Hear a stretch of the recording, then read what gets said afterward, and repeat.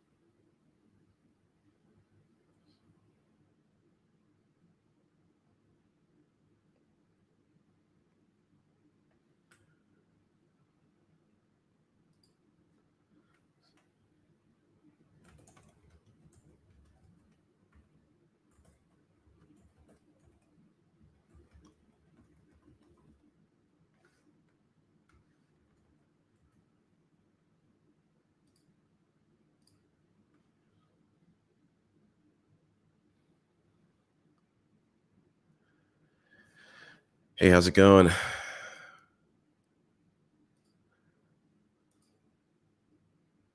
going to start off with corrections from for previous episodes. I know, I think I started this with the last episode. This section is just, or this topic is just for me to kind of correct things that I've said that were, either dead wrong or just inaccurate. I think I was quoted saying maybe a couple episodes ago when we were talking about how men will sometimes date older women. I think BA was trying to say, "Oh no, it's only for recreational use only."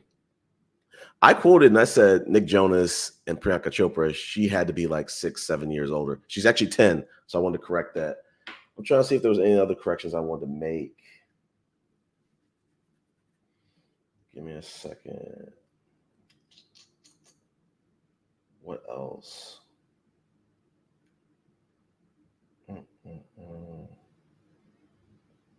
What other corrections? Let me skip. Let's see what else to talk about. There's a lot of topics, a lot of stuff to show.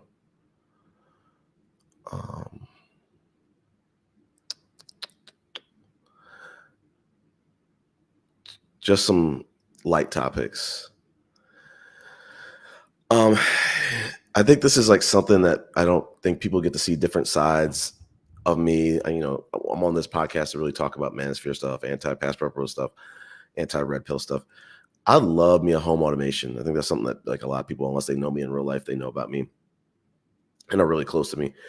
I'm really excited, a little bit more excited than I should be about getting some Nest floodlights installed. And I outside of that, I got like a Nest thermostat. Highly recommend those. And then I've automated sprinklers with this company called Rachio. Y'all need to check them out. But I have manual sprinklers, but I still have those automated. So skipping on to that, this is gonna be a really interesting week for me. I got to watch my baby sister's dog that's like toy dog size. The last time I watched her dog, and it's like a poodle / Shih Tzu, it's like extremely tiny. But the last time I watched her dog, I wasn't really getting into a lot. So I think I ended up taking that dog wherever I went to because this dog has like serious separation anxiety. This time I'm not gonna be able to do that. I mean, tomorrow I'm going to the Falcons Thursday night game. Friday I have a date. I'm gonna be getting some Orange Theory fitness workouts in. So this dog's gonna have to get used to me not being around her all the time. Let me pivot to that. Let me pivot to something else. Orange Theory Fitness. I've been a member. I feel like since 2021. It's a tough workout. I love the workout. I'm seeing some results. So this is kind of for the haters that have been like body shaming me. Listen, this year has been like rough. I've been like pulled at the seams, but I'm glad that I'm getting back to like Orange Theory Fitness. I think I started about 2 months ago. And I had to take like a year off, like at least a year and a half off because I had like nagging shin splint injuries that I had to rehab like 3 different times. And I think 2 or 3 of those times I was a dumbass and I was working out at Orange Theory Fitness while I was rehabbing because I love an Orange Theory Fitness workout, but I had to like shut it down for like a year. And now I'm back and I'm just kind of like taking it real slow, staying off the treads, not trying to go too hard on the treads, wearing sleeves to try to like protect the shin splints and all that kind of stuff, doing some cold plunge baths to kind of recover. Your boy hates stretching with a passion. So I'm having to embrace that too. Let me pivot. Let's see how much.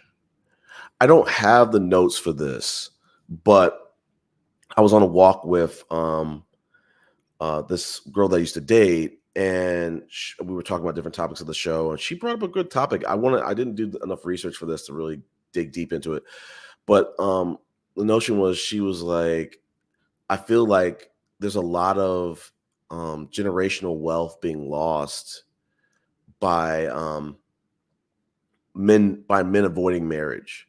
And I want to kind of put a little sauce on it, and say, I think I started thinking about it the last couple of days, and I was like, listen, this whole this whole high value man pipe dream or crusade, it's extremely self-centered.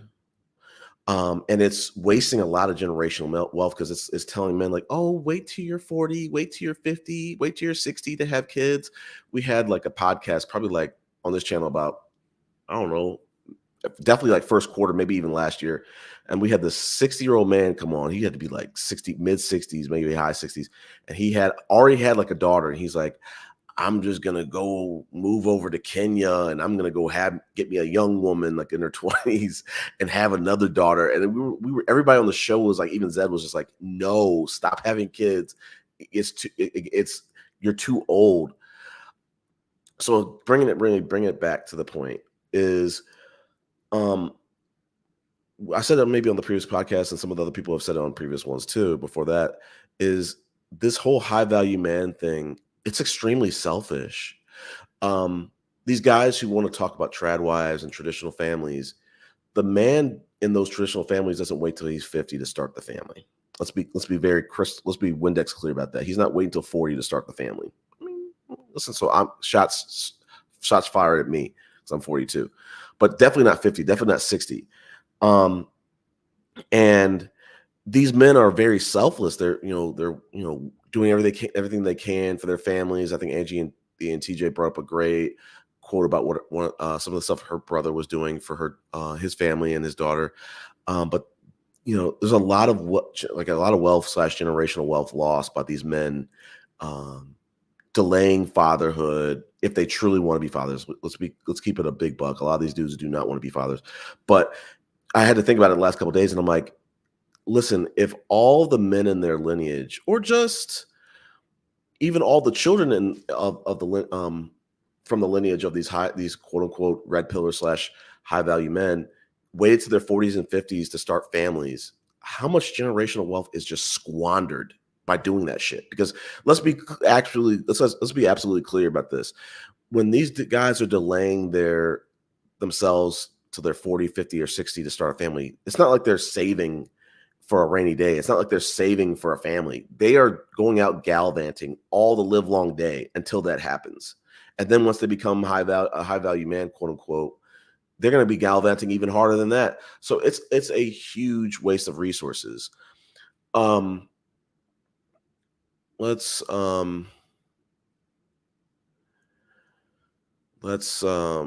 keep going. I want to bring this up.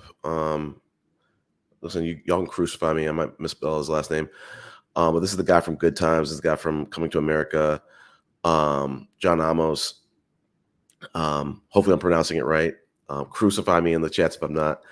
But everybody knows him from like Good Times. I know him more from I think my introduction to him was Coming to America. Mr. McDowell. Like, that movie is funny as hell. It stood the test of time.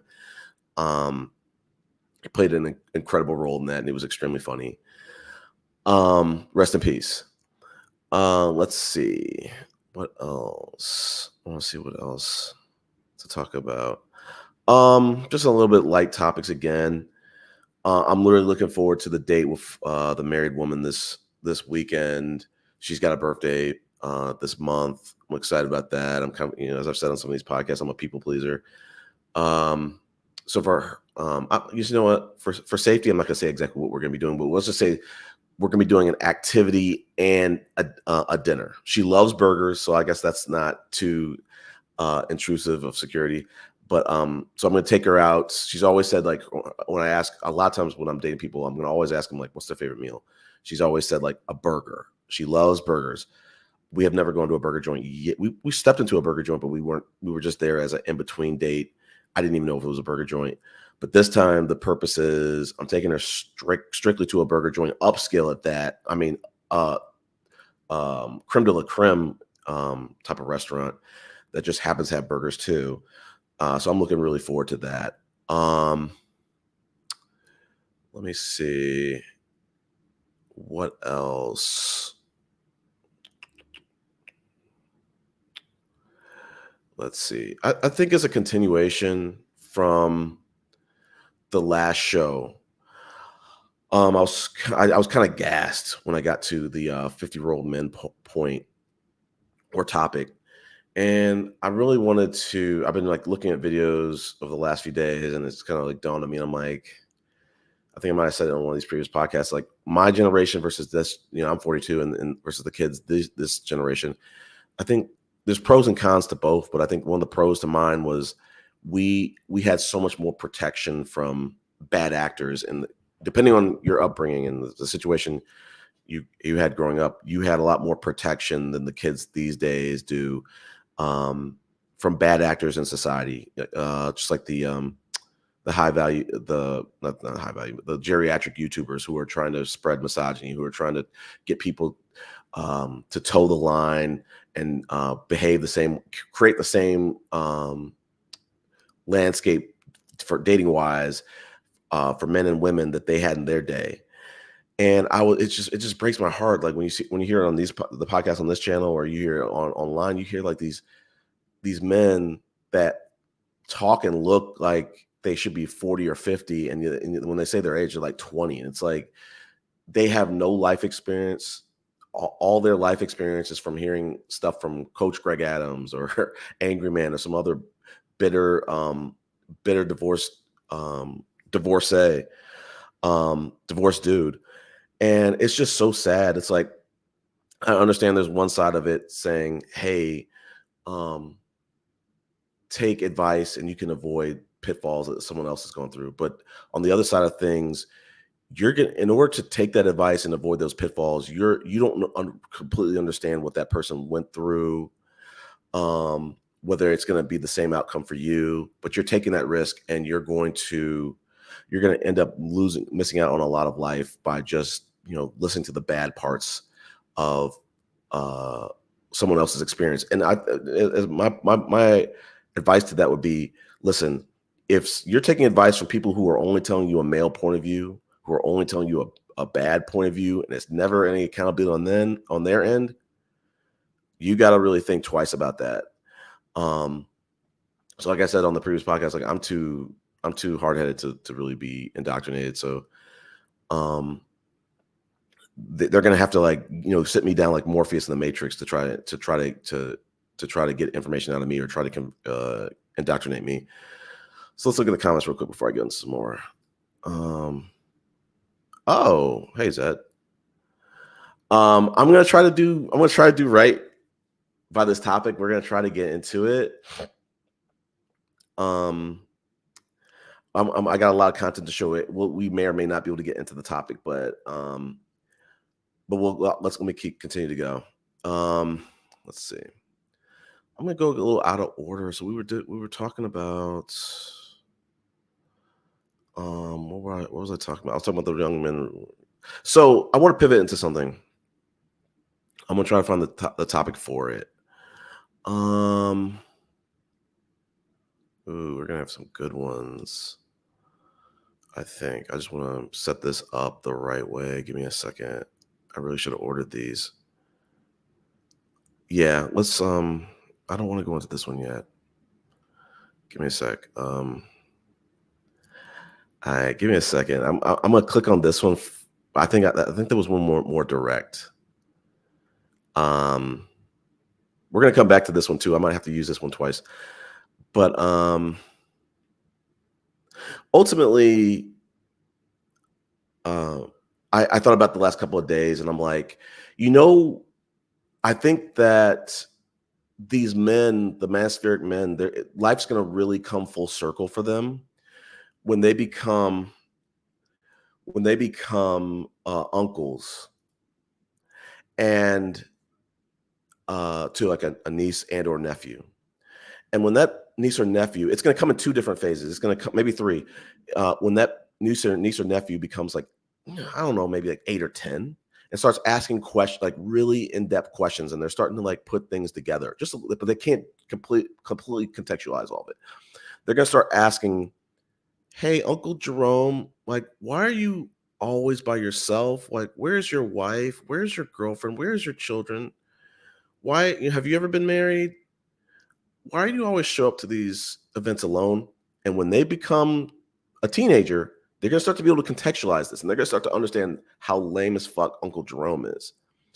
And by the time they hit 20 or 30, they're going to really be able to contextualize it and say, "Oh my God, you were part of this red pill movement that, I don't know, let's guess. It might have lasted 15 years. And by this time, like, let's just say 2040, 2050-ish, 20, maybe 2060-ish, they're going to look back and say like, yo, Uncle Jerome really wasted his life jumping on a stupid ass movement and missed out on being happy." And hopefully, one can only hope, is that these red pillars by then have realized that they are what do they call it? Not a charity case, but like I can't remember how to phrase it, but like that they'll realize that they are an example that people don't want to follow, and they're starting to steer their nieces and nephews in an alternate direction, the opposite direction, so that that's, like I said, one can hope. I hope that they're still not doubling down, tripling down, quadrupling down at 50, 60 plus. That like, no, man, you don't need to get married. You don't need to be. We need to be worried about these women. Like, but I think that's when life's going to really kick them in the nuts, is when the next generation, you know, 30, 40 years younger than them, starts to solve the equations that they were struggling to solve in their 20s, 30s, 40s, 50s. And they realize that those nieces and nephews are emotionally and mentally stronger than they were in their 30s, 40s, 50s, and 60s at the ages of like 15, 20, 30, like 10, 20, like 20 years younger than they were, 20, 30 years younger than they were. So I think that's going to be like a real eye-opening moment for these red pillars, like when they realize how they wasted their life for just a political movement to cause violence in this country. It also got me thinking too, that if we're looking at men today, maybe I want to show something. Give me a second. Let's see. We're gonna start some story time. Let me put the fair use on. And let's find something to show.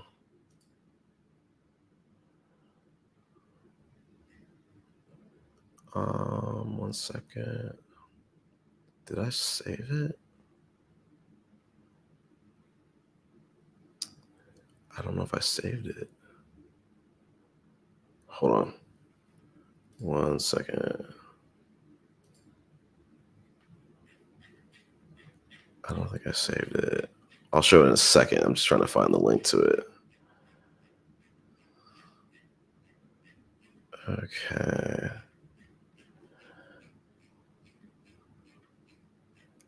And I think I misspelled that guy from Good Times name. I think it was John Amos. I think I messed it up. I'm just thinking about it right now. Hold on. Let me find this link. Okay, here we go. Let me share.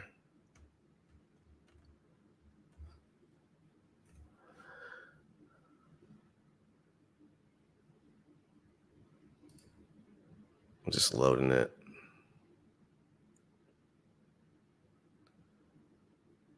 if it's gonna finally load.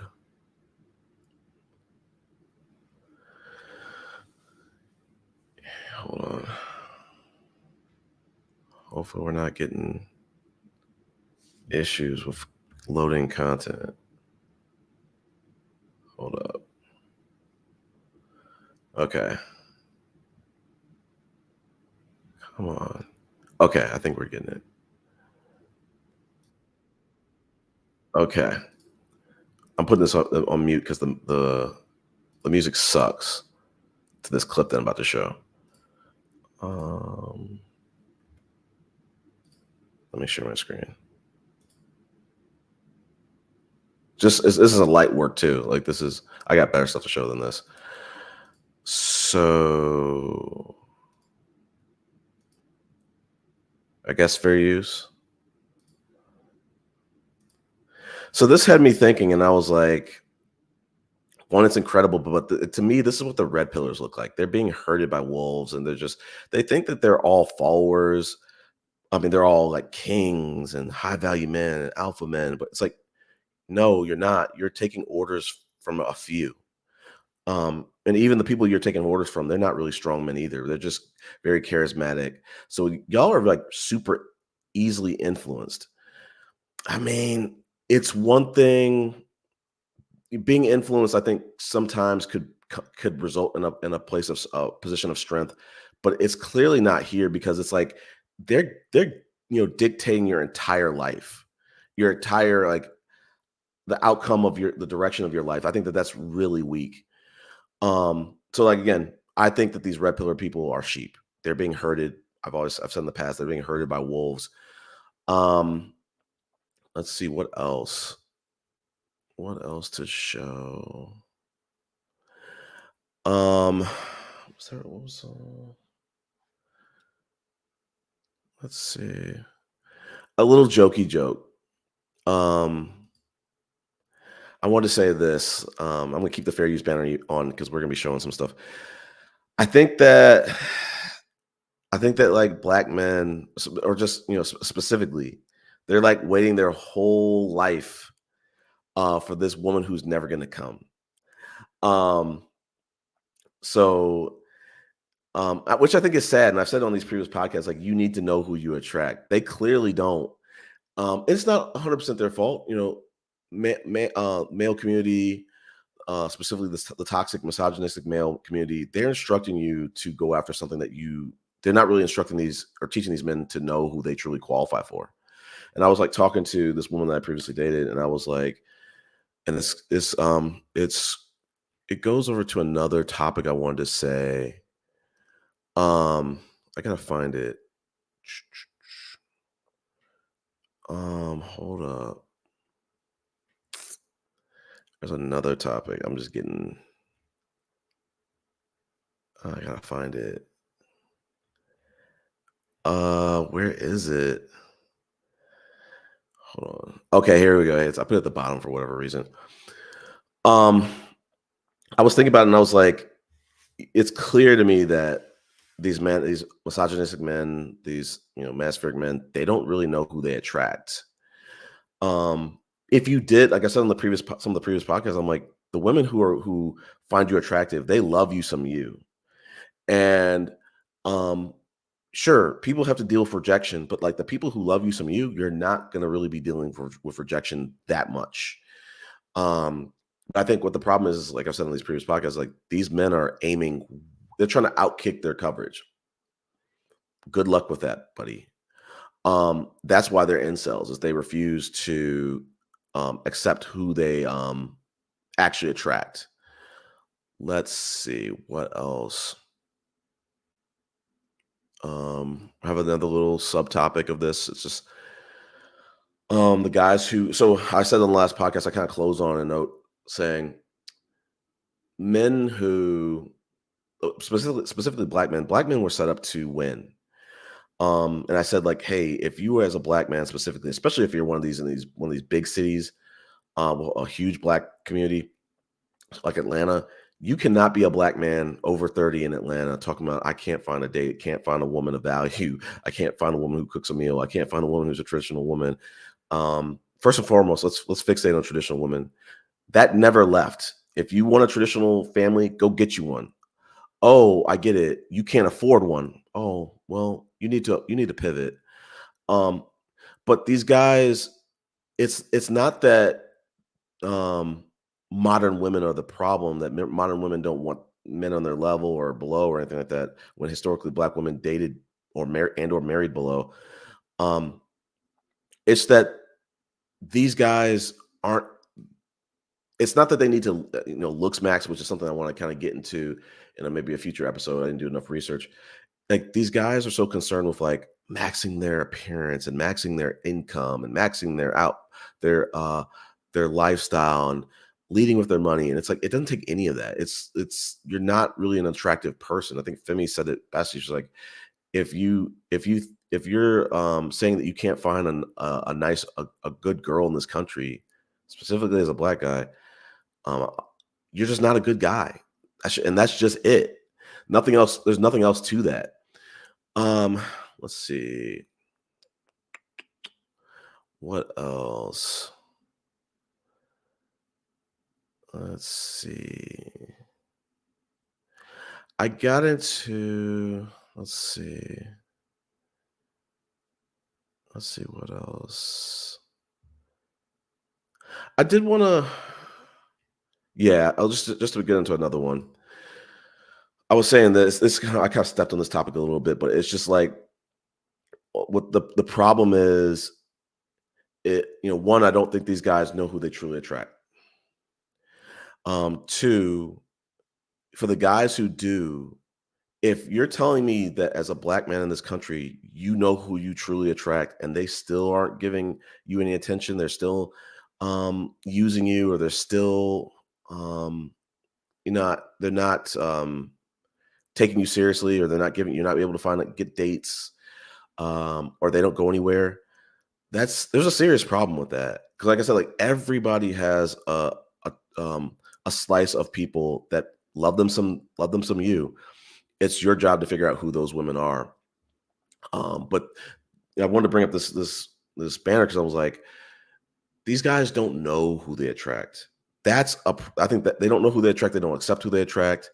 They're not really they're not really taking the time to think and saying, am I actually repelling people? Is there something I need to change? Is there something off about me? They're not doing that work. Um, this is a little bit of a jokey joke. I know I played that video last time with that guy who apparently is a pimp, and he was saying like he doesn't like friendly women, and I was like, this guy is clearly. I wrote down a note. I don't have it open right now, but I was like, this guy has clearly not seen like a great blue heron who has like a spear for a mouth. He clearly hasn't heard of a whale. He clearly hasn't heard of a shark or an alligator. They'll catch things regardless of whether the fish opens their mouth or not. Let me see what else. Let me see. Let me check some comments real quick. Okay. Yes, this is exactly the message I was trying to spread. Let's see. It tells you how rational. They tell us how rational and logical they are. Oh, I'm getting into this, Zed. Okay, so let me pivot into that right now. I have a couple things on that specifically. Let's find that banner.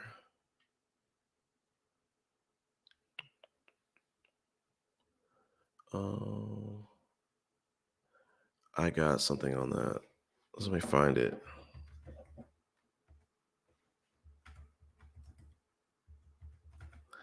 Hold up. Did I not make a banner for that? I know I had to. Maybe I didn't make a banner for it. I'm just trying to find it. But it was about like how they'll say men are logical and women are emotional. And I'm struggling. I'm trying to see if I have a banner for that. I thought I did, but I want to jump into that. I guess I'll use Zed's post for that. Is the problem with that is that the proof is in the pudding. Yeah, here we go. The problem is that when men are saying men are logical, that logic is pretty finite. it's an indoctrination. Men are being told through male culture, this is how you be logical, and this is how it works for them. I think for the most part, and this is how you're supposed to show up, and this is how you're supposed to be as a man. That's part of their logic. The problem is that women's emotions. Listen, women could probably speak about it better. There's more of them being themselves in that versus a men's logic is not mostly them being themselves. And the problem is that what we're seeing today is like men's logic is it's outdated, it's obsolete, it's not working anymore. Maybe that is something that is holding men back, is that like they claim to be logical, but it's not working. It's the it's not working anymore. Like they've got to adapt, they've got to evolve. The logic, whatever, if they think if men are truly logical, their logic needs to evolve. It's not working anymore. It's not working for them, and maybe it works for some men. It's not working. It never worked for all, and it's definitely not working for very many anymore. That has to. I really would love to disagree about men being logical. I don't think they really are. I think that they are very fortunate to have certain biological circumstances. They are whether it's patriarchy, whether it is that they don't have a biological they have a longer biological clock. Um, it's not about logic.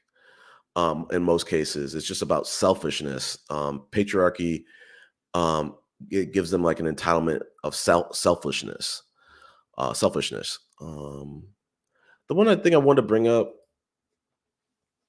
from the last episode, like I said, I was gassed, but I was thinking like after the episode, I was like, the episode was about problematic slash misogynistic 50-year-old men, and I'm like, they are influencing the younger men who are 20, 30, 40, 50, 60, or whatever, men of all ages, to believe that Pookie and Ray Ray are the problem. But they never talk. Never talk about the misogynistic old men who are influencing them and telling them, "Hey, this is how you should just dog women. This is how you should treat women." And like that dude we showed, I don't want to get his name. What was his name? Oh, I gotta get it's killing me now. Charleston White, the 52-year-old, and we played a clip of him just acting like a teenager in front of like men who were like 20. So it's like with this banner, I'm like, why aren't the OGs, quote unquote, the Charleston Whites? Why aren't they talking? Why? Because I'm sure if I did my homework, I don't really do too much homework on Charleston White. I'm sure he's got some clips talking about Pookies and women choosing Pookies and Ray Rays. Buddy, you are an OG to Pookies and Ray Rays. You're the reason why they are the way they are. So you are contributing to that problem. So I'm like, why are they saying? Why are they just staying silent the whole fucking time when let's just say Pookie and Ray Rays are running rampant and causing chaos in the community? Why aren't they stepping up and saying, "Hey, you know what? This is actually someone that I was kind of mentoring," so that they can take some responsibility and say, "This is actually on them as well." But they're that's the problem with like the misogynistic geriatric misogynists in our community. They get to kind of cause chaos and hide and be discreet about it. They don't get to they're not going to step up and own their problems. They're going to actually just pour fuel in the fire and then just say, no, that had nothing to do with me. Let's see what a little gas on these topics, but like I thought about it maybe a day or two ago, and I was just like, this whole notion of like black men being scared of marriage, it's not new. I think that's what's funny about it is this notion now. I think maybe it was like after COVID, people became so addicted to stats, specifically black men, and it's like, listen, I'm a black man myself, and I'm like, it's really funny to see how black men are like probably like the bottom of every statistic except for like incarceration. And we're the most passionate about relationship stats. Like we are at the bottom of relationship stats, but we're the most passionate about it. And it makes me want to like segue into like another one. Um, Another topic of like, I feel like, walk with me here. I feel like men, specifically modern men or misogynistic men, I think we might need to put together like a relationship conclave, a relationship statistics conclave, so that these men can have like they literally don't trust anything unless they see the source. They see some stats. They gotta have a see. They gotta see a PhD behind the stat. The person who created the stats. They don't, really any research to understand the full picture of what those stats are trying to say, or if those stats are only projecting a portion of a picture. They just take it and run with it. Um, so I'm like, I had this thought like yesterday, and I was like, we need to put together a yearly conclave where all the makers of all those stats who they love to quote come, and all the red pillars and all the people and the red pill influencers have to come there too, and they get to ask the questions of the people who made the stats, and the people who made the stats can sit here and say, listen, guys, this was only like a certain subset of people. It's not we did not create this statistic for y'all to take it and run with it and say all women or all people are like this. We did not intend for you guys to take this and use this as Republican race baiting. This, that, and the third. Because like these guys are like I said in these previous podcasts, it's like they're way too scared and they're not willing to move forward in life until they see stats. They're like the people who are like, it's raining outside, it's pouring outside. I'm too scared to go outside until I read some stats. That's okay. That's why I've said on these previous podcasts, like these guys are gonna make terrible heads of household. I keep messing that up. They're gonna make terrible heads of household because like life doesn't afford you all the time to find a statistical analysis on everything in life. Like sometimes you just have to do things without the experience of doing them because you're gonna be going through it for the first time. But like they feel like they have it all figured out. And where I kind of jammed my red pill best friend was like, I was like, anytime I want to jam them up, I'll just be like, okay, you heard this about women. Well, let's go talk to some women. Let's go ask them how they feel about this. Now he's like, no, I'd rather listen to a woman on the internet say something. I'd rather listen to a guy on the internet say something. He doesn't really trust the women's opinions. Let's go to some comments first. Let's see. Yeah, I haven't seen you here before, Tyrone, but I appreciate you being here. I love these comments. Awesome comment. That's the funny thing about this, is that these men of all ages want to talk about hypergamy. They didn't fucking know what hypergamy was before COVID. Until before Kevin Samuels, they didn't know what fucking hypergamy was. They didn't know anything about misandry. They just learned all these words. They miraculously became so confident and insistent upon stats. But the truth is like what you're saying is like men historically were hypergamous too. They only want to date up. And that's I put up Tyrone. I put up a banner earlier. Let me just bring it back. Let's see. It was really harsh. I was saying that black men specifically, not just all. This isn't just. It doesn't just apply to black men, but like black men specifically, they are waiting their whole lives for this this magical unicorn of a woman that probably does exist, but it doesn't exist for them. That woman does not have eyes for them. So I had this joke a day or two ago where I was like, sometimes you see in football, you'll see like people ESPN put together the perfect quarterback, and oh my gosh, he's got Patrick Mahomes' arm, he's got like Tom Brady's brain, he's got Michael Vick's legs, he's got I don't know, maybe he's got like I don't know, like Jamal, the running backs like juke ability or whatever the heck. That's what they're kind of doing in dating. It's like they're trying to like put together like the perfect woman. And it's like, guys, you guys want a woman who's fit, feminine, and friendly. Like y'all can't afford that. And y'all have to be compatible to a degree. And they're not compatible with that woman. They feel like they're equally yoked, as I was saying on the previous podcast.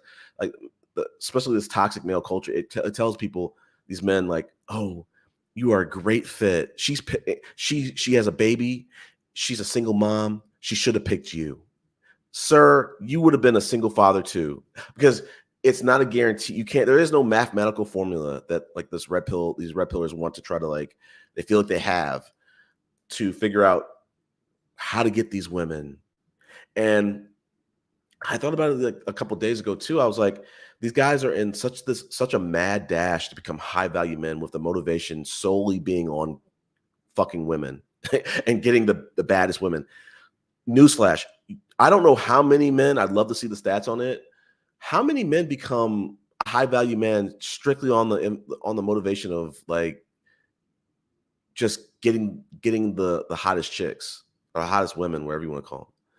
And it's probably very low. Like the people who become high value men, if that exists, is they're just hard workers. The motivation probably wasn't for women. It was just, they're very persistent. They're very talented. They're very intelligent. They're extremely hard workers. Let's see some your other comments. Yeah, I mean, this is a great post too. I was thinking about this like last week or so. I was just like, it's so disrespectful what men are doing. It's unmanly. There should be something to stop this. And I thought about this, and I was like, I think part of the problem is there's anonymity on the internet for these dudes to be able to say whatever they want to say, get away with it, have no consequences. It's protected on the First Amendment rights or whatever the heck. Honestly, in my hot take, everything that we post should be tied to your job. It should be tied to your social media profile. It should be tied to your job. If someone's going on a date with you, they should be able to have analytics showing them, maybe you shouldn't go on the date with this dude. He's actually saying a lot of crazy stuff, and you're anti, manosphere. This is a manosphere dude. But the problem is on these dating apps, you don't know if this dude's a manosphere dude or not. You don't know. You don't know if he's a hotep. You don't know. Your job should know the next morning. Oh, you were saying some hateful stuff about black women? Well, you want to say that with your chest? Well, you're going to say that with your paycheck too. But I think if we tied like people's statements to their job or to their social implications, people would tuck their little opinions in, and they would actually have to straighten up. It's not going to change my content. I'm going to be saying exactly the same stuff I say on these podcasts because, like I said, my job knows I talk about. I didn't tell them how we moved it away from Passport Bros, but they knew, hey, I'm on a podcast talking about Passport Bros, anti-misogyny, anti-this, anti-that. So the one thing that I've known, specifically through my red pillar best friend, is these dudes who are misogynists, they love and they cherish being discreet. They will come out in public, have whole conversations, and switch up and be completely different people, not just displaying their misogynistic beliefs. You meet me in public, the only thing you're going to see different about me is I might be just a little bit socially awkward if I don't know you at first. But I'm going to be the same person. And if I know you, the socially awkwardness will probably be, very, slim to nothing. Once I get comfortable with people, I'm very chatty. So let's see. Let's go. Tyrone, listen, I love your post tonight. I really do. Let's see. Let's read this. All this talk about modern women, hyper-focusing. All this talk about modern women, they're hyper-focusing on, yeah. And listen, I get it. Let's see. Of course they're going to have high standards. Exactly. So let's talk about this. I'm going to just get up on my chair, straighten up. I made a post this week and I said, we've been starting to really, I love what we've been doing with this channel. We came at an angle from the Passport Bros, but now we're starting to really just kind of make it a little bit bigger and starting to look at manosphere because it's all connected. The same things that the Passport Bros struggle with is the same thing that the incels and the manosphere and the black manosphere and all these men's rights guys all of a sudden after COVID that they all struggle with. So these guys, we know they are low effort. They aren't patient. They have extremely high demands for the women that they are attracted to and want to pursue. And like the math isn't mathing. Like when BA said on the previous podcast, he was like, he was trying to speak on behalf of the red pillars, and he was like, a guy can only just take so much rejection. Okay, well then if that's the case, why aren't they coming back to themselves and saying, you know what, I'm only so much of a competitive guy. I'm only so competitive. And there are clearly other guys who are way more competitive than me.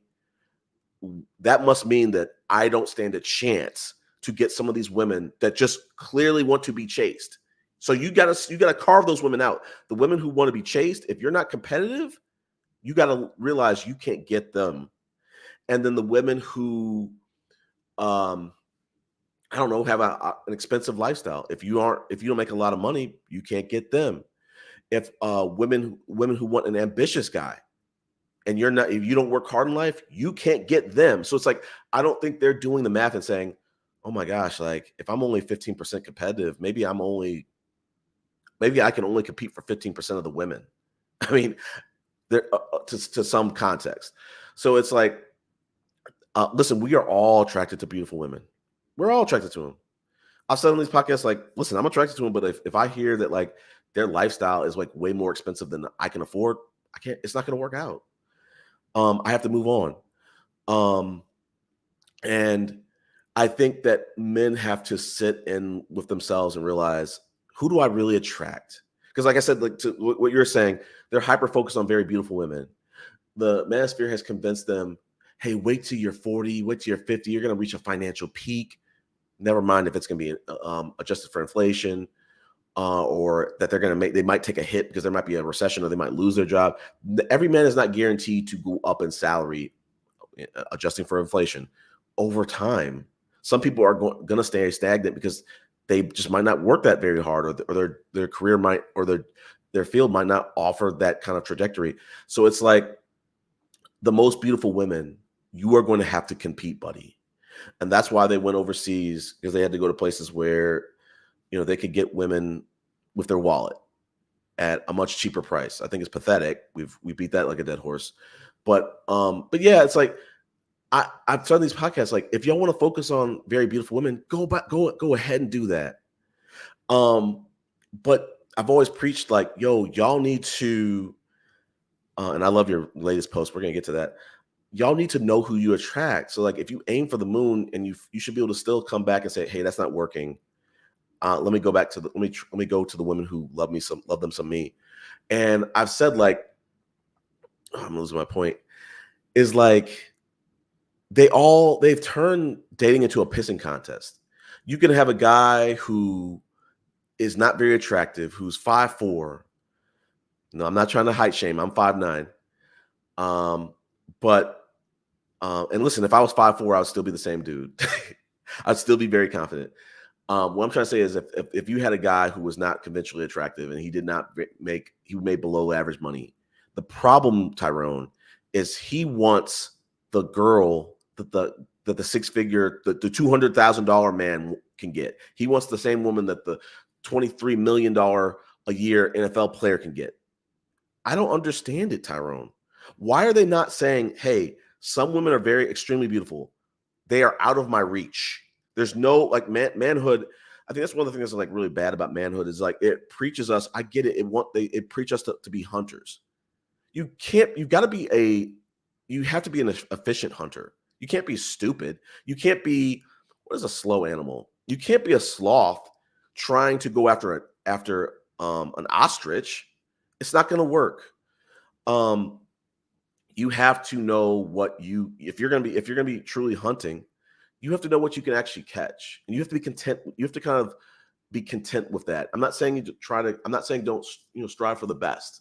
Do that, but you need to know what you need to get out of delusion. It helps to get yourself out of this state of delusion if you truly know who you attract. And let's move on. I'm beating it like a dead horse. Most high value men are married, by the way. Okay, let's talk about this. Well, let me try to take a breather on this. Most high value. I will play contrarian. I will side with you, Tyrone. But I'm gonna play contrarian. I'm gonna play devil's advocate. I'm gonna play contrarian here. They are either married by a certain age, let's address that. They're either married or they are just perpetual playboys who didn't want to get married. Because some of these high value men do not want to get married. Let's be clear about that. Some of these high value men are just baby daddies. Some of these high value men are commitment phobic. But to your point, if any of those high value men that are marriageable, I'll side with you. They're snatched up. They might have been trapped with a baby. And two, a lot of those high value men probably, and just men in general, they lack sexual discipline. So they like I said, they either have a child or they are married. I'll agree with you on that. Yeah, I'm skipping ahead. I'm gonna come back to your previous comment. I love this, man. Yeah, this high value man culture and this the misogynistic male culture, it is pure narcissism and it's at its finest.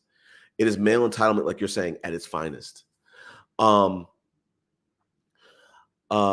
see. They are criticizing that average is best woman and not value. Yeah, I mean, and to your last statement, Tyrone, that's what I think is the most hurtful. I was going on a walk with the woman who I previously dated, and I said, what I hate for men is that, you know, people like Kevin Samuels are shitting on the average at best women, shitting on single moms, telling, you know, empowering men and encouraging men to tell women, you're average at best, you're beneath me. When they're not, like you said, they're not really evaluating themselves. And where it's really also hurting, it's hurting themselves, but it's also hurting the every man. Like it's hurting the other man who has children, and he's now thinking, man, a woman with a single mom is beneath me. Sir, you are a baby daddy. You are a single dad. You are a man who is single with probably multiple baby mamas, but you feel like a single mom, a woman with one kid, might have been divorce. It might have been just because the dude ran. It could be for a lot of different circumstances. She could be a widow, but people like Kevin Samuels in the manosphere have encouraged men to feel like, nah, man, she's beneath you. It doesn't matter how many baby mamas you got. That woman who's got one, she's beneath you. She was sexually promiscuous. Never mind the fact you got 3 or 4 baby mamas and you're only 27. But this woman with one kid that just got divorced or is going through a divorce, she is damaged. She is tarnished. It's just narcissistic at its finest. But yeah, you hit the nail on the head right there. Men are really going to waste their life away with this male entitlement. And it's so sad that I was telling my red pillar best friend, it's like one of the saddest parts about this manosphere thing is it's let me go to the banner.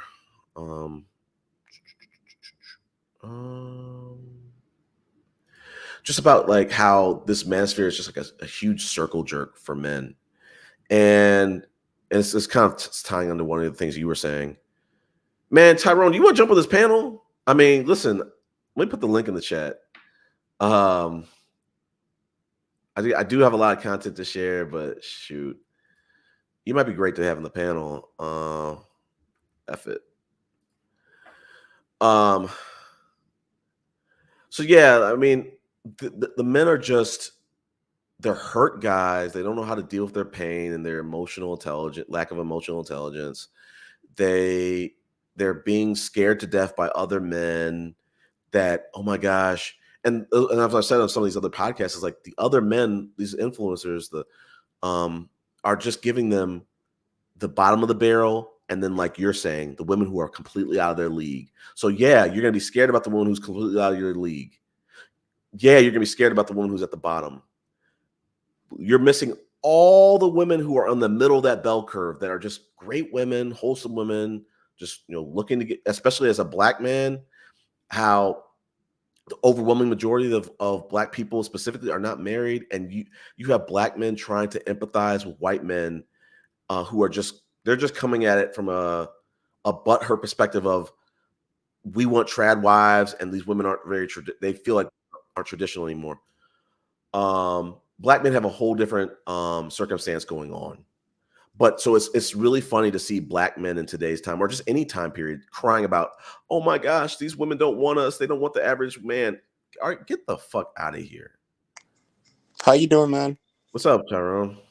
Yeah, I don't know how I just found this channel, but man, like I was searching through the stuff and it was just like, it's just all hate. I think a lot of this stuff that's going on, to be honest, is just narcissism at its finest. Like all the issues that men have, like because men want the best because it's just nature for us to be competitive, but like not all of us are gonna get the same thing. It's just like these guys project all this hate and envy, and a lot of them just come up with stories that probably don't exist in real life. Like not every woman is out here just like going from guy to guy, like taking all these guys.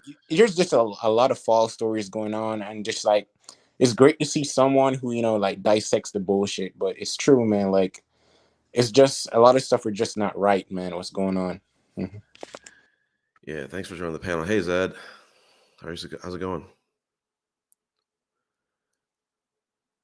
Oh, she just, I don't know. Maybe she didn't join the panel. But but yeah, thanks for joining the panel, Tyrone. It's like I feel like I'm really sad. I really feel sorry about the young men and the young people in this generation, younger than us. I don't know how old are you? Let's start with that. I'm 20, four. How old? 24. That's awesome. Like I'm glad that like you as a 24-year-old, I'm the opposite. I'm 42. Um, I'm glad that you haven't been indoctrinated, and I feel like your generation has a higher percent probability to be indoctrinated because like I was talking about a little earlier. In my day, we were just getting the internet. We didn't have social media hate groups. Yeah, that's true. Yeah. Your generation, y'all just being pumped. So like the kids who are like 5, 6, 7, 8, Yeah. 20, especially in their 20s, like they're talking like they're 5, they could be 7 years old and they're talking like they're 50-year-old men saying, yeah, these women are Hey, terrible. you know what? You know why I had to research this content? Because I have a friend, and like this dude has never been through anything like super dramatic in his life, but I think a lot of the content online is so hateful, and these guys come up with so many stories, and it's almost as if he's like living their life. He's like he's living through them, so the experiences they say they have is like he thinks he has them, but his life is not like that. But these guys just come on and spew all this hate and stuff, and like it could really warp a person's like view on things, on women, and and everything. They started questioning things, but it's really not like that. These guys are just telling you a story.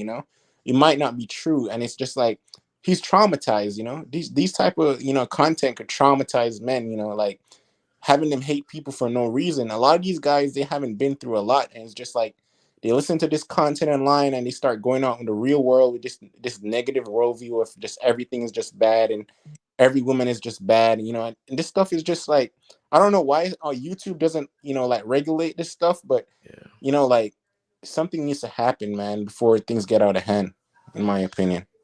Yeah, like this country has got to, I hate to say it, this country needs to grab their nuts and do something about this far right problem. It's protected under First Amendment rights, free speech.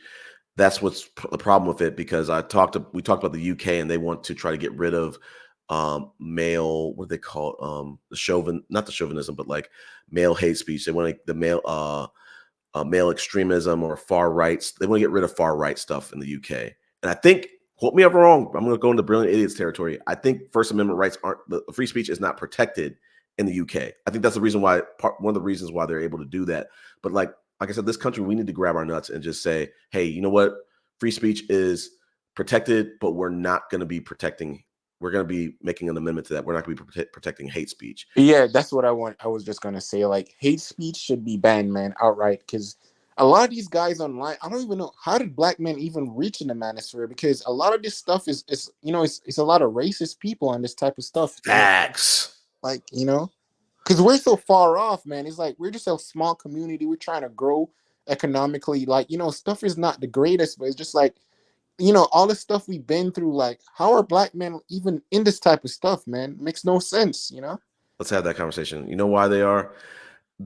Secretly, a lot of black men, they held a lot of misogynistic beliefs. Like I have been in the minority of it where I wasn't intimidated by a woman who made more. But Hmm. a lot of these black men are just like they hold traditional. Listen, and there's nothing wrong with it. They aspire to be traditional men. They want to have a traditional setup. It does get a little crazy as we've seen in some on these podcasts where they have this infatuation with getting their plate fixed. I don't know what that is about. I mean, listen, I am a data analyst. I'm not a coal miner. I'm not a trucker who might have come back from driving 40 hours. I can understand it if I was that, but I'm not working my fingers to the bone. I'm just tapping a keyboard, maybe a few hundred times, a few thousand times a day. And it's like my hands are not callous. I don't have calluses on my hands. I don't have blisters on my hands. I can make my own plate. But like, again, these guys want traditional households. Listen, we all do. I grew up in a trad-con marriage. My mom was a trad wife, not a woman of leisure. She does help my dad with his business, but like, it takes a lot of money to have that. Yeah. And in this day and time, it's not really affordable. And what is the quality of life that you're going to have to live if you want that? And I think a lot of these dudes, honestly, Tyrone, they want the trad wife so that they can look like like an elite man to the other dudes. Like, yeah, you're definitely, but like, given today's economy, right? Like, where you gonna grow your kids? Because it's just like, having a big house and all this stuff costs money. So like, if you want a trad wife, you better, it's not about an image. You have to really be, if you really want that type of life, you really have to be like on top of your game. You can't just be complaining and like, if you want that life, man, it's not easy to have it in this economy, as you said, because it costs money to grow kids, to have a proper house, to send them to school and stuff. So a lot of black men need to chill out. Focus on development, self-development, economic development before you're on here just bashing women. Because a lot of these guys don't even have a pot to piss in, but they're just like criticizing like everything. So it's crazy.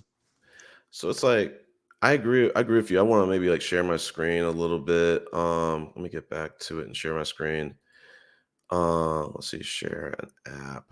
Let's share entire screen. Let's go back to my photos. Let's maximize this. So like, there's a lot of stuff like this where it's like, I don't know who created this. Wow. It could have been a white guy. It could have been a non-person of color. It could have been it could be black people. Regardless of who created it, the black family and the black culture has always been on an attack. They want us to hate our women. Divided. Yeah. They want us divided. And this is not how black women treat us. Yeah, that's we got moms and we got grandmoms. Come on, man. Like, come on. What is this? What type of hateful stuff is this, man? Like, Right. Let me see. Someone else is joining the panel. Hold up. I think someone else is joining the panel. Let me come back to it. Okay, no, they're not. Let me go back to the photos. Oops, that's not the photos. So another one. Let me go over here. What is this about? So again, if they're not trying to paint women as being hateful and being evil, they're trying to paint them as pukishas. They're trying to paint them as ugly and undesirable.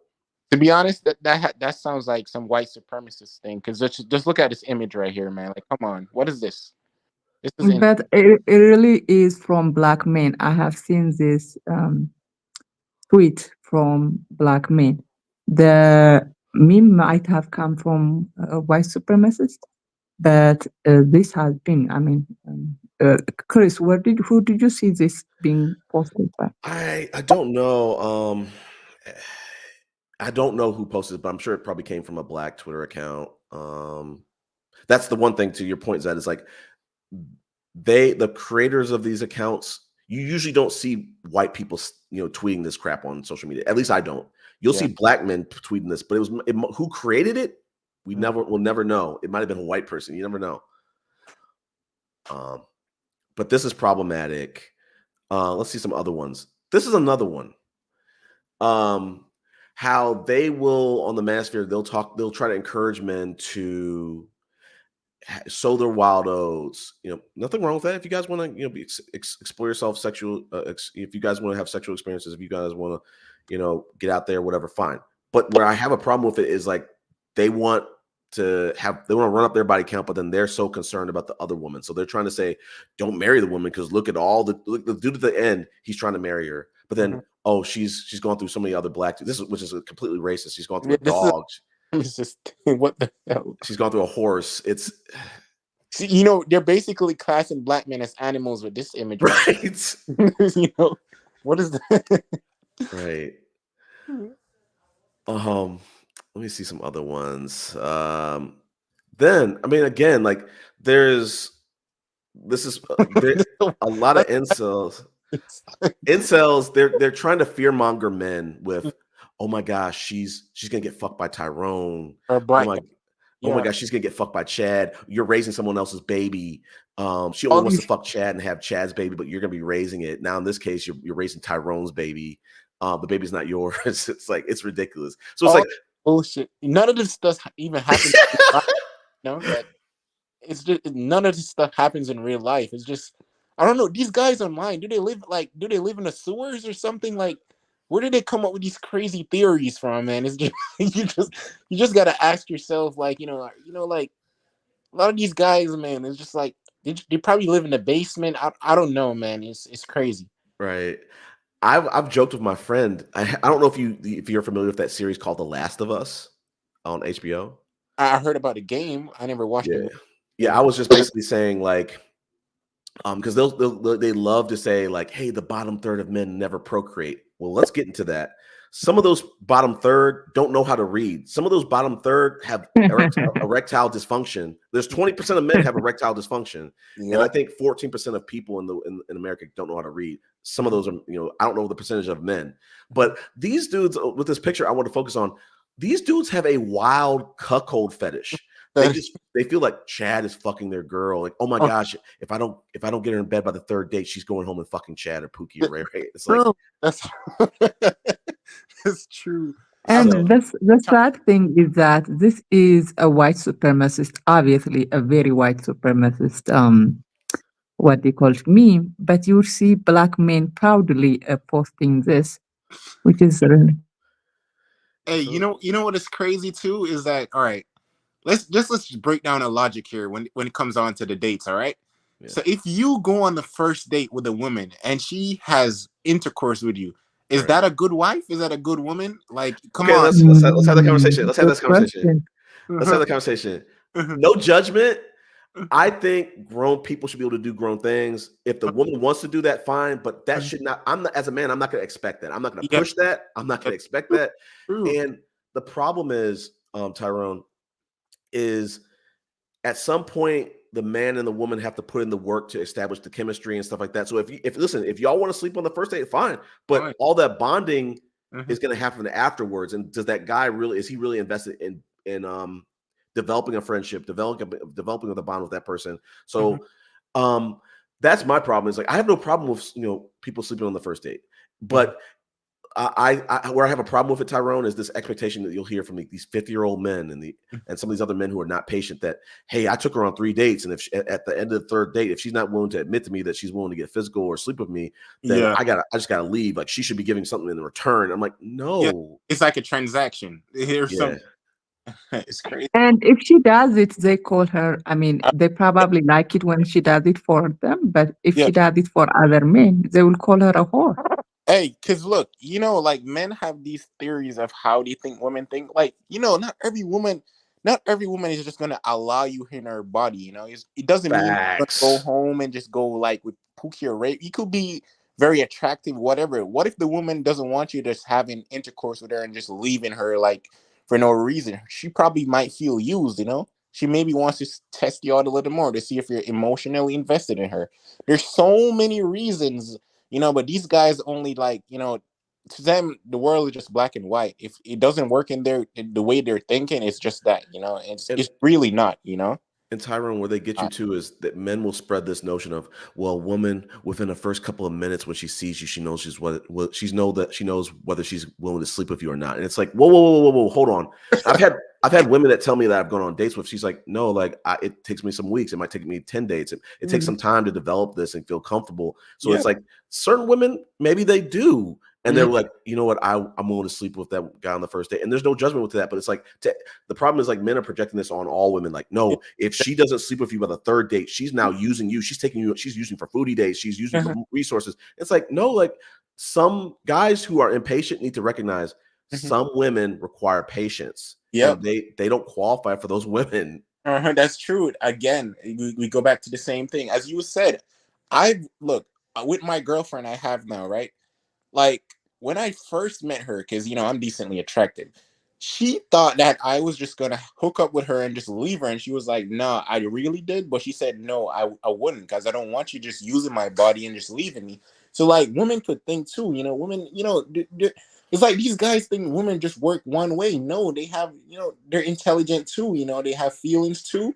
They bond with people too, and they have their own thoughts and their own principles. It's not just one thing, like like no, not it's just crazy how they think women work. They're all individuals, like they all have different ways of going about things. So we can't just put every woman under just umbrella that if it doesn't work that way, that's how it's supposed to be. And it's just a load of nonsense. You gotta view people from like an abstract view. Like they got ways of doing things. You can't just put everybody under the same umbrella. That's where I'm trying to get at with these guys, but they never get it, man. They never get it. I Googled black trad wife last week, and this is what came back. And I mean, the women, there's some women who dress like this, but I don't know. If you Google or YouTube black trad wife, nothing comes back. Like it's a white thing. It's Yeah. the white people, they'll see them, they'll dress up like little cartoon characters like this, and oh my gosh, I'm gonna bake bread, I'm gonna make gum from scratch. I don't see any black women on social media doing that. I mean, I'm sorry to break you up. Another point I've realized too is that I don't know if it's the internet, but the internet loves to push this image of black women of being ratchet and shaking their let's booty all over, and it's something that's just right. imprinted in the social media, and this stuff could affect people too because they start to have a warped view of black women. When a lot of black women just want a husband, a regular dude, it's just it's insanity, man. It's just pure insanity and division. I don't know if this stuff is coming from the white supremacists or dark powers. I don't know, man. But it's crazy. Yeah, and it's like, listen, if a woman is twerking, Mhm. she might just be having fun. She might just be at a club. She might be like, it has nothing to do with but to your point, that's what I was saying about like how these manosphere influencers, they try to spread the they try to spread the let's see what I was gonna say. They try to spread this notion of they try to project the the Miami girls, the OnlyFans girls, and then they project the ratchet ones too. They don't project the women who are highly educated. They don't want you going after the highly educated women because they No. say that they're feminists and Mhm. they are boss babes. You don't want to. They don't want you going after boss babes. They only want you going after like the OnlyFans girls. But the OnlyFans girls are only attracted to like a certain type of guy with a certain type of setup or whatever. So it's like I don't know. Here's another little racist meme. Um, Trying to sell it to the man that like the good guy can't, he will always finish last. The victim mindset. Yes. But I don't know if someone's gonna say something. There's another one. There's a classic one that I made. This is the classic one. It's been out for like a decade, maybe two, maybe Yep. like two. It's all over, bro. Yeah. Uh-huh. So it's like, and I wanted to make a better thumbnail for this live, but like Chat GPT was not, the illustrations weren't working, so I was like, I had to use this one, a version of this one, and it's like, hold on, let's be clear about this. Not all nerds want this woman. I mean, maybe we did when we were like his age, but Uh, when we become like 30, 40, like we don't want this don't woman. want. I mean, Yeah. we don't want this woman. That's not a Um, wife. Like yeah. And two, if I saw her going for a dude like this, I might have shifted in that moment. Said, yeah, you know what? Nah. But Not um, like that. You should find someone equally matched to him. There's nerdy black women too. yeah. So we're gonna get into that one. The thumbnail cut it off; wouldn't let me show it. But it's this guy named Real Tunes. Shout out to this guy on Instagram named Real Tunes. He puts out like fire illustrations every single day. So this was it was a remix of that, saying like, hey, after he's going after this woman. But this other girl was like, hey, she's into him. He becomes a CEO. This is the same thing for the last one. But then after he rejects the woman he wanted in high school, now he's trying to go after the nerdy girl, and she doesn't want him because he rejected her. This is man. Yeah, this is crazy, bro. This is crazy, man. Yo, men are funny people, bro. Like I don't know where these guys Facts. get things from, man. But these this is insane. You're insane. Let's go back. Let's see if there's anything else to show. Um, That black baby one is insane too, man. I can't. yeah.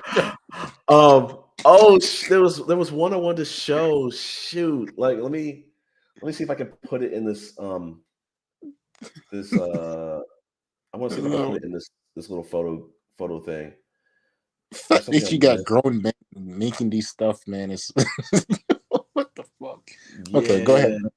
Now keep going. I'm trying to find a picture. Look at this stuff, chat, bro. Like, how are you gonna tell me you're a grown ass man, bro, sitting on a computer making a black baby in a woman's belly, bro? Like, what? Like, who has time to do this stuff, man? Like, come on, bro. What is that? They're extremely depressed. That's the problem. Yeah, what the and they just want to cause they want to cause violence. Like they want everyone else to be. I think manhood is like trying to preach to men, go after the most attractive women, and yeah, even if it's a 1% success rate or 0.0001% success rate, all men are supposed to be miserable because they're just waiting. Like I made the joke saying like the people who are trying to play scratch offs, like are they going to ever win the scratch offs? Probably never. But the same with the guys, like they're just trying to play this scratch off game in life of trying to get the 21-year-old smoke show, and it's never going to happen. Maybe it happens for like one dude. Yeah, but it's not. It's a dream, man. You know what I'm saying? People, look, man. This is how people work. There's this thing called assortative mating, right? You will always find your level. Whatever you are, that's what you're gonna attract. If you're one of these type of elite guys, you'll get an elite woman.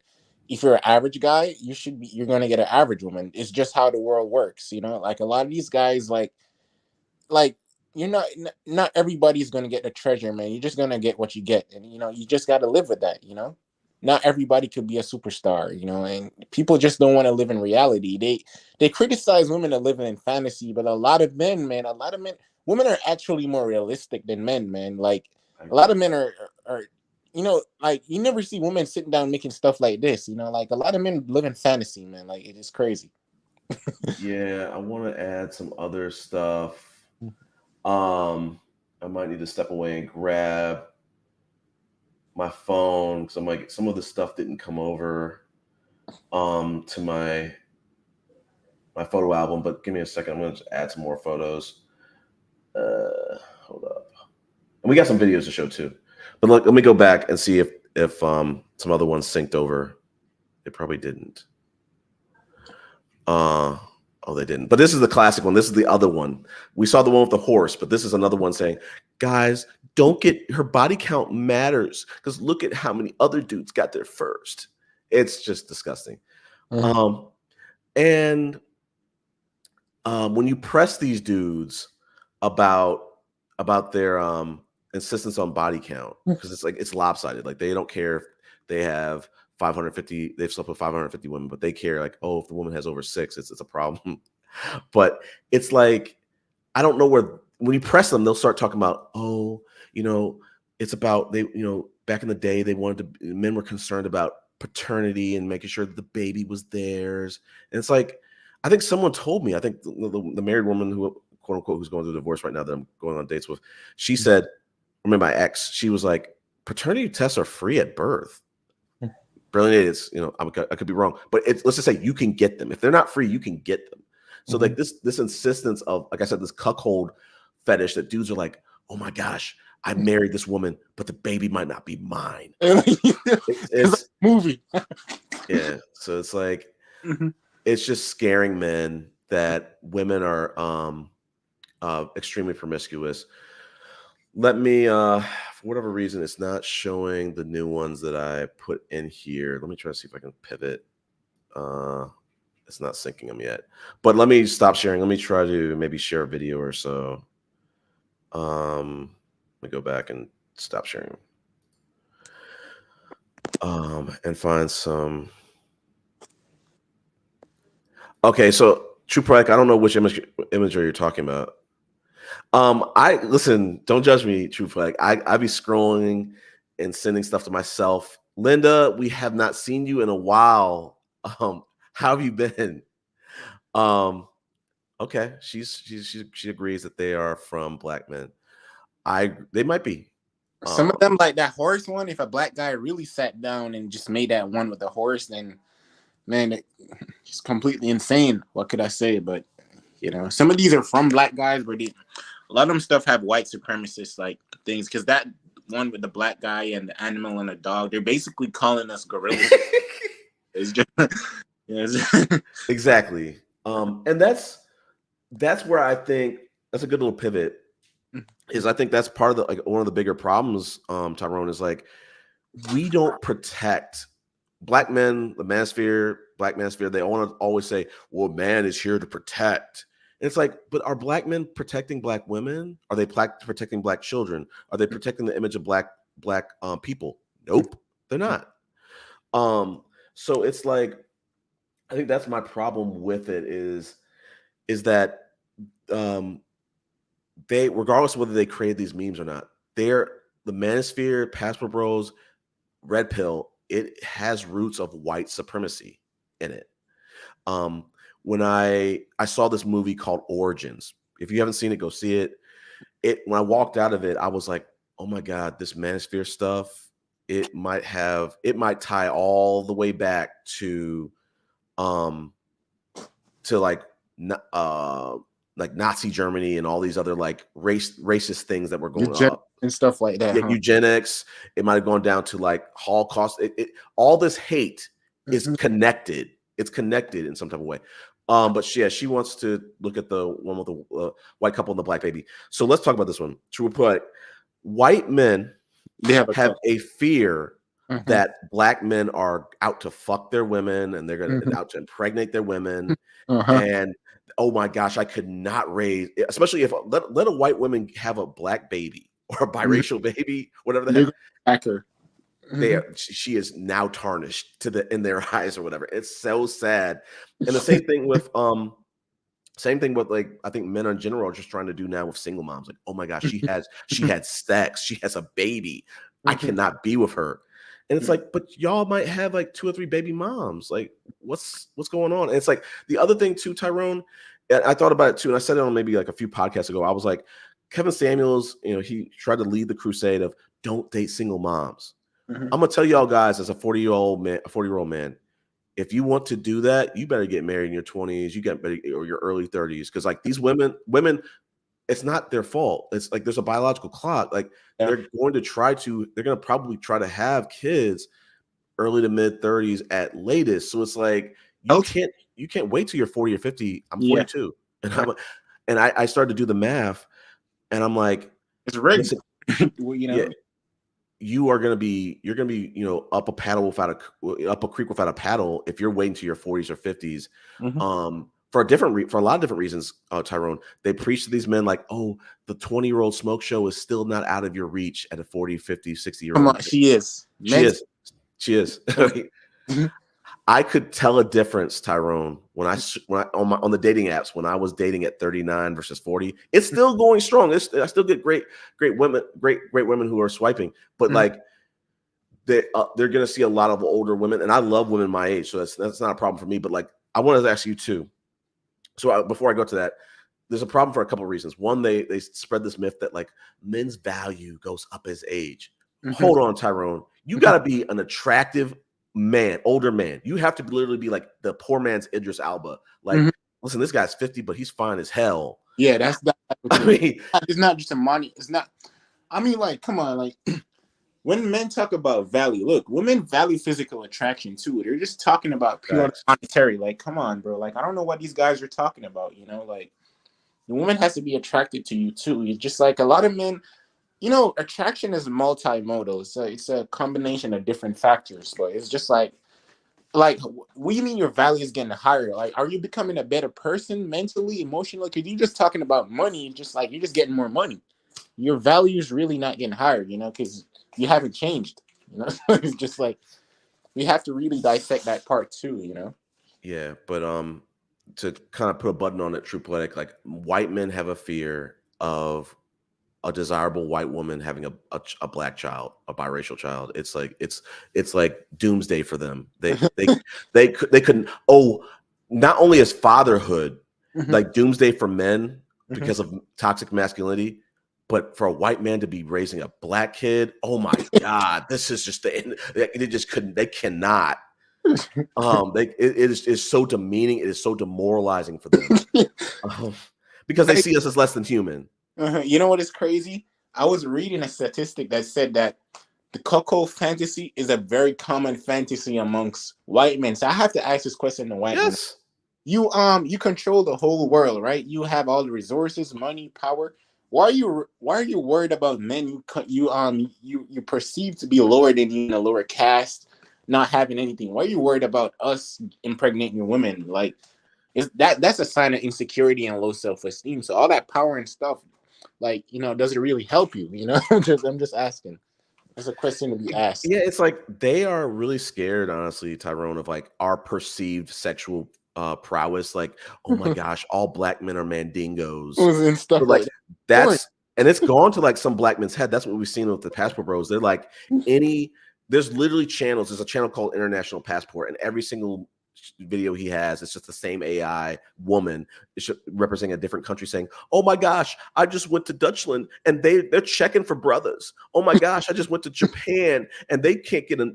All they want is black men. And like black men there are some black men in 2024 who just like their whole identity is mandingo and jungle fever and oh my gosh, black men are maybe bigger than quote unquote pause than other men. So like that's one of the reasons why to answer your question is like why some of these white men might be like fearful or really feel insecure because like they feel like all black men are mandingos and like they're just going to be they're not going to be able to compete sexually or intimacy wise with a black man. It's just ridiculous. It's a fear because how you see like they think the black man is gonna have sex with a woman and he's out there working hard, getting the money, carrying it back to raise the black baby. Just all these crazy, just all this crazy stuff, man. It's yeah. So like, let's get into some of these videos.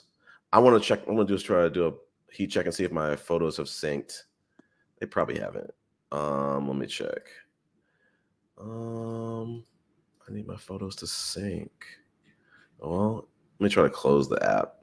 I'm just imagining, man, if a white man, like, I just imagine if a white man posted on like Twitter or something saying he's raising a black baby like from his wife, like I know these guys would go crazy. I know. Right. And it shouldn't be that way. It shouldn't be that way. But like racism and like we've seen with the Passport Bros, they don't know that when they're portraying all black women to be ratchet, that's kind of like it's racist. They won't own it. They'll just be like, no, they're just better.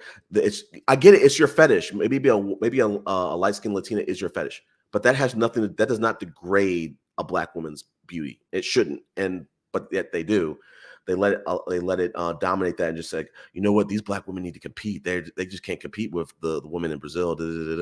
It's like there might be a reason why those women are like. Do you really think those women who are willing to have sex with you on one date in Brazil, you really think that they love that life? They don't. I mean, there's a reason why they don't want to bring these women back to the States. I know we're not supposed to talk. I know we're not supposed to talk. I think we should talk about that because why, if the woman is really submissive, when she came to America, when she goes to America, she should be the same. I think if you are a conservative in your own country, you're not gonna be all of a sudden be change. liberal. Again, it's a lot of theories out there, saying that women are this and that, and a lot of this stuff stem too because people say that a lot of people just don't know how the human mind works, man. Like it's I don't know, man. It's a lot of deep stuff that goes into psychology. The messages that America pushes out when they're on the TV, and the regulation of certain speeches. It's all interconnected on some deep stuff. I don't know what's happening. It might be agenda. I don't know, but there's a lot of stuff that goes into all this stuff too. Because even this Passport Bros thing, like all this stuff is just all these things started online because you know, like, not like all of these things about black women being bad and stuff. We all just heard it online, you know. Like in the real world, when I walk around, it's just like, you know, I see regular put together people. You know, there's no drama. But as I said, there was this professor that said that most people have two faces now. You know, one's online and, you know, one's in the real world. So, you know, everything is just like online now. So it's just like we don't know what's really real. You know, so you just got to take everything with a grain of salt now these days. Mm-hmm. Yeah, so I need some of my other pictures to load, but like, um, there's this video, even this picture is problematic. It's like, if you see over here, they're saying the regular woman, the Becky, she wants to fuck Chad.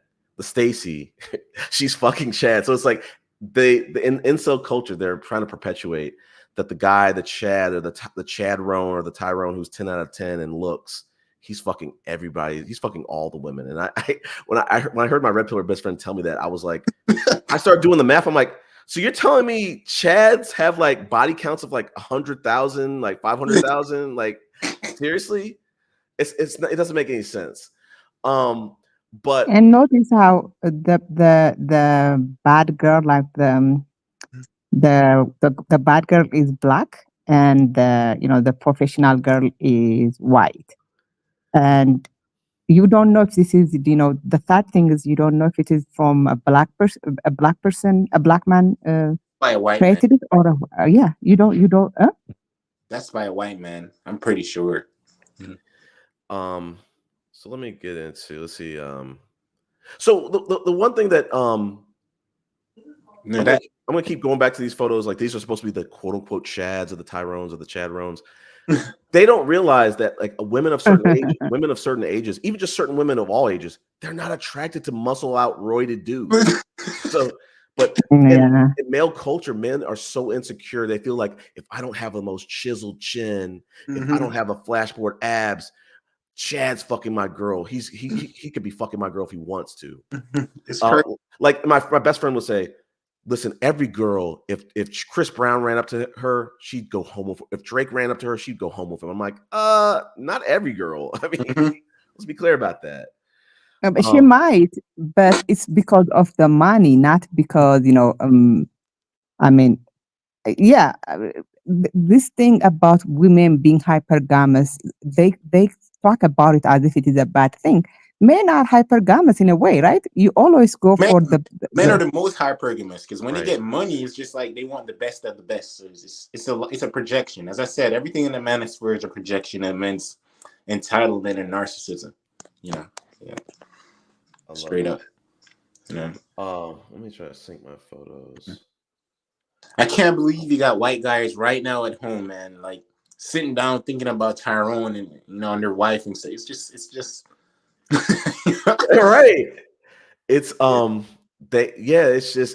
there's all this misinformation and racism being spread to both the black men, the white men specifically, and maybe all men in general. It's just like, and it's to just spread continue these racist stereotypes from continue flowing. And I'm trying to see if there's any other ones to show. Let's see. Hold on. Oh, okay. Here we go. They synced over. So here's a little funny one.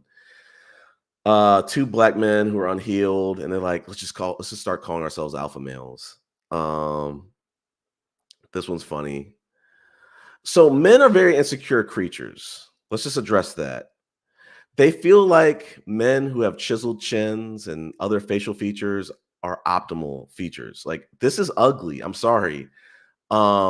Let's go. Let's go to other ones. Men with the most muscles. They call this the Giga Chad. I'm gonna do some more research on this stuff. Like, men are super insecure creatures. I'm sorry, a dude who's roided out, even a dude with six pack, I'm not gonna feel insecure because of him. Like, a lot of women don't want roided out, gym rats. They just appreciate you for who you are. But like, male culture tells you it's about your ability to provide. It's about the lifestyle. It's about your muscles. It's about this and that. It's like, it's so much beyond that. I mean, you don't have to have any of that. You don't have to have a six pack. So let's keep going. This is another Giga Chad. He's gross. He looks horrible. Another one. Don't judge me. Pause. I'm just saying this is for research purposes only. True Patek. Another one. This guy's ugly. I'm sorry, he's roided out, but he's What is ugly. that, man? It's a Giga Chad. Is there anything else? So they think that this is the peak man, a guy who has like a big chiseled chin. He's got 6-pack muscles, all this kind of stuff. They feel like this is the ideal man, that what women want, according to men. Maybe to some women, this is the guy of their dreams, but like a lot of women might not want this. Let's see what else. I think that might be I think that might be it. Let me see if there was anything else. Let me just stop the share for now. I'll be back in 5 minutes. Yeah, sure. Let's see. Look at these chats. These black men are so afraid of black women being seen. Yeah, this is true. Yes. And I was thinking about that like the last week, and I was like, black men have been just so blessed to have like race loyal women. The minute black women start dating out, and I mean seriously dating out, like just opening up their options instead of being race loyal, black men are going to be they're going to really be hurting, and they're going to switch up. But I agree with you, True Poetic. They are doing whatever they can to try to continue to destroy the reputation, even just dogpile on other people trying to destroy the reputation of black women, so that they can eliminate, to the best of their ability to date out. Yeah, you're right. Let's see. Too much muscle tends to give off short temper vibes. Yeah. Okay. So we're getting other comments. I'm gonna jump into. Let me jump to my phone, because there was one thing I wanted to show.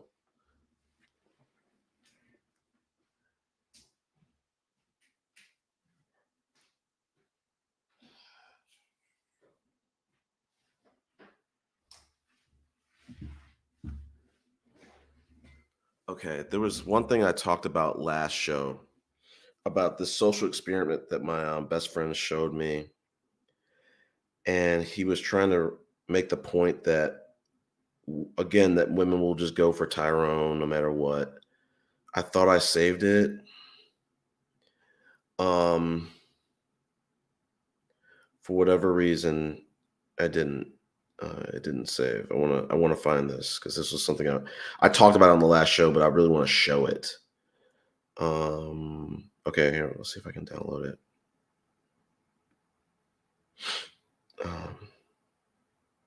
Oh man. Okay, this will work.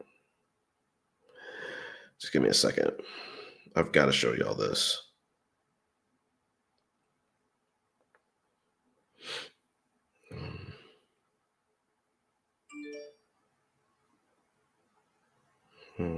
Good. This is going to work. Just give me 1 second. Maybe it won't. Let me just save this. But just, I mean, what I'm getting to is like men are extremely insecure. And this is kind of showing this. We might have to change the title of this one. Men are insecure. I just want to show y'all one more thing. I showed it in the last live. Let me see if it's synced over to my notes. Okay, we got it. This is perfect. Let me share my screen one more time. So in the last live, I was showing this example of from social media that hold on.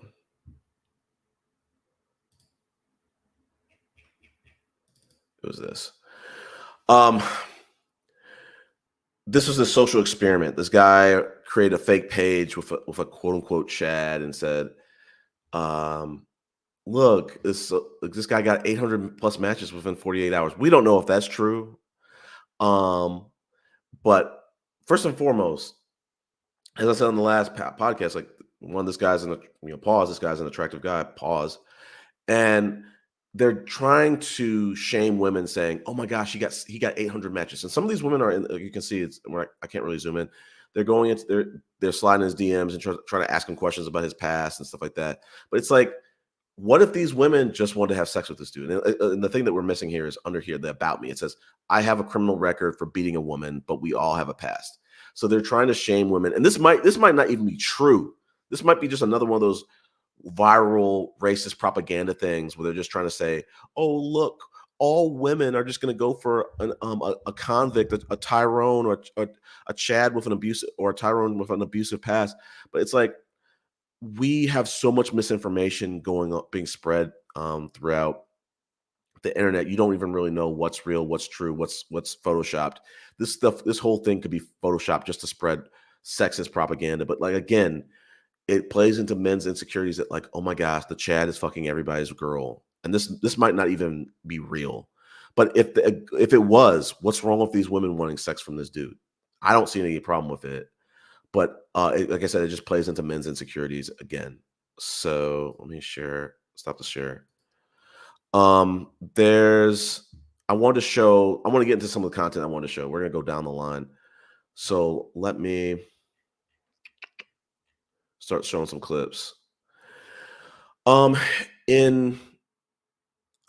Let's copy this link. We're gonna just start off with some light stuff, and we're gonna build up.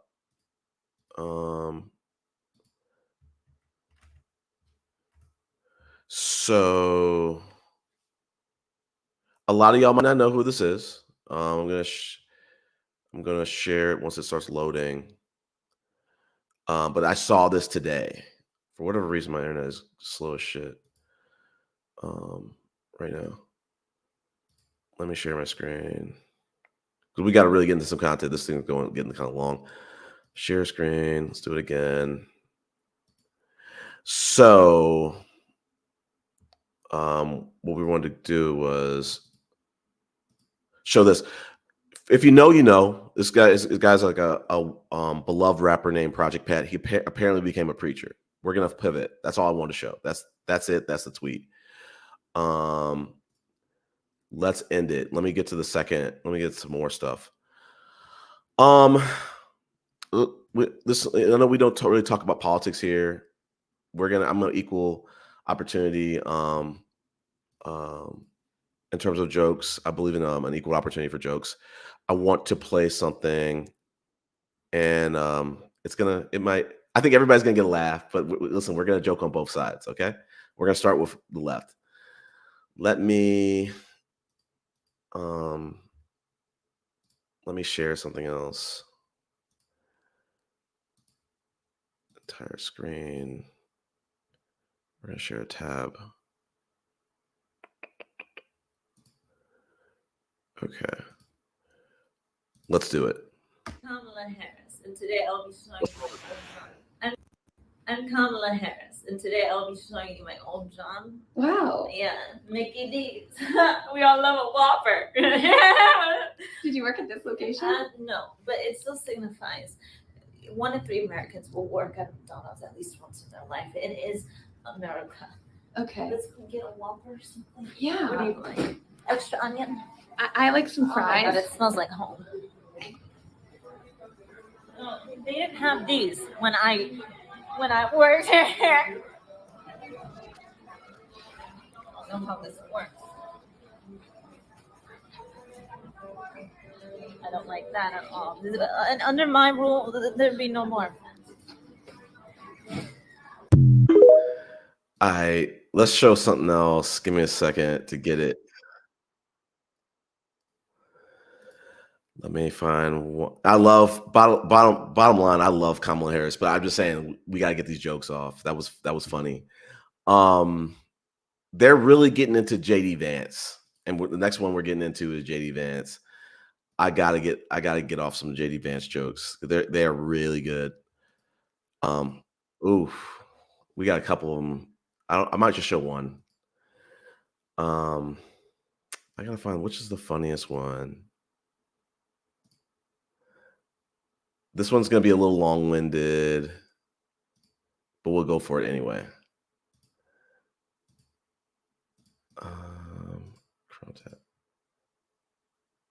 Okay, I'm gonna pick. There's 4 of them. I'm gonna just pick this one. This one's funny. I'm enjoying a leisurely stroll in the park as a human does, and I thought I would interact with some other humans that I come across. Here comes one now. Hello, I'm JD Vance. I'm running for vice president. Hi, it's nice to meet you. So how long have you been walking for? Today or in general? Okay, good. Wait, I think this is going pretty good so far. Oh, I spot a motherly figure with a smaller human being. Hi, I'm JD Vance. How old are you, little girl? I'm 8. 8? Wow, I was 8 once. How about you, Mom? Were you ever 8? Was I ever 8? Okay, good. Mom, can we go home? Yes, honey, run to the car. Oh, would you look at that? Another human being with a smaller creature attached to a leash. Hi, I'm JD Vance. What's that? Are you asking what kind of breed he is? For how long? For how old he is or how long I've had How him? long have you been walking? I'm sorry, are you asking how our walk? Okay, good. I love to mingle with the people. Here comes another one now. Hi, I'm JD Vance. How did you install those little wheels under your feet? You mean my rollerblades? Okay, good. So how long have you been walking? Walking where? Okay, good. My vessel is starting to crave food. I think the next person that I encounter, I'm going to ask them where a donut shop is. Hi, I'm JD Vance, vice president running. Nearest donut shop location, please. That'll be Beanie's on 7th Street. JD Vance rerouting. Thanks. Okay, good. All right, have a good day. Oh man, that's funny. It was a little hard to watch, but still. Let me find some other clips. We've gotten through a lot of fuckery. I want to kind of pry a little bit more into the male fragility. Let's share another video. Okay, let me share one more. We're gonna have a lot more to share. Okay, fair use. No hose. Hold on, let me make sure I'm sharing. I'm sharing good. I'm just tweaking. Where are you? So the men with hose are up here, receiving all of the attention from the hose, including you. And the men without hose are down here.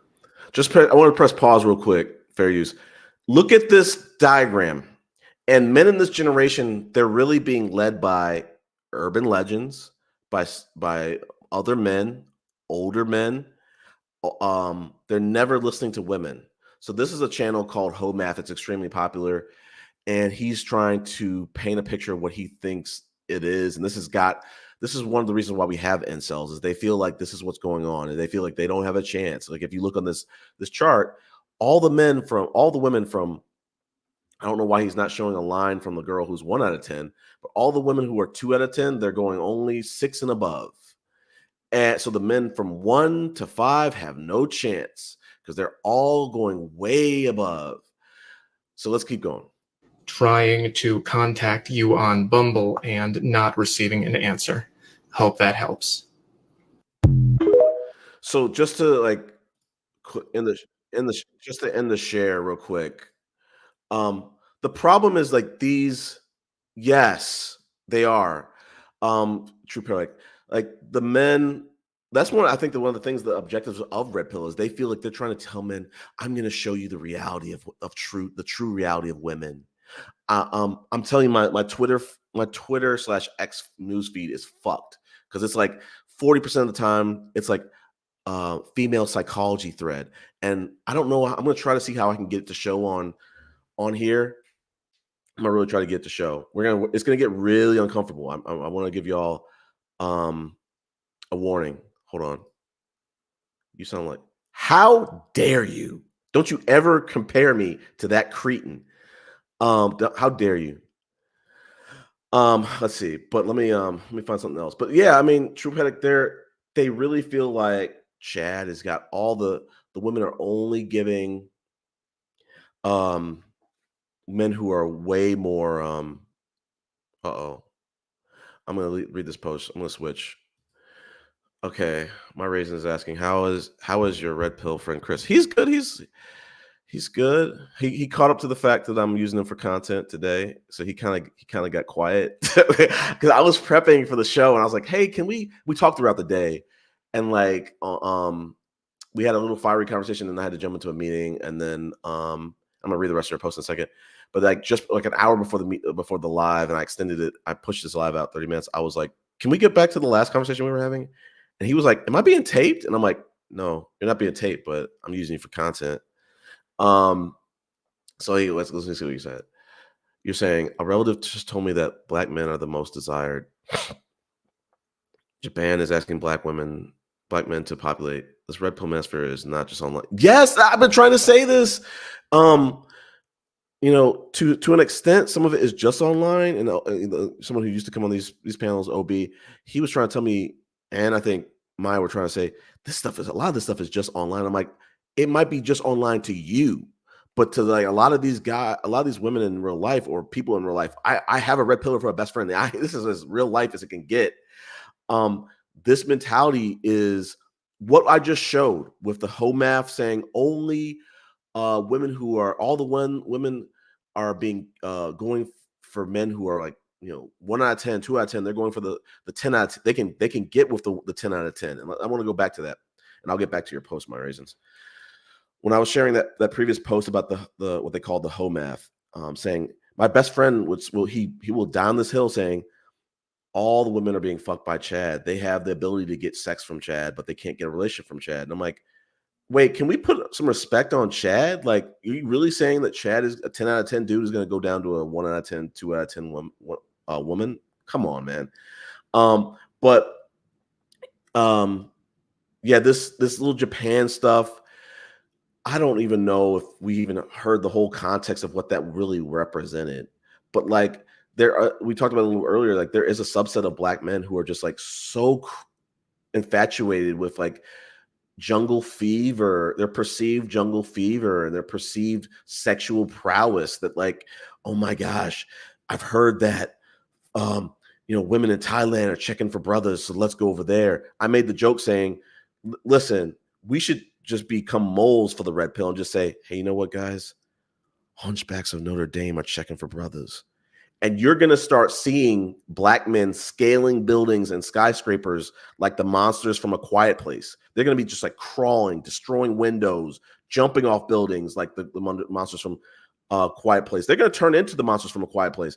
But like they have so low desirability that like they will reduce themselves down to like a sexual fetish. They want to be sexually fetishized. And it's listen, I think to a degree it can be healthy, but like if that's your whole sex appeal, if that's your whole identity, just like your perceived sexual fetish, I think that's deranged. But let me see. But yeah, to your post, like listen, this incel stuff is a serious problem. I don't know how black men, I kind of do, but I don't understand how black men got sucked into this. But it's super sad. And it's like these black men, they don't realize like how they are sought after. Some of them, they could be sought after with black women who want to find and marry a black man. And it's like they have convinced black men that black women don't find them desirable, that all black women just want to use them for foodie dates. If the women you're dating, sir, are using you for foodie dates, you are not dealing with the women who find you attractive. Just because a woman, you know, some women have rosters. That's another thing. So it's like, you have to be competitive and you have to understand that like somebody's going to lose in that competition. And just because you lost in that competition doesn't mean that she was using you for foodie dates. But these men, you know, they're just like some of these geriatric YouTubers. They're so consumed with return on investment. They want, they feel like if they're not being physical and getting in the bed with these women by 3 dates or earlier, they're getting a bad deal. It's disgusting. Let me see. There's some other stuff we're really behind on time for the content. Let's show another home math. I don't use that word in real life, but that's the name of the channel. Let's share something else.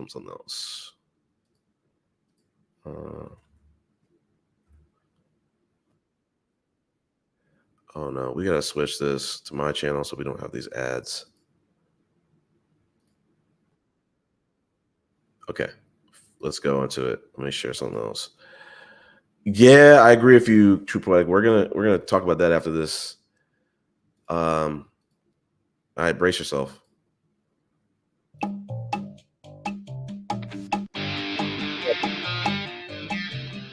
How do I know how attractive I am? It's the number one question I get since starting the channel.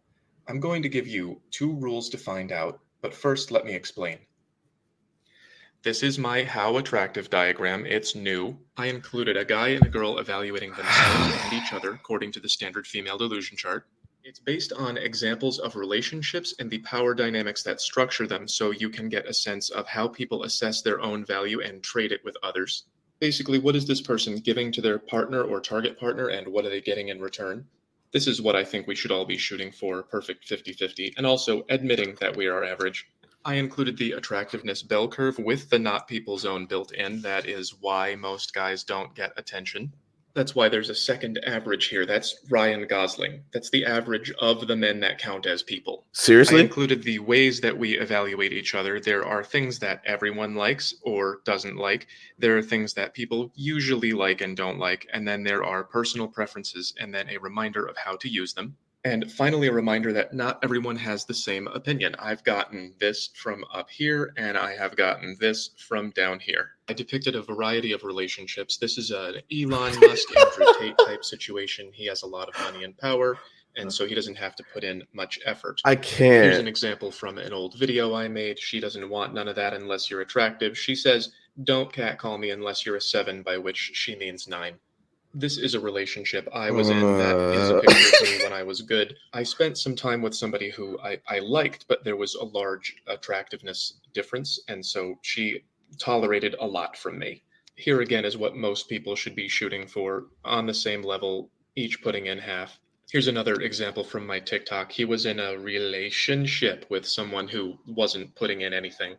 As you can see, it does not matter how hard he works, she wasn't ever going to change. And finally, at the bottom, I have a reminder that it doesn't always have to be 50-50. As long as everyone is happy with the situation, somebody who is maybe of a little lower value can put in more, and someone else of a little higher value can put in less.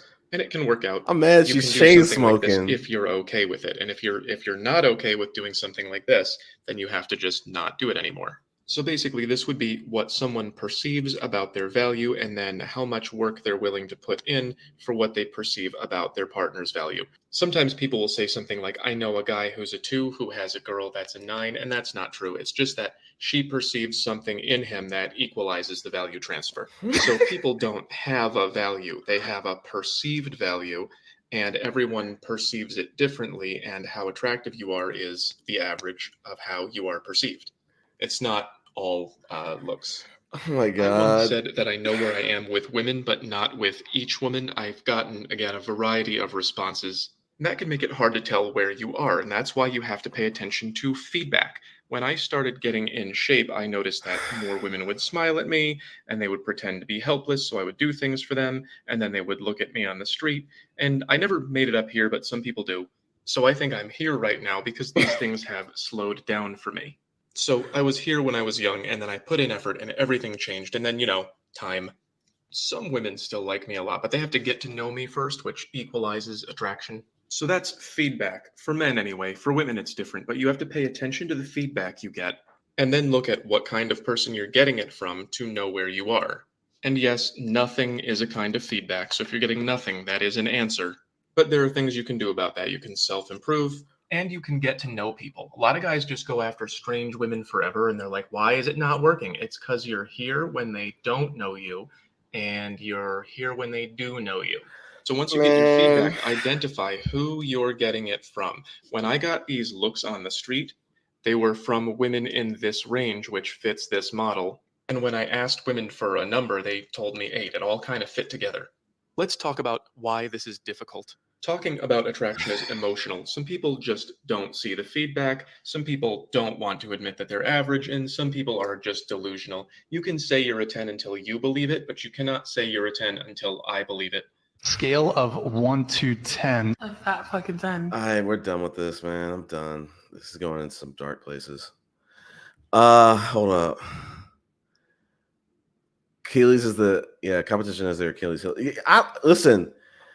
My heart goes out to the impatient, specifically the non-competitive men who have high hopes for someone that requires competitiveness. Like, it's not going to work out. Like, my heart goes out for men who are not competitive at all. It's sad. You hate to see it. Hold up. Yeah, I mean, listen, BA, I'm gonna rock out with you on this one. You got this. This is a must. But like that video that we just showed, like it was hurting my head. I was like, it was almost as bad as when we played that clip from last time. I'm continuing to forget his name. I gotta remember his name. What was his name? Shoot, Charleston White. Like I was face palming so hard, I almost wanted to rip my eyebrow off. But this video that we watched, I was face palming, and I was like, if you're doing this much math and this much analysis to just, date a woman, you're doing it wrong. And it shows you like how simplistic minded some of these men are, because they're actually like subscribing to this home math channel and be like, oh my gosh, this is the gospel. This is facts. This is how it is. It's like, oh my God. It doesn't need to be this hard. Just go after the people who know the people who you attract, go after them. Also strive for the people who you find attractive. It's really remarkable to see like how delusional some of these people are. It's like, I thought about it the last couple of days, and I'm like, for these guys who want to go after the 20-year-old smoke show, ask yourself right now, how many dates with 20-year-old smoke shows are you going on dates with? How many dates have you gone on with 20-year-old smoke shows in the last year, 2, 5, 10? If you can't tell me that 30-40%, you have like at least 30-40% of, let's just say even 10% of women like that are giving you attention and going on dates and actually really see you as desirable, you need to give it up. Simple. So let's go down to some more comments before we share some more stuff. Yeah, I mean, apparently he does, and like I said, like it's a moneymaker, because like the red pillars they're believing like, oh my gosh, like I don't have a chance. This math is like telling me, it's showing me what reality truly is. Thank you for showing these cartoons. Like, for a grown man to look at cartoons like that and say, and actually like dive in, it just tells you where they're at mentally. That's sad. Let's see, what is he saying? Okay. Thank God. I mean, I love that for you, BA. It might be coming your way, buddy, because these guys want to flee the States. So it might be coming to you. I hope it doesn't. I wanted to get out of this country. And I got a banner that's gonna talk about this. Let's see what True Product is saying. Yeah, this is it. I couldn't say it any better. It's like, this generation of men, like they're so infatuated with stats, and this is gonna be a good little segue.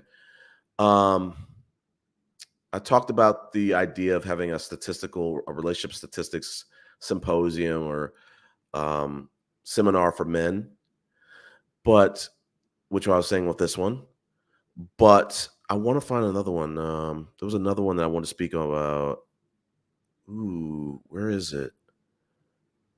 Hold up. I gotta find the banner. I really do. Hold up. Okay, where's this banner? Give me a second, y'all. I gotta find this banner. It's gonna kill me. In the meantime, I stepped on this one.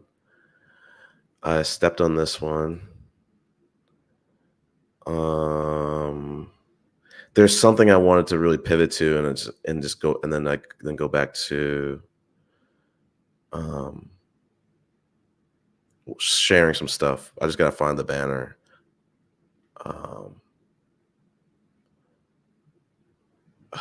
Damn it, where is the fucking banner? Okay, here it is.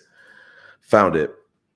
So I had some thoughts the last couple of days, and I'm like, since these red pillar dudes are so concerned with stats, and we have the data for this, we don't need real life experience. We have the data for this. It tells us the whole picture. They believe that, if you marry a boss babe, they're going to be more prone to divorce you than when you're a provider. It's partially true, but they're not telling you that it's really because you have egalitarian mindsets and you believe that you are struggling with your role in being out earned, and that's causing you to cheat more. Where men in those relationships cheat 50% more. It's causing other problems in your marriage or relationships because you feel less than. So I had this hot take, and I was like, you know what? Since you red pillars are so concerned about stats, I'm gonna need y'all to offer your whole self to research and statistics.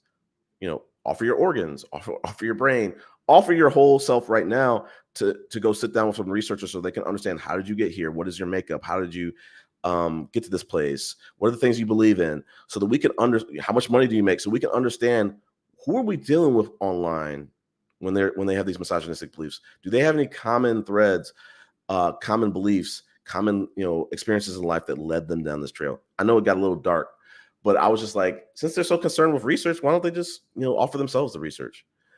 Let me see. Another little funny topic. Let's see the comments. I did talk. Hold on, we'll get. So this one, I was like, listen, these conservatives are so concerned about body counts, but they don't care about theirs. They should be concerned about the purity of themselves, just as they are on the women. Now let me go to some comments too. Let's see, all the answers. Yeah, we talked about this one. Wow. You know what, BA? That's a good comment. I don't know if that's going to bore people. I talked about it a little earlier. You probably weren't online, but I talked about, like, hey, I have an upcoming date with the quote unquote married woman this weekend. Looking forward to it. She's got a birthday also this month too. So as a people pleaser, I'm looking forward to that. I mean, to be honest with you, BA, I've changed. I'm the dating life isn't. I'm not really. This isn't the old Chris that you're talking to. I'm not really dating multiple people anymore. So, I mean, and like I said, I see the married woman like maybe every 2 or 3 weeks because she has custody like every other week. And we've had some great dates. But if I ever stop dating the married woman, yeah, it's shocking. It's shocking. If I ever stop dating her, I'll be honest with you. I'm probably going to be going back. There's going to be the feral Chris is going to come out a little bit. I think I need to kind of switch it up. But I'm very proud of like what I did and was able to display in dating the married woman. I just got a Bumble notification right now. But yeah, dating life is dating life is great. Hold on. Yeah, no, this is crazy. There are no beautiful. The podcast man say there are no beautiful black women in Atlanta. Ooh, this is so wrong. Like, it is. The only truth to that, my raisins, is those women don't want anything to do with those men. They don't. Their taste in women is trash. Like, they paint a similar picture to like all the women in all these cities, specifically Atlanta. It's like, oh, they're pretentious. Oh, they're using for foodie dates. Oh, they're bougie. They're this or that. They're 3 or 4. So it's like, that's the women y'all dealing with. I don't see those women.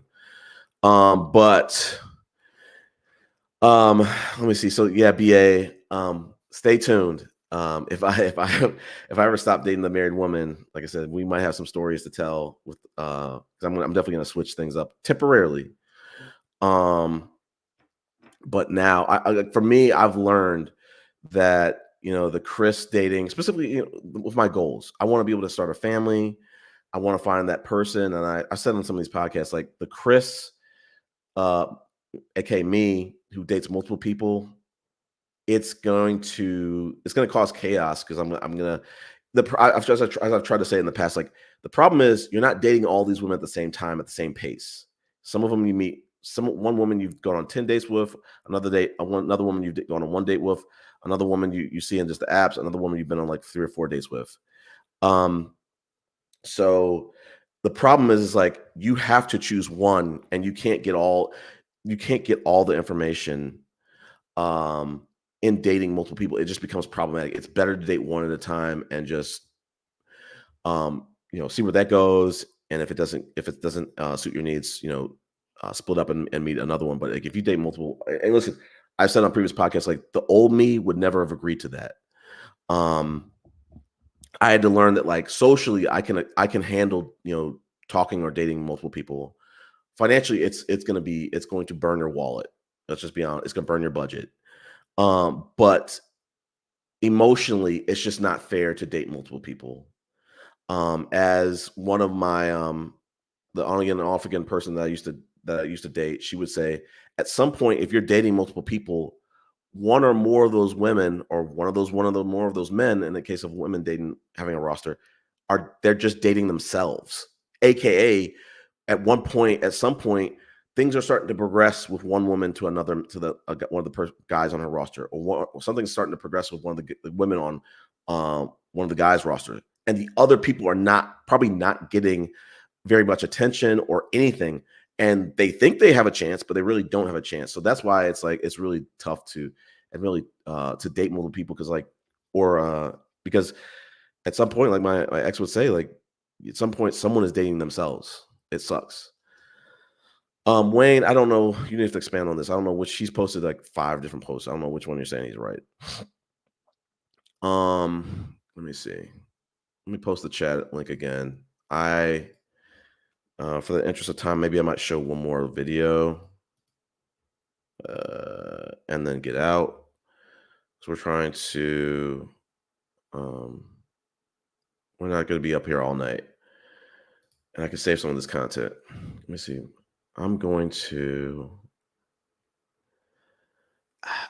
just maybe show like one video and then call it. I'm trying to figure out which one it is. Which video? I'm gonna figure out. I'm just gonna show this one from like I forget his name, but we're gonna show it, and we're gonna probably end it on that, unless someone wants to join the panel. Hold on. The roster then is more short term and initial me. I don't know. I mean, explain this. What do you mean? The roster then is more short term and initial meetings. Okay, I see what the roster thing is what you're trying to say. Yeah, I mean,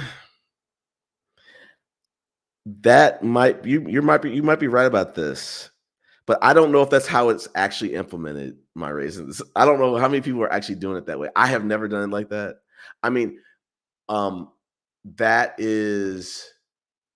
that's my intention to use. That is my intention to use it. But like what I'm trying to say is like it expands way more than that, because how do I want to explain this? In order to get to know people, you're going to get closer to people. So that right there is where it starts to expand beyond just the initial meetings. Because how much do you really know about someone, or how much do you really understand about your compatibility with that person just on the initial meeting? So like that's where it becomes problematic, in my opinion. Y'all free to join the panel. I'm going to show one more thing. This might be it. I might just close it. Let me cue this up. Hold up. Fair use. His name is Trip Fontaine. I don't really know him very well. Okay, let's go for it. I think we might just watch this and end it. Especially now more than ever, the way niggas is scared because especially now more than ever. The way we taught to view what a man's supposed to bring, even traditionally, the shit not even appreciated. Now, It's not I've true. seen you, you know, the thing that I like about your style is that you're fair.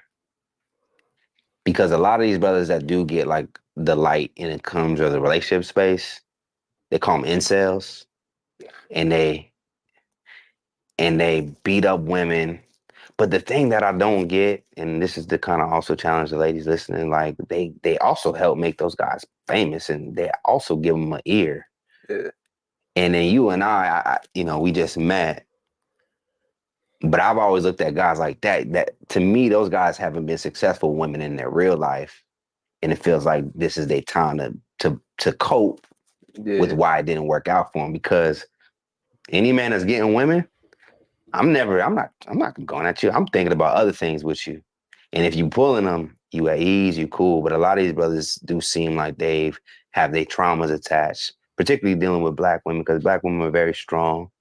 They're not easy. They're not gonna go with everything. They're gonna give you a little stiff arm if you're not coming properly. They will challenge your space. And those brothers that have not done well, succeeded in that, now seem to be targeting them and hitting them and jabbing them. But yeah. I'm gonna take a pause real quick, and we're gonna run this whole video out. But like, I don't know if I can agree with what he's saying. Like, I think it's more about like these people, these particular black women that these guys are attracted to, these incels, these red pillers that are attracted to, they're not compatible with these women. And the problem is like, you know, they don't want the masculine, as they call them, the masculine woman. They don't want the boss babe. They don't want the woman with chutzpah. I love a woman with chutzpah, by the way. But the woman who is passive, who wants the man to lead, these guys aren't leaders. These guys are scared to lead. So like they're between a rock and a hard place. They can't really relate to anybody. The ones who they relate to, they don't appreciate, and they're invisible to them. Hold on, somebody's jumping on the panel. Let me just see who this is. Oh, it's BA. What's up, BA? Yo, what's good? What's up? What's up with you? Another day, another dollar. I just had a few comments. The one thing I want to say before you say that is these dudes who are struggling with black women, specifically black men who are struggling with black women, they need to come out and admit it. They're not good at dating. Like some people just got to admit, hey, you know what? I like playing basketball, but if I get on the court, I'm getting cooked. And you got to admit, like, you just casual with it. Some people just need to admit they just kind of casual with it in terms of dating, not the casual in the sense of like just not committal, but just like they're not good at dating. And I'll kick it off to you. Go ahead. One of my main questions is that when and how, when did dating become so complicated, but specifically in America? Maybe I've been outside of bounds for a minute too long, but that's all that I would say. I wouldn't even say the West. I hate when people say Western culture. Let's just keep it as America, because the Western, aka European cultures, they love to get into America's business. So, when and how did it become so complicated to date in America? That is what I'm interested in. I mean, honestly, BA, I wish you would have joined a little earlier. This is a great question. My hot take, I don't think it got harder, BA. It's like what got harder is two things. Economically, it's gotten harder. We've gotten hit with multiple recessions. We're low key in one right now, or maybe high key.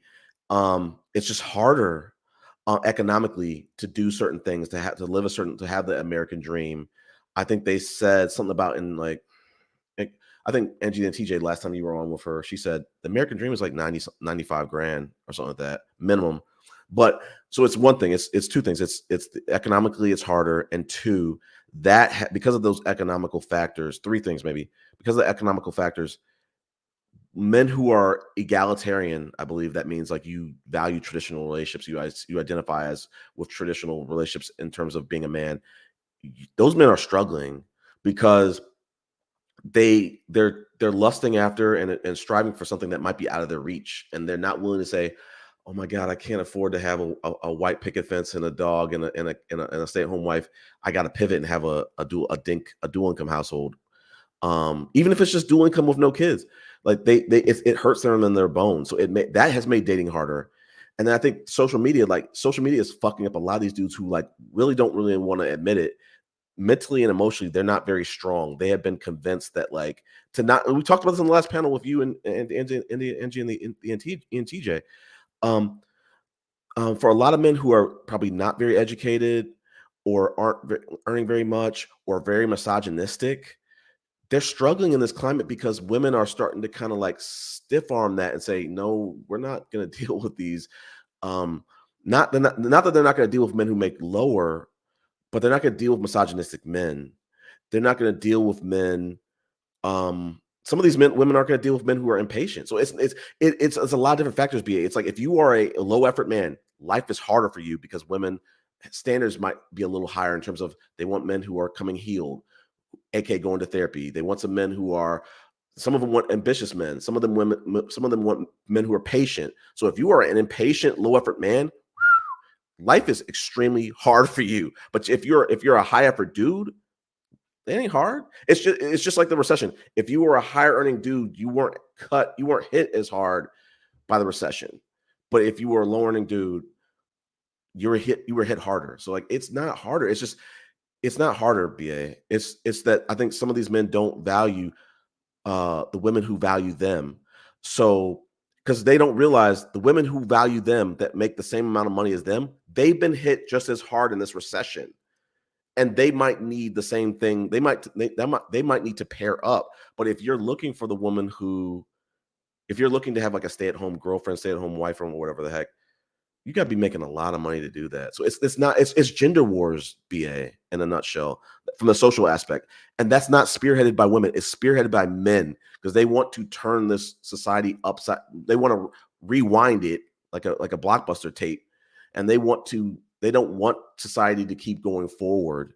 They want it to keep going. They want it to keep going backwards. They don't want women to be able to be the breadwinners. They don't want to see a world where that's going to have to be embraced, but that's where we're going.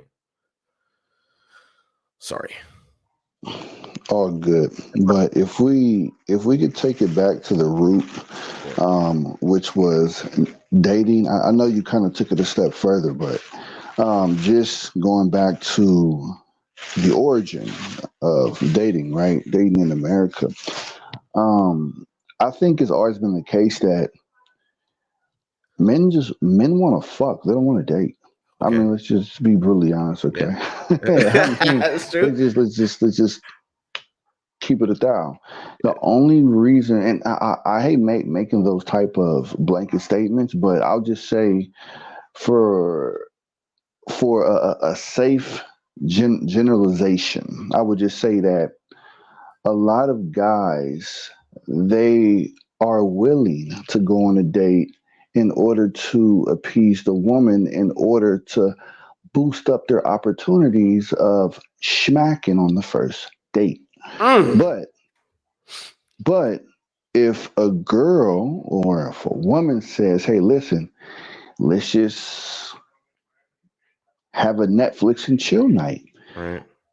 A guy would immediately jump out of his shoes and be like, hell yeah, I'm on board. Right. You know, because we all know Netflix and chill means come through and smack, right? Right. So skip the dinner, skip the BS. You know, hey, look, you know, I'm sexually attracted to you, and vice versa. You are sexually attracted to me, and we have some type of mutual chemistry, you know, so we can still have a conversation. But for the most part, we can smack on a mutual basis and skip the date. But the thing is that those women want to be valued. So it's like, hey, I want you to actually invest something into me. It could be money, it could be time, it could be effort, whatever the case is. But if it was up to if the woman had actually controlled the situation about, you know what, let's not go out to dinner, let's just have a Netflix night, which most likely means smack. Dudes would definitely be on board with that. So, long story short about dating, if it was in the hands of the women of the women, dudes don't want to go on dates. They want to fuck. Okay. I mean, the whole point of going on the whole point of going on the date, the goal is to fuck. Let's keep it 100, right? Now, that's always been, for the most part, the goal. Now, when it comes to the states, let me ask you this: when it Okay. comes to all of these standards, right? Yeah. About what do women acquire in order to be selected or to select that specific man? Do you Mhm. think it's a culture thing? Explain that. What do you mean by it's a culture thing? I'm not trying to be Okay, disingenuous. no, for example, okay, we've always known that America's society has been materialistic, right? Mhm. Meaning, what type of physical assets do you have to impress me? You know, you pull up to the club in the Honda Civic versus a Rolls Royce. We all know that if the guy in the Honda Civic has the best personality, the funniest personality, Yeah. the girl isn't going to judge them on that. They are going to look at that Rolls Royce Mm. and the type of clothes he's wearing, the type of name brand things that he represents. Mhm. So let me bring it to a different country. Let's say Latin America, right? Since I've had a few experiences in the neck of the woods, they really don't care about materialistic things like that. As a collective, not saying every last person in these Latin American cultures, but for the most part, they're more family oriented, meaning that even if they don't have children at the time, they have an upbringing. For example, okay, we have to have a partner. So we have to have a boyfriend first, or we have to have a girlfriend. We have to, if we talk to each other, that means that it's most likely going to end up leading to something else. So that's why I say, do you think when it comes to these problems, um, dating problems in America, it's specifically within that culture because we don't have I'm not going to say that we don't have these problems here in Brazil, but it's completely different atmosphere. The way that uh, based on how the society works out here when it comes to really dating, it's not rocket science. Yeah, I mean, I think I can't speak to the Brazil thing, but like I'm sure there's probably like a huge cultural impact of difference. And I mean, the problem BA too is like, and True Poetic hit it on the head, is like one of the problems is that women, specifically Black women, are outpacing, and it's not showing up in the stats yet because they haven't refreshed them, but they're outpacing the average man. The average woman is outpacing the average man in a lot of, to a large degree. But what I wanted to say was like there's cultural differences, and one of the big problems of it, BA, is like into the 30s and 40s and 50s, these men are still playing around. They're still like, I get it.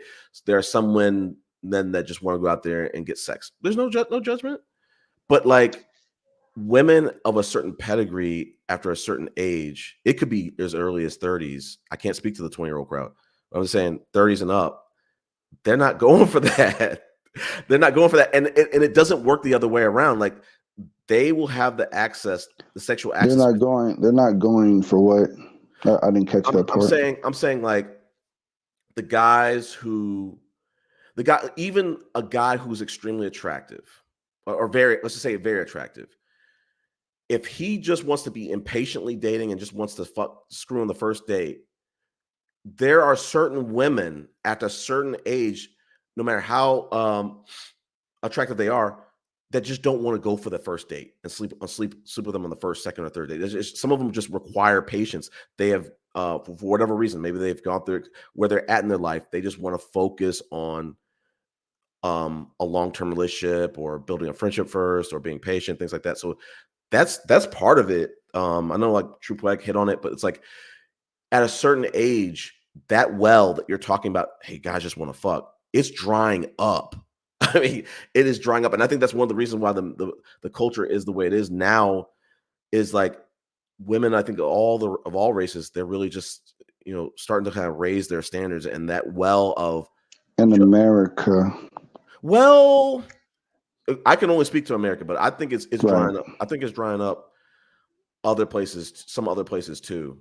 Well, you said that you can only really speak of what you know of your proximity, which yeah, but I'm is saying, the that U.S. if we just, I know we don't want to talk about the blue book gentlemen, but they're avoiding the West for a reason, and the West is not just America. They want to avoid all the developed countries for a reason, because they know the women of a certain age and certain pedigree aren't going to go for that. I mean, they are going to require patience. They're going to require investment.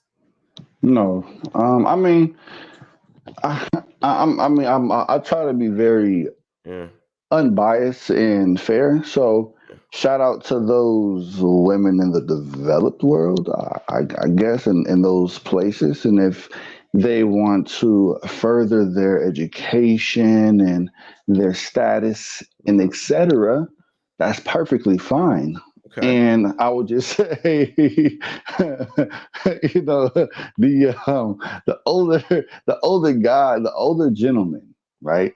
They used to be. We used to live in this era where they were very bitter. I would just say myself, okay, throughout my childhood, because in my community, when the hood that I grew up in, it was always a whole lot of dudes compared to these few women. So it was very scarce of the pretty girls. So of course the guys always wanted to fight over the hottest chick, right? Because there weren't a high plethora of them. So of course jealousy is an emotion. It's in every single human. But now, if we speed up to today's society, and depending on the environment, let's say Atlanta, let's use Atlanta for a perfect example. We know that the ratio of women is completely higher than men. And it's what I always say, in Atlanta, there is probably a plethora of women compared to men, which gives men a higher advantage because there's a lot more women, and a lot of those women, they have the same wants, but there's not enough men, so they have a few options. They either share the same man, or they flee to a different environment where the gender ratio is a little bit more balanced, but they don't want to leave Atlanta and they want to chase after the same guy. So it's in the favor of the guys. So I would just say now to the older guys that you're saying that, oh, the women from the developed worlds, they're not playing that. Well, guys really aren't chasing those type of women, and they're perfectly okay with that. And they're very respectful about it. Like I'll use myself as an example. Before I got with my Brazilian girl, I've been asked out a whole lot of times by other Brazilian women, and especially older Brazilian women. And I've I would just say that the younger me, would feel some type of way about being in a scarce environment, but knowing my capability and knowing what's in my environment, I'm comfortable in my own shoes, and I can be extremely respectable about situations. So I told them, like, hey, I'm not the right guy for you. And I think you are an amazing person, and you're definitely great. But there's a Wait, lot hold of on. You just gave me a compliment? No, I'm not talking about you. Oh, okay. I was about to say. I'm using myself as an wow. No, no, don't get ahead of yourself, brother. No, I'm using myself as an example here in Brazil because there are a plethora of women. But I think those men that you're talking about, you know, that you say that complain about the modern women or the women of higher value that value themselves. Yeah. I don't think it's that big of a deal for those men because if they've been to other if they've been to other places with a high ratio of women Mm, and they're very friendly and they know what those women can offer, mm. then guys don't have to be rude to the other women if they say no. You know, it's crazy because and that's why I say it doesn't make sense to me. Why is dating so hard? I mean, not even just in terms of dating, but at the same time, like I said in the chat, just try to be respectful, but compliment them at the same time. And if you don't feel that energy, and vice versa, then you know wiggle off, you know, to the next. You know, she may feel some type of way, but who gives a shit? I'm sorry. I may be a little bit more blunt and a little bit Yeah. more outside of my box now because Brazil did have some type of influence on me in a very big way, I love but that for you. I would just say the Brazilian women have taught me a whole lot for the better or for the worse. But I would just say this: um, you can even flirt with other women in front of the woman that likes you. You know, if y'all just friends or whatnot, like she'll actually encourage you to, you know, it's not a problem. But that may be a very big problem in the States. And that's why I say cultural Mm, differences and et cetera.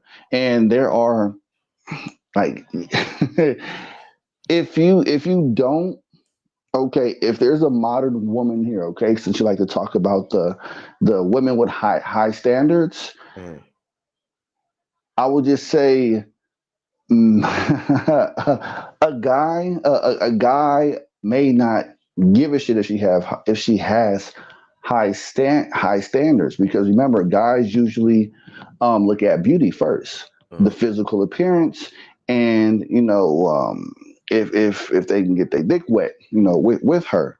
But as far as like money and education, I mean those are pluses, but it's not really a big requirement.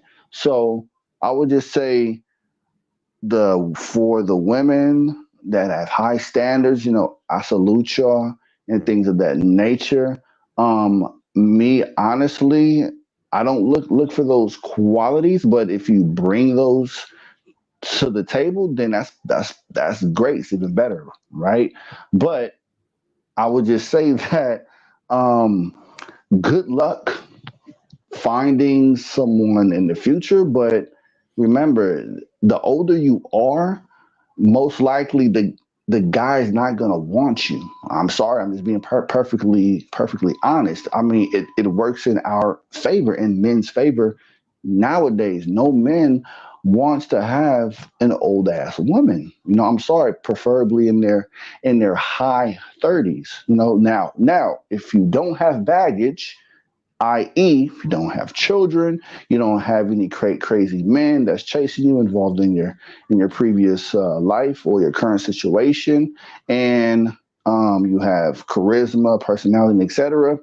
Those are benefactors. You know, those make you the part of the exceptional club, right? But other than that, like no guy's really checking for 30-year-old plus women like that. And I may have learned that from the Dominican Republic. Shout out to them because they even said in general they have a cultural G code where once you hit 30, forget about it. They may smack, but as far as like taking care of your kids and etc. Yeah, that part.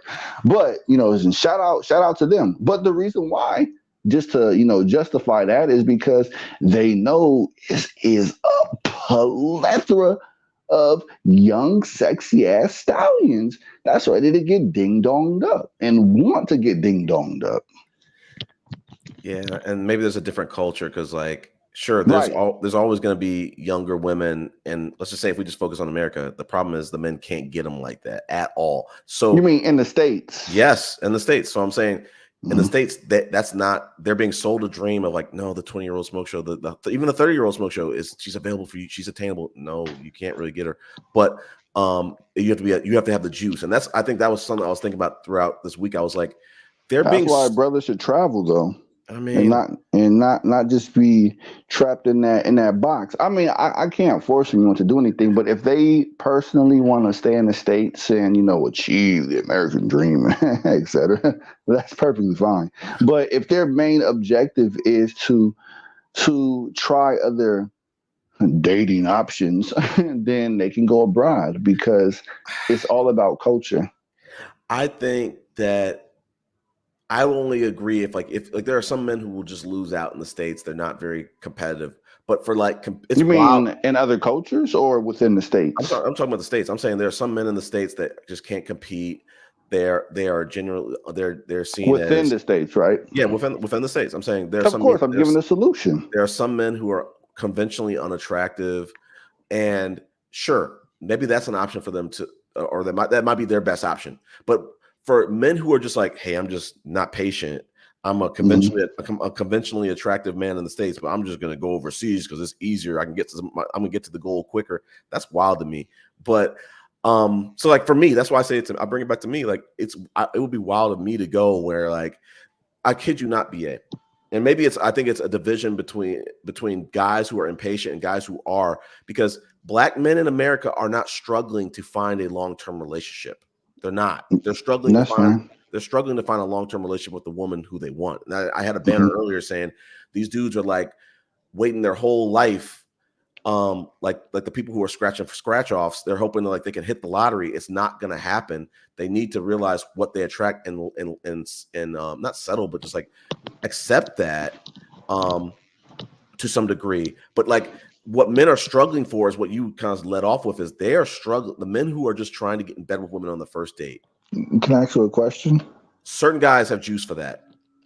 Can I ask a lot of guys don't. Yeah, go for it.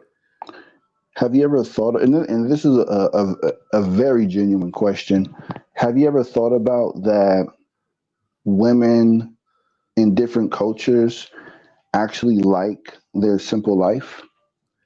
Their simple lifestyle. We talked about that earlier, BA.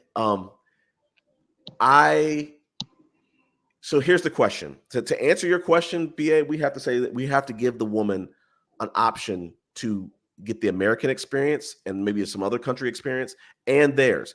Just if they only lived in their country and they never ever came out, it's easy for you to pick and say, well, doesn't she could just love her life. That's the only life she's ever known. So if she got exposed to something different, that's why I like a lot of these. I know we don't want to talk about the blue book gentlemen. They don't want to bring women over to the West because they know if that woman gets an experience.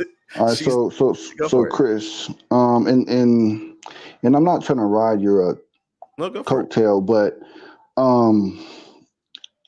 I would speak from the experience of my 8 years in Mexico, maybe 4 months in the Dominican Republic, and a few years back and forth in Brazil. I would just tell you that, I mean, and correct me if I'm wrong when I'm finished, but when it always kind of seems like, and not just you, but when people have these types of debates or arguments about, what the West or what America has to offer, the land of milk and honey, right? It's considered a developed nation, right? But there are a lot of other countries that are also developed, but they may not be developed in certain parts of that specific country, but in other parts they are more developed than the United States. I'll give a quick example. In Rio de Janeiro and Copacabana, they have a ton of international infrastructure. A lot of the products and services are a lot more expensive. The price it exceeds higher prices than American products, for example. And like I said, the infrastructure, I know that the U.S. has fiber optics when it comes to internet, right? But Brazil has that too, but for an extremely cheaper cost. I know it probably runs about 100 plus in the States, but in Brazil, we have the same exact technology for almost less than half of the cost in the US. So my point of bringing those types of things up when you say that, well, we have to give the woman a chance to experience both America, the American society, and, versus their society, what you're implying, and again, correct me if I'm wrong, what you're implying is that give the women a chance to embed themselves and experience a developed world versus impoverished world, which you are assuming. So my girl, or I'll say in general, they've been to a lot of developed parts of Brazil. They've been to the high-end parts of a developed world. So why would they even need to go to America to experience a developed part of the universe when they have it here? I'm not getting that. And like I said, correct me if I'm wrong. Go ahead. Yeah, I mean, you're getting into a lot of stuff. I think Angie, last time you were on the panel with Angie, she spoke about it, like how. I'll keep it short. My question to you is that why would they need to go to America to experience in quotes, developed world when they have the same developed societies here? Very simple question. I don't think it's fair to say it's the same. I think, as Angie said on the last podcast that we were both on, she said that America is a place where people are kind of they want to come to. I wouldn't want to say flee. It's been promoted and it's been globally promoted throughout media. That's why. And I think it's just a matter of promotion. It's not just a matter of promotion. Like she was bringing up on that podcast, she was bringing up the fact that like a lot of people are not going from the United States, which might have that has a higher certain like nation score, to then go to someone with a lower score. It's not the same. So we'd have to pull up the stats. I don't have the stats open now. If Angie was here, she could pull up the stats. But I'm just saying, to you think it's apples to apples. It might not be exactly the same. There might be some factors that it's not the same. Like the other question would be is, if they're the same, then why are you leaving the States to go to that place? You might as well stay in the States. Is that a personal question or no? It's not. I'm affirmative? saying I'm saying because you left before you were kind of like an adult, a young adult. Yeah, you left as a young adult. But I'm saying, if you were a 40-year-old man, to leave the States and say, I'm going to go to Sao Paulo or wherever is the most developed places in Brazil, it doesn't make any sense if you think that they're on par. It might be cheaper. It might be cheaper. It might be cheaper, but I'm saying dating it's not gonna be drastically that different where it's like, oh my gosh, you're leaving a place where you have race loyal Black women and you're saying, I'm just gonna go to another country and date women. In Brazil, it's not exactly the same. Economically, it's not the same. Right. Culturally, it's not the same. Right. And there is what the Blue Book gentlemen are not telling you, specifically you too, is that what am I not saying? A lot of different things. One of them is that there's a power dynamic. There's a reason why some of those relationships are working, and it's because of an imbalanced power dynamic. If y'all came over there with the same money, and if you came over there for the average dude, you work over in Brazil and you're making American dollars. If the average dude was to say, the hell with that, I'm going to just become a citizen, I'm just going to work for a Brazilian company, I think their options would probably change. Can we agree on that? No, not at all. It like I said, I'm trying to shy away from generalizing, but there are a lot of jobs that are very high paying, and the reason I may fill you in on this, but I'm starting to take a turn within the content that I do, and I'm starting to just separate from a lot of specific content because I'm pushing myself in a different direction when it comes to politics. So they make a lot of money out here, and it's in their currency. So the thing is that there are certain people that are not motivated. So the key word of the day is motivated, motivation. And that is a big problem here in Brazil. I can speak to that because I know I personally know guys that I've tried to offer them to work with me as business partners rather than being an employee, and they constantly tell me, when you're going to hire me. I'm trying to offer you a partnership, and you keep willingly wanting to be an employee of mine. Like, that's crazy, right? Are they locals? Or are they locals? Okay, they're locals. Okay. Right. So it is it's a mindset, but I can't give them too much criticism like I used to do, because some people just don't want those kind of positions. Just like if a CEO offered a person a management position versus them being a lower tier, what does that mean to that person? Yes, he's going to get a higher pay. He's going to get his wages bumped up, but that higher position comes with what? More responsibilities. So is it really worth, is that pay scale really worth those extra responsibilities that can cause a lot more stress, mental stress, and etc. Even it can even strain your body depending on the labor. So the point that I'm making is that when you said, hey, well, hey, doesn't it kind of put them at an advantage? Absolutely not, because it's the mindset. I think it's a little bit more than mindset, because it's like, one, we're talking about cultural differences. We're talking about right. This is part of the culture, though. When I'm speaking in these terms, it's culture related, because remember, I'm speaking to the locals that are from this region. I'm only asking them questions. They can only give me their authentic response, right? So, and why would us as foreigners would not use our advantage? I don't want to compete in this case. Like, no, I want to chill. I want things to just come to me. You don't want to compete for what?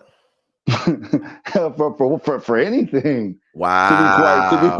To be quite frank with you, shit, I've worked my whole life. Well, I'm not dead yet, but no, I think I've put in a fair amount of work. But that's not necessarily me saying that I'm going to stop working my mental, because I'm constantly on the move of, figuring ways to make even more money. I'm never content with just one source of income. So what you're telling me is, if in Brazil, let's say if you were a single guy and you met a girl that you were attracted to, if there was another BA, you're just gonna say, oh, you know what, I just don't want to compete. I'm gonna go for a girl there's no competition. Is that what you're saying?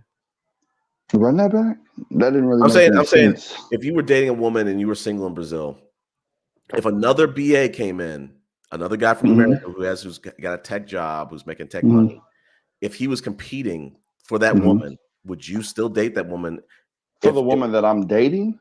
Yes. No. Wow. I wouldn't. No. I mean, I know it may sound a bit strange, but and maybe it's because of the influence that Brazil has impacted me on, but there are you can literally just just swap to another girl. Like, I mean, it'll be different if you actually had a very strong bond with that person, that girl, and y'all actually have like a good bond of chemistry, and y'all have a rapport, and y'all invested a lot of time with each other. Then that's completely different, of course. But in that situation, I think the girl here is not gonna really want to take any other guy that serious. She may still, be friends with the guy, or maybe let him smack. Who knows, right? But I think she's still going to be invested into that person, though, if her feelings are caught in the situation. So what's interesting to me in this conversation is if you're saying in Brazil that there's just women that beautiful women you can get with like little to no effort. Effort? I wouldn't call it effort. I'll call it chemistry and vibes. And no. You can. There are certain women in the States, no judgment, that you can establish chemistry with very low effort. There are some that require a lot of high effort. That's perfectly fine. And I salute those women that find those very good guys that they're looking for. But 100%. I'm saying everyone deserves to be happy. What I'm saying is, in the States, there are still women that require little effort to get to establish and bond and establish chemistry with them. Absolutely. That well though, for certain pedigree women is drying up if it's not already dried up. But if you're painting a picture that in Brazil there's just a plethora of just 10 out of 10 extremely beautiful women, and they require little to no effort. So let me. No judgment. I know we may have a terminology mix up or a barrier, but you're free to use whatever type of verbiage you want, but I don't use the terms of effort, because to me, at least, especially being here in Brazil, it comes off as that person is easy to get at. That's how my mind interprets it. So I want to shy away from that, and I would just say, just when you ask me these type of questions, just know that I'm going to train your mind that BA is going to respond with chemistry, vibes. Okay, that's it. Yeah, we can always ask for clarification, but I'm just saying, there is something to double click on, BA, if extremely beautiful women in any country are just like, all right, whatever, I'll go on a date with you. Okay, whatever, I'll sleep with you. I mean, there's got to be something to click in. There just has to be. What do you mean by click in? I'm saying to analyze. There has to be something to analyze. What are the earning potential of these women? What is the education level of these women? What are the upbringing of these women? I'm no judgment. I'm just saying there's got to be something. Christopher, allow me to educate you on Brazil respectfully, okay? And this is a previous conversation that I've had with a Brazilian woman. She actually told me, she told me, you Americans in general, you guys make sex such a big deal. Like, you guys overly simplify, you overly complicate the situation when we do it just because we like it, or we may be intimate with that partner or that person, or we may be in a situation where I'm just really sexually attracted to this person, and I'm horny, and we both have chemistry and vibes, and we both consent to it, and we make it happen. It's not rocket science. It's not overly complicated. So I'm going to put my BA the DA hat on. You're 37. How old is your fiance? She's 32. Okay. Why would that make any difference? I'm just putting my BA DA. The thing with BA the DA is you don't have to understand what the Of course I do, because I'm being questioned. No. So I'm just asking questions. I'm just asking questions. And I'm responding. So I'm asking questions back. This is a dialogue. So why would this is just a conversation. I'm just looking at the comments. I'm just looking at the comments. Okay. These comments are getting a little spicy. Yeah, was good. Venus. Shout out to Venus. So what I'm trying to say is, in the States, no disrespect, it's just culturally different. You're not gonna just women who are 30 years old of value, you're not going to just be able to really come up to them and get them with very, I don't know, that maybe there's a word, I don't know how we can bridge the gap. I say effort. No, and Christopher, I'm on board with you. I agree with you to an extent on that, and there's nothing wrong with that whatsoever. I'm not disagreeing with you on that. And those 30-year-old plus women, they have the right to feel that way. They have the right to be that way, and that's completely fine. I don't think men are disrespecting them because of this, but when men go abroad and they go to a different culture where it's different, they get a whole lot of flack for it. Okay, so let me ask you this, because they're saying this guy's saying in the chats, this person's saying in the chat, this woman's saying in the chat, sorry.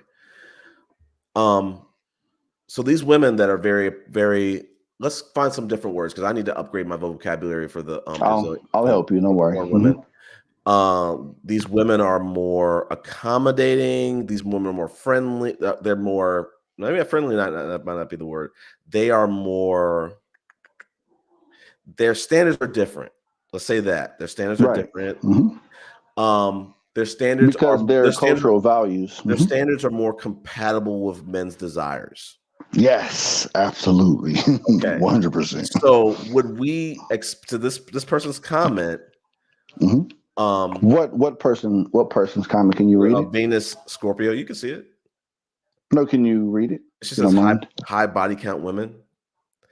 So what about that? That's just a comment. I don't think that's a question. I'm doing it's got me curious. Like the women in Brazil, what is the odds of women in Brazil being like, oh, so pristine, but they're also down with men's the way men want to interact with them and get straight to the point.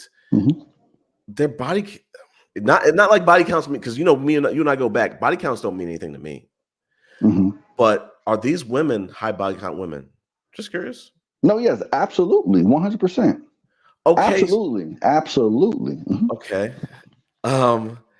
So isn't that kind of interesting that you're saying a solution for these guys who criticize women in the West for having high body counts? You're saying, hey, come over to another country where women are going to be, I guess, moving at a faster pace. They're going to be more accommodating. They're going to be more sexual. Isn't that a contradiction? Not at all. Okay. How so? Because these guys are standing on purity culture. They're like, no, I don't want a woman. She's ran through. But then you're going to go to a country with a woman who, by your American terms, is ran through. So a little bit of education 101 again. Okay. So I'll make a comparison, a cultural comparison, right? So in America, let's bring it back home first, right? So in America, sexual things are very taboo, right? People don't have public, open sexual public conversations, right? Like if you're at Starbucks or maybe at a public park, you don't hear people having loud, casual sexual conversations, right? Taboo, right?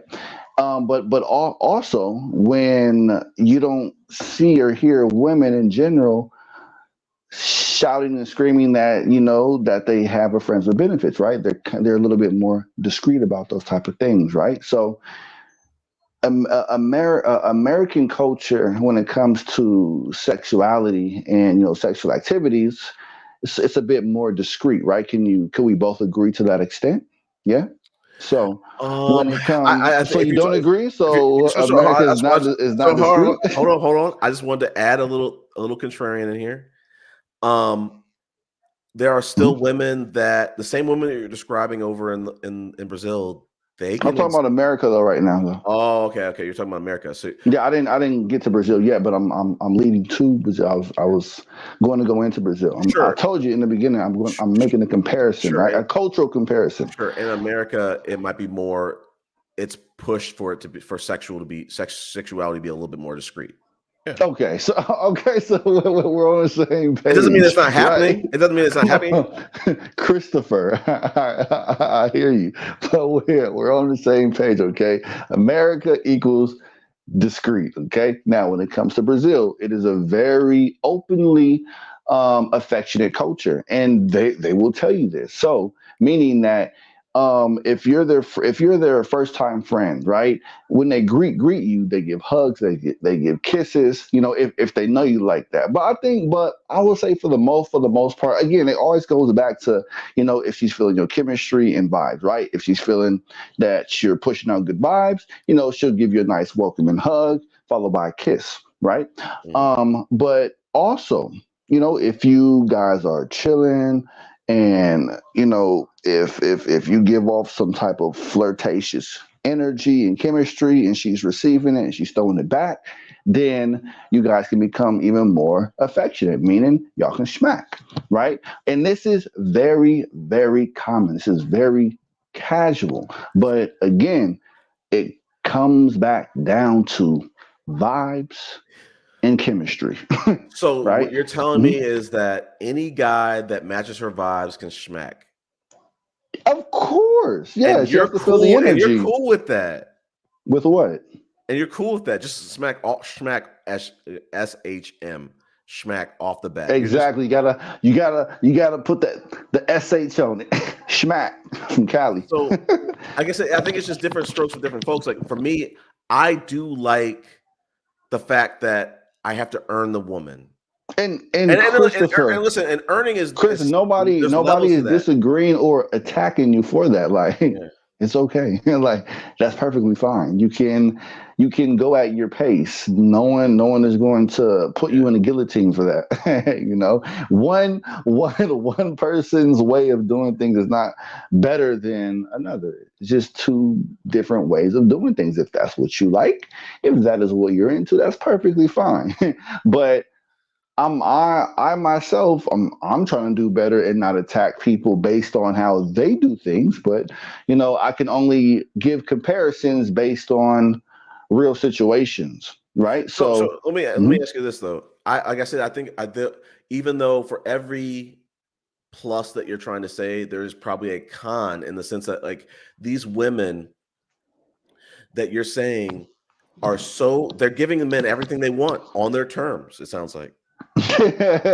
Absolutely. This is great. So why would there really be a lot of 30-year-old women unmarried in Brazil if they're giving men everything they want? You said, why wouldn't there be a lot of 30-year-old women? Why wouldn't these guys lock them down? Well, because there's a lot of women. Like Chris, I keep trying to, and I'm not gonna make this redundant. So what I'm saying is the life of that woman in that country cannot really enjoy that. They can't be like, oh my gosh, I just gave this guy everything out he wanted and he just left me after he could get another 2 or 3. It's very common. Absolutely. It's extremely and you're common. trying to sell it like these women love that life. They cannot love that life. Love that life? Who said that? That's what you said. No, you said that earlier. You said, Chris, you said verbatimly, you said, could you fathom that some of these women in Brazil just love their life? And I'm like, well, no. You have to give them exposure to the American and some of the other cultures, and then come back and see if they still love that life. Christopher, can we please not have selective hearing and nitpick at certain things? So maybe there was a misclarification. Okay, so when I spoke about, well, why can't women like their lifestyle? Okay, and I feel like I need to overly simplify examples with you because you like to nitpick and make things ambiguous. Okay, so let me rewind the tape a bit. Okay, so when me and you we were comparing the cultural differences, and you said, well, it's not fair. They have to come to America in order to have that decision, right? For them to have a balanced decision, right? Because we live in a developed world. That's what you said, right? Then I said, well, there are other parts of any country that is highly developed. just like the United States, and they've been exposed to that. So why would they need to go to America to experience that highly developed world when they have a highly developed world here also? It makes it, they have the option to be in both places. So if they don't want to go to America, then that's their choice. Stop trying to force them to say, hey, listen, we have better options over here. Like stop being a used car salesman. Okay, let's You actually, know? you're the one being the used car salesman. But what I'm trying to say is this, BA. There's no from what I hear the details that you're explaining, there's no way that these women can be like, even if they just were exposed to Brazil and only Brazil, it doesn't sound to me like this is a culture that is really fair to women. They cannot love this life. There are some women that might be winning. I'm not saying there aren't, but I'm saying the average woman in Brazil, this can't sound great. This doesn't sound great to me. I mean, It sounds great. It sounds great for the men that get to course. like fetishize them. And this is why I like to educate you, because I know you haven't been outside of the bubble of America like that. And when it comes to Brazil and this culture, us as outsiders, we did not create this culture. We did not create the Brazilian society. The Brazilian society is a very patriarchal system. It was based on a patriarchal system, and that's what it runs on in today's current Brazil. And the women are very aware of this, but they also are aware of a lot of the benefits, the perks, and the infrastructure that the patriarchy has also created that the women benefit from. So when it comes to certain things like that, and apart from that, they still want to get married, they still want to have a family, and they still want those traditional family values that Brazil was built upon. So regardless of what's fair, what's not fair, they still value the traditional family values. It sounds like the guys in Brazil are a bunch of scumbags on average. That's what it sounds like to me. I mean, I'm serious. I'm keeping it a buck here. It doesn't sound like there's a lot of chivalry. It sounds like it's a very modified, reduced version of chivalry in Brazil, where the guys are just very low effort and very high output, very high, very high, very low. That sounds like a man's paradise. It sounds like very low effort, very high expectations and return, and we love our women here, and we treat them well. I'm not gonna say we, but me and my comrades, I think y'all love the women in Brazil. I think y'all love the women in Brazil because they don't expect very much from y'all. No, it's not that. They're just they like their lifestyle. Not meaning, oh my God, take advantage of us. No, because I know that's what you are thinking. But I didn't say that. I didn't say you got her up but that's what you insinuate, though. I didn't say you got her in a dungeon. I said like their requirements. I can't really speak. It doesn't take much to make them happy. That's all. That's not a good thing. That's not a good thing. Wow. That's not a good thing. That's not crazy. Not to me. And this is why I love Brazil. And that's why this is why I want to get into politics. Like I literally want to take over states, like politically, bro. Like not just like having like YouTube words saying, nah, man, I speak on this city and I know I got knowledge for this. Like you don't run shit there. Like you don't own anything. I'll agree with you. You should have been in politics or law or something like that. You don't know. But but I'm just saying, like it's like I said, I go back different strokes with different folks. Like I think I've said on these podcasts, listen, I like a woman who's ambitious. I like a woman who does like some of the finer things in life. We all do. Yeah. Whoa. No, and a lot of guys don't. Because they know they can't provide for that.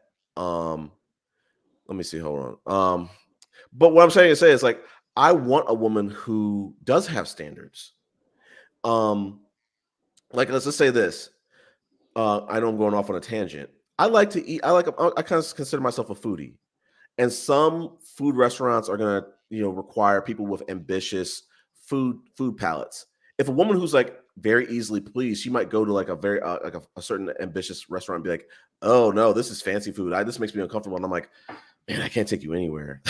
So I want someone who is going to challenge me. Because like to your point, of a woman who is easily pleased, she's not going to expect very much from you. She's going to have the same standards for you too. So like I want a little bit of a balance of like I do want a woman who is ambitious, who's going to push me. I want a woman who is I'm looking for the words. I'm struggling with the words, but I mean different strokes for different folks. Like that, if that's what you want, I love that for you. But like for me, I can't. I wouldn't want that. Right. And you know, when you speak, the key pronoun that I listen to the most that you speak of is I. That's first person, right? So you're speaking from an individual perspective. So and that's completely I salute that 100%. So that's what you want. And I'm not gonna knock you for what you want, because you as Christopher, you have the ability, you have the opportunity to live the life that you want to provide for. And me, BA, brother abroad, I'm not going to discourage you from that. I'm not going to push you away from that, because that's what you want. You know, this is not a debate. I'm here supporting you. So let me cut the bullshit. If your girl wanted to come to the States and say, "Yeah, I want to move to the States. I'm going to move to like I don't know, Atlanta," would you do it? We already talked about this. She said, "I don't want to go to the States like that." I'm putting you in the hot seat. I'm saying I'm not letting you fix the variables. I'm saying I'm going to fix the variables. If she wanted to move to Atlanta and said, "Let's do it in the next couple of years," would you do it permanently? You're never coming back to Brazil. She said, "Let's move to Atlanta." I moved my whole family's going to Atlanta. They found jobs. We want to go to Atlanta. We're kind of stuck in Brazil. What are you doing? Our whole family? Like, what do you mean? I'm a little confused. I'm saying like your family's in Sacramento, but I'm saying if her family back in Brazil said, "Hey, we're gonna all move. We're gonna migrate," or just her and y'all just gonna migrate to Atlanta. Mm-hmm. What are you gonna do? I'm gonna disagree. No. No. So what does that mean? Y'all just gonna stay in Brazil? That means that me personally, this is a group effort, but at the same time, you know, it's all about building together. So first and foremost, we already have things in the process here in Brazil that are in place, and for two, I don't want to go back to the fucking US like that, and for three, why the fuck would I go to Atlanta for? Like, shout out to Atlanta, but no. Wow. I mean, I'm not trying to downplay Atlanta like that, but I don't even want to go back to California like that. Like the states in general is not for me. That's not where my heart is at. That's not where my lifestyle is not at. And that's just is I don't feel like I'm progressing out there. You work for an American job. You are progressing. But well, I mean, I'm making American money, yeah. So I'm just saying, like, what if she got a job of a lifetime? Google calls and said, "Hey, we're gonna throw 150, 200 at her." Okay. And she's got to move to Seattle. She's not doing it. Wow. You wouldn't want to live out in Palo Alto, California, like tech, IT. For you working in IT to go to what they call Silicon Valley, like. Christopher. Yeah. Why are you moving the goalposts, bro? No. Or let's just say this: future. Let's say 20 years from now, you guys have a kid. Let's say 25 years from now, you have a kid. 20 years from now, you have a kid. 25, you have a kid, and they got accepted to Stanford, and she's like, "I want to move to the States. I want to be close to my son or daughter who just got accepted full ride scholarship."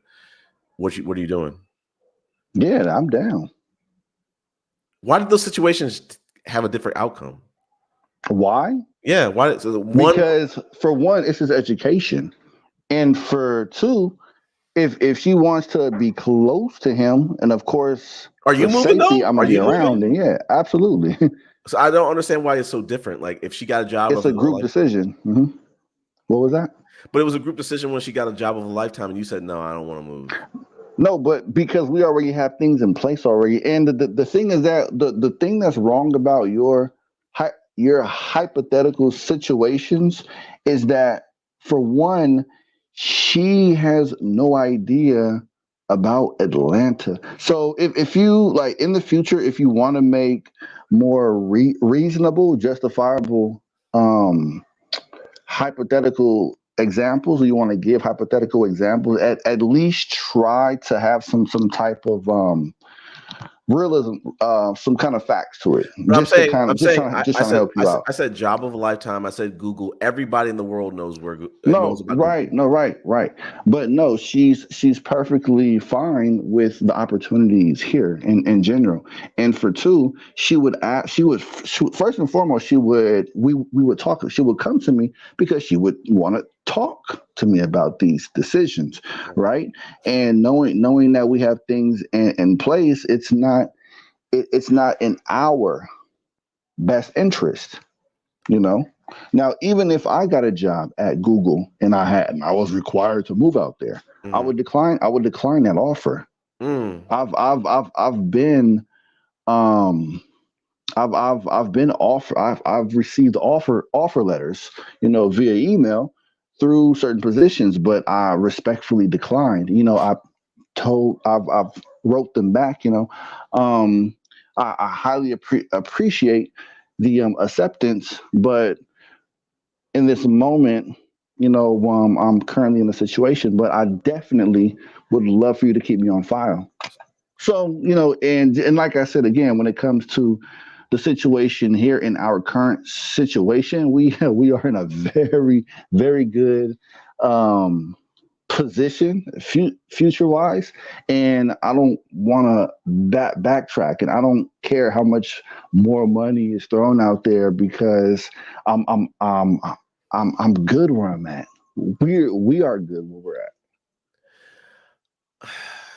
I think so. You said to put my BADA hat back on. Your fiance. You're not good at this, bro. Go ahead. No, hold on. I'm getting some. I've definitely gotten some good questions in. Your fiance is a teacher, right? Right. Mm-hmm. So I guess she went to college. How far did she go? I mean, college is college. She got her documentation.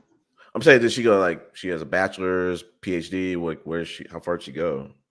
The system is different here in Brazil when it comes to degrees in the educational system. So we just say I forget the word in Portuguese, but she received her paperwork. What does that mean? She went. What's the equivalent of in America?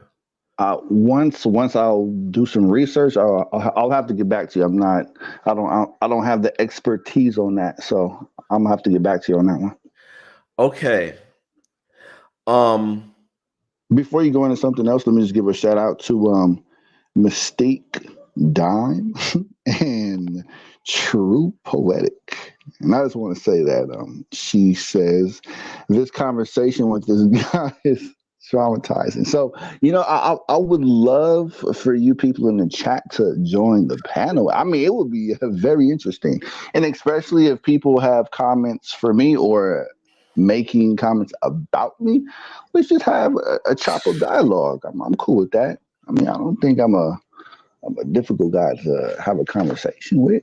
I mean, I get passionate sometimes about certain things, but other than that, so I want to go back. I want to to go back to it because you said if she got the job of a lifetime, you said you would disagree. What if she said, "I gotta take this"? Where you coming? I gotta take this. I'm just kidding. Yeah, I gotta take this. They're gonna pay for me to go back to grad school, full ride, all that kind of stuff. After putting in 3 years, I'm just saying it's a job of a lifetime. You're not gonna come. You're not gonna come, even though you got things working in Brazil.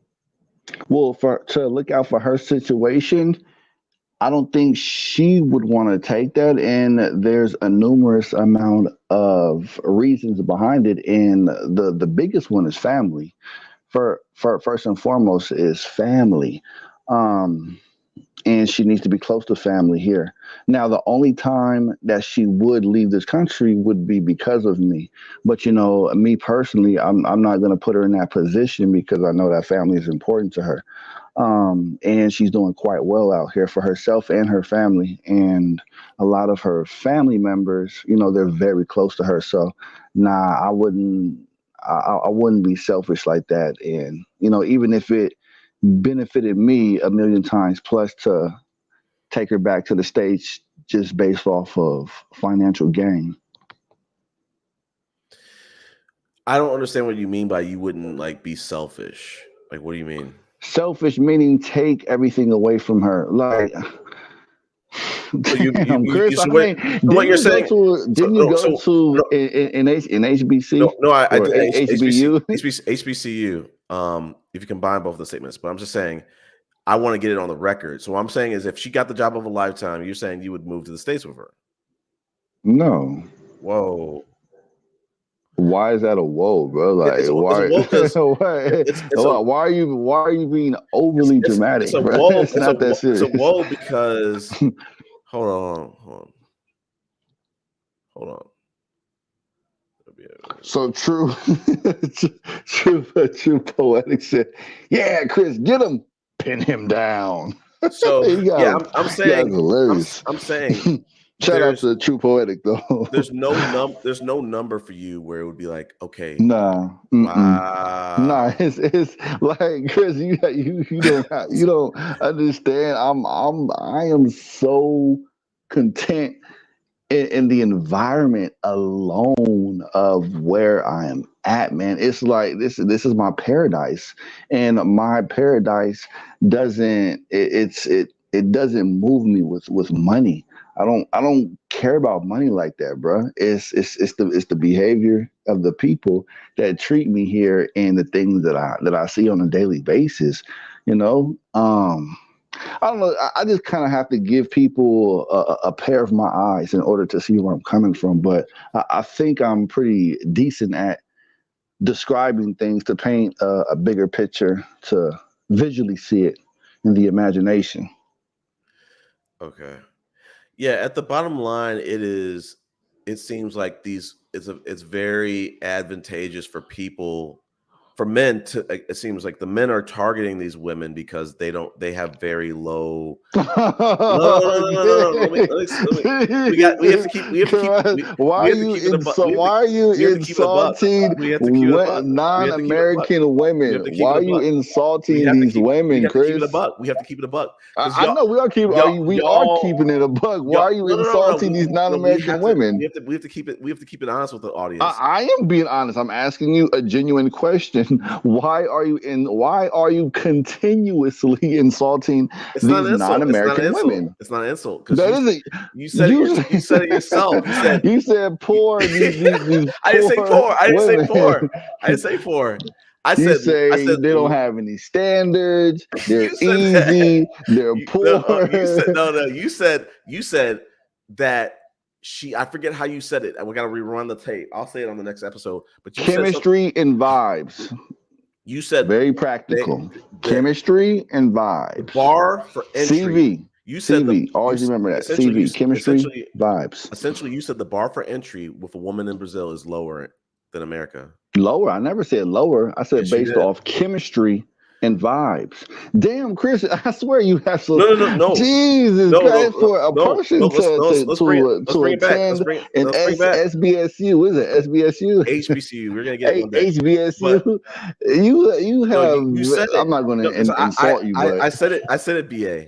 Because you're not going to throw me off my stoop. What you're trying to do is like that log in the water thing. I'm not trying to do anything. I'm only trying to be very simplistic with you because I know that you have very selective hearing, and you're trying to compare. Hey, I know you're trying to be a used car salesman about trying to promote Black American women. I get that. Salute to my beautiful sisters out there. And if they are of high value, if they consider themselves as high value and they have certain standards, I salute that sister. Go on, girl, with your bad self, you know, and I hope you find that man that complies with your worth. I'm on board with that, Chris. Like, I don't know the disconnect, bro. Okay, here's how we bridge the gap between you and I.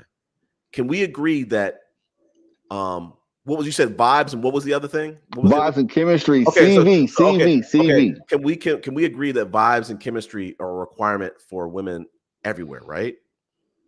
Mm-hmm. Okay. So in America, vibes and chemistry and vibes is not enough for a lot of women, specifically certain If pedigree women. if you want a different type of situation, I agree.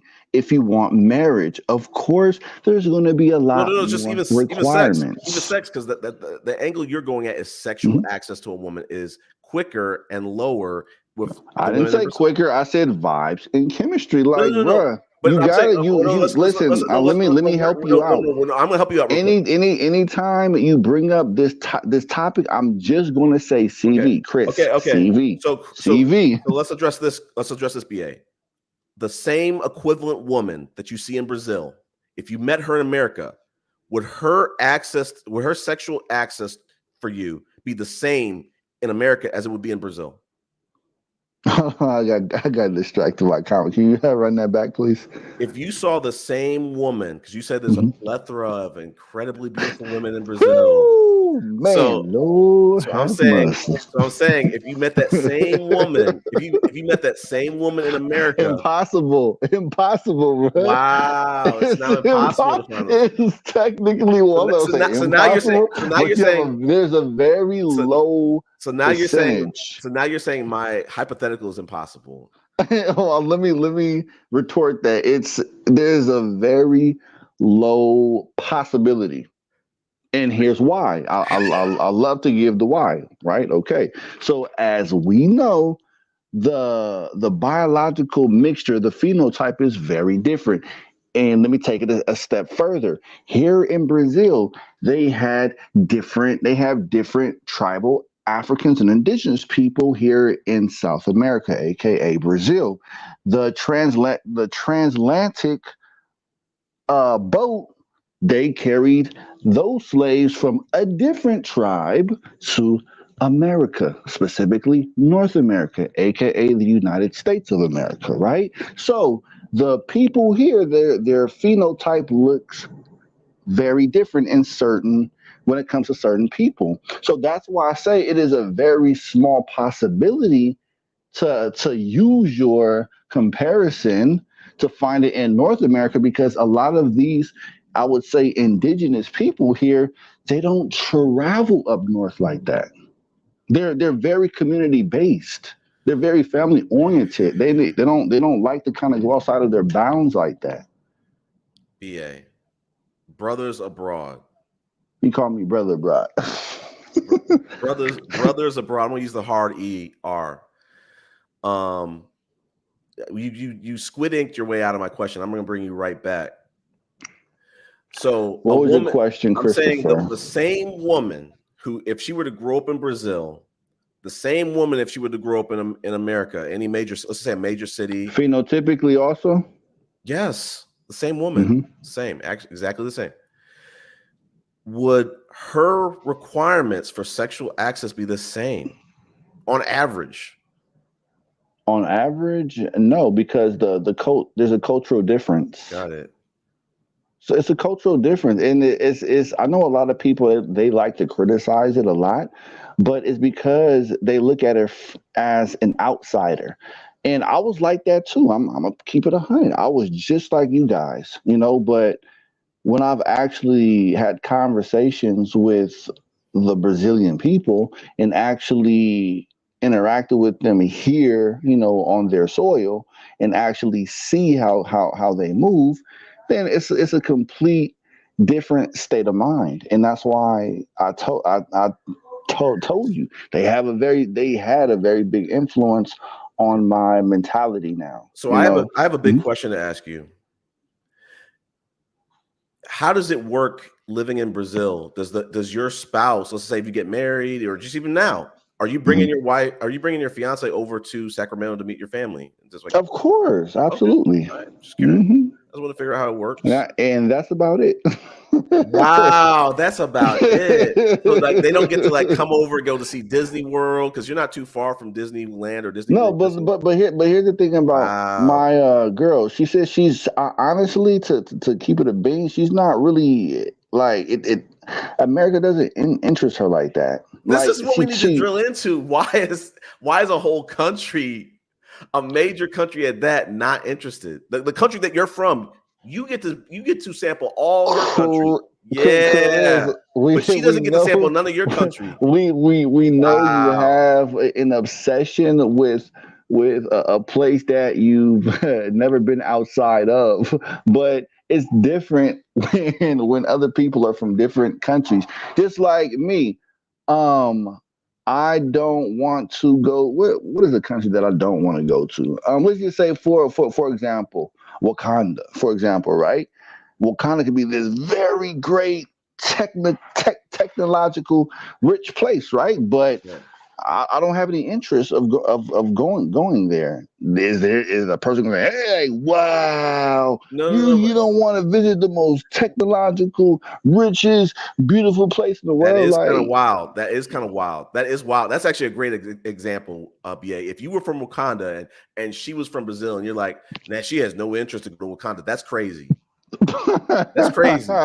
Right, absolutely, it is crazy, but yeah. So, and like I said, like Chris, I know we may not see eye to eye because you really don't know anything about Brazil or anything like that, or I may come off a little bit biased, but it's only I'm only speaking of what I personally know. I'm trying to be genuine here, right? So us as Americans, and again, I used to be just like you, Chris, like literally just like you. Boy. My way of thinking, right, before I traveled, but the world doesn't revolve around America. Like You're right about that. I hate to say it, but a lot of countries, including Brazil, like I literally can show you conversations where this bitch fucking hates America.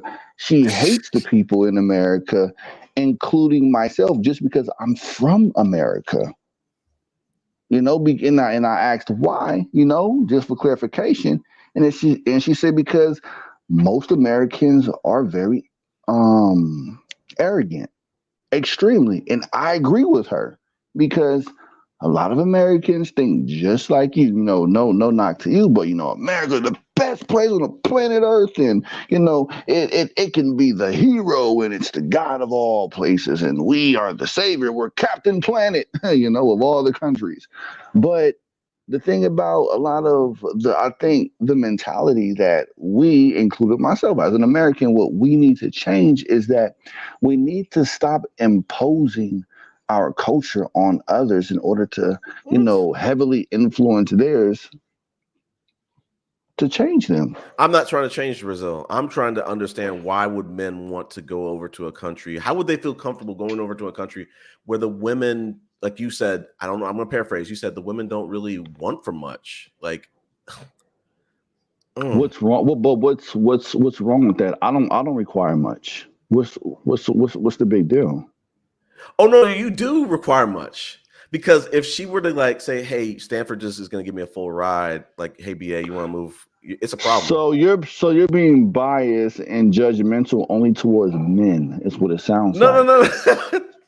No, because I painted two pictures. I said I don't understand why the guys would want to go over there for and want a woman, even in the States. I don't understand guys in the States. Let's just take it off of Brazil. I don't understand guys in the States when they have all these, as you would say, beautiful black queens. I wouldn't understand how they would bypass the beautiful black queens, like you would say, and go for a woman who doesn't really want for nothing. What? Wait, what?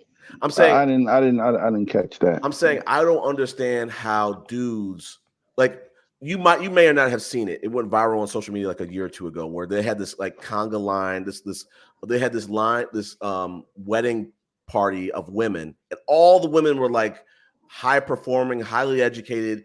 And the last one was like a proclaimed city girl, and all the black men were like, "Yo, I want the city girl. I don't want the lawyer. I don't want the dentist. I don't want the this. I don't want the that." Like, I don't understand how dudes will just bypass beautiful women just so that they can want a woman who's attractive who doesn't want for anything. We're simple. Wow. It's not rocket science. Our happiness is not rooted in how high of an education she has. Like, I'm like Chris, you know, I No, rock no, with you no, no, no, no, sometimes. but no, no, I get So, that. I get that. I get wait that, a BA. minute though. I get that, BA. Sometimes But I think what I'm you trying, are you are very delusional no, what I'm trying to sometimes. tell you, BA, is as a guy who's educated myself, I can't be with a simple woman because then my And kids are that's gonna be simple. My perfectly kids are no, gonna be and that's simple. I don't want that. Christopher. Nobody's knocking you off of your stoop to be any different. That's completely okay. I It's know. I fine. know. What you personally want, I that's know that, but completely fine. it doesn't make sense to me for Well, guys. what you're trying to do, you're trying to force other people into your ideology No, no, of no. They can do what whatever you want. they can do So whatever you're they want. saying that, well, I want a very high value woman that has this and that kind of standard, and you men should have that too. No, no, no, no. They can Like have they can Chris, have whatever they want. sorry, it doesn't work that way. They can have whatever they want. I'm just saying, why not see the value, regardless of whether it's Brazil or Tanzania or whatever. A high powered guy should want to get a high powered woman. That's all I'm trying to say. And that's fine. I'm pretty sure. Doesn't mean they have to. No, I hear you. And I'm saying that I am pretty sure that there are some high powered guys that have relations or even married with high powered women. Yeah, I'm just saying we have a disconnect. You and I. No disrespect. It's like I understand. You want a woman who's not really high powered in that sense. No disrespect. High powered. Yeah, like in terms of very ambitious, very My girl's very ambitious. Well, I mean, if you said the opposite, because you said if she had the job of a lifetime, she's going to turn it down because she just doesn't care. That doesn't make a person ambitious. She can have her own goals and dreams right here of what she wants to chase. It doesn't mean that just because you have a high paying job that's offering you a position, that doesn't mean that you're automatically ambitious. You can easily say, no, I declined the offer. Does that make them less ambitious? It does if that was the dream. Hold on, because you are. I think it does. It does. I think you just need to stay in the lane of a HBSU club. Man, how do you? I don't understand this, but it does. BA, I understand, and I'm just saying. I'm trying to understand the psychology of this. Of like, it's a step backwards for both people, the woman and the guy, is what I see. That's all I'm saying. All right, now for sure. Okay, so Andrew, shout out to Andrew Aragon. I don't know if I am pronouncing your last name correctly. I think it's Aragon or Aragon. But in terms of me speaking the language, I'm going to assume that you speak the basics of the language. So I would love to offer you a simple conversation if you want to join the panel in Portuguese. I would love to have that convo with you in Portuguese if you don't mind. I got 15 minutes. This went way over time. So Aragon, how about this? I'll give you a challenge, okay? I will give you 5 phrases in Portuguese, and if they're correct, you gotta send me a $20 cash app and send Chris a $15 cash app. I'm non-for-profit. I don't need it. Okay, that's perfect. Then I'll take that 15, so you can send me that 35. Or you know what, you can just give me a dub sack. Just give me 20, and I'll give you 10 phrases in Portuguese. Anyway, this got off topic as hell. No, hold on, wait a minute. But this got off topic. We're talking to the chat, right? They're engaged. That's part of your engagement, right? So Aragon, you can tap that StreamYard link, and we can have a nice formal or informal conversation in Portuguese, and keep it very short. Hey, shout out to Cyber Dreams. Haven't seen you in a while. Good to see you again. And And let me see. So Andrew, don't fall for his games. Don't fall for BA's game. It's not a game. I'm just responding to his comment. Like it almost seems like you're inferior of me. I don't want to make anyone fear me. It's just a response to his commentary. That's all. He also says also peso or in Brazil money is a low. I don't know what that means. I don't even know if he's a native English speaker. I mean, just based off his grammar, and I don't mean to be a grammatical asshole or anything, but if I can't make out if I can't make out the phrase that's not correct and make it make sense, then I'm scratching my head. I set a timer for 15 minutes. This went way overboard. I was trying to get these. No, all right, that's fine. All right, so let me get this up for the 15 minutes then. Yeah, I would love for him to come on a panel for that 15 minutes, or even true poetic, or even Venus. Shout out to Venus. She's my biggest love hater for sure. Shout out to Venus, right? Yeah, let me see. Vibes. He must follow astrology too as well. Nah, I don't do astrology. This dude literally sounds obese. Thinks he's a 9 when he's probably a 3. So the first thing that I would say is that I weigh 185-ish and I'm 6'2". I don't know my BSI. I haven't done that calculation, but you can make out whatever that is. So I'm 6'2", roughly 6'2", and I weigh about 185 pounds. And me judging myself as far as looks, I don't judge myself, but I do get compliments on my smile though. I would just say that I don't like to rank myself, but to judge another guy based on the ranking. Now, if you are gay or bisexual, shout out to you, but wow. I'm just a bit suspect when guys are judging other guys' physical looks. No, I think it's fair game. I'm not judging. I think it's fair game actually, but you can tell guys who are conventionally unattractive, guys who are butt ugly. It doesn't miss. You don't have to put a pause there. Like Michael B. Jordan is a very attractive guy. Pause. I mean, but anyway, let's make use of these now 11 and a half minutes. Right. I mean, I'm up for a short conversation, but no, everybody just wants to just play chatty patty rather than just easily talk. Fool sounds like a rundown joke. It's completely fine. He won't help his girl. That's good. It's hilarious. BA, that's the. I know we're not going to be picking on you anymore, but like that's the reputation. The reputation is like you just don't want to help your girl. No, that's perfectly fine. That's perfectly fine. He won't help his girl.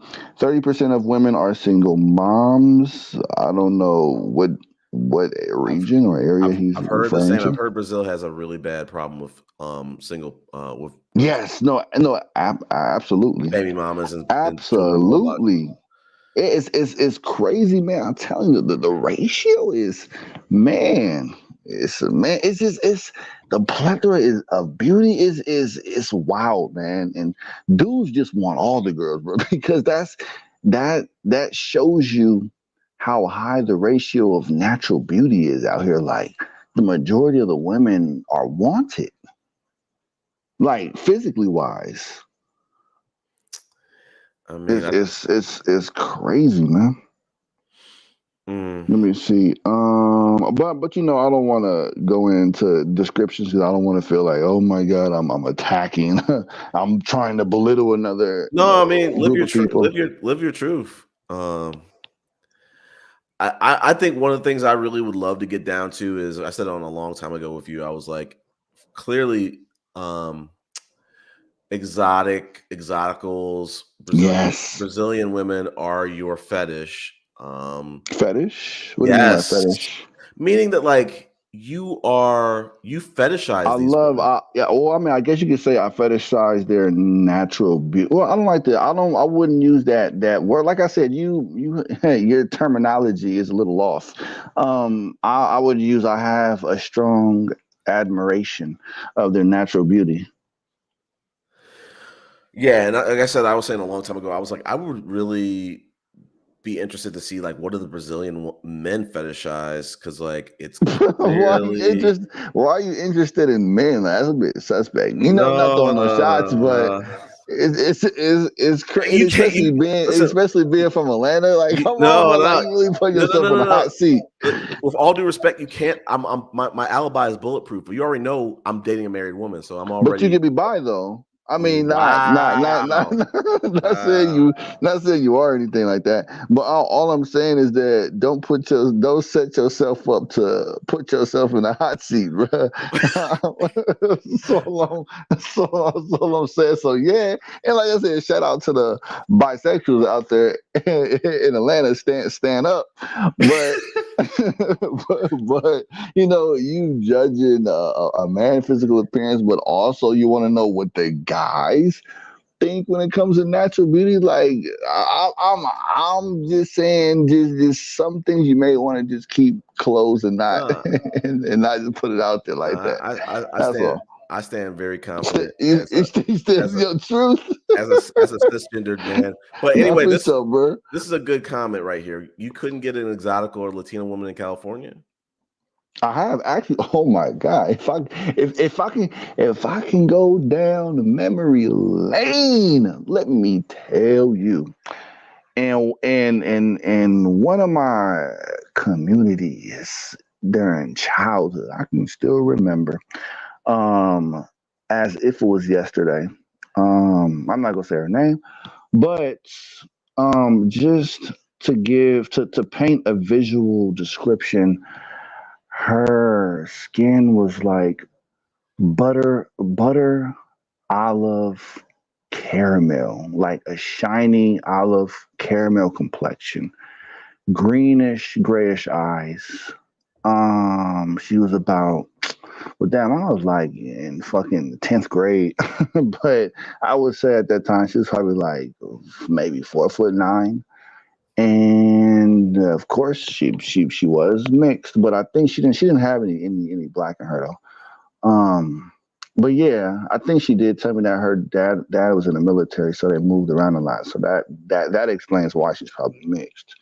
But yeah, so as far as exoticals, I mean, goddamn, I mean, I have a photo album I actually have a photo album of my childhood, and unfortunately, all of my interactions, I would say, would be with mixed girls. But you can't blame me because I'm from California, specifically Northern California.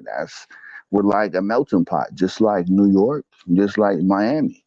But yeah, multiracials ran very high in our area, so it wasn't like, man, I mean, they black women. They were an option also.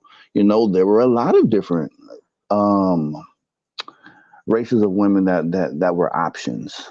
They were on the board. So have I dated exoticals in California? Absolutely.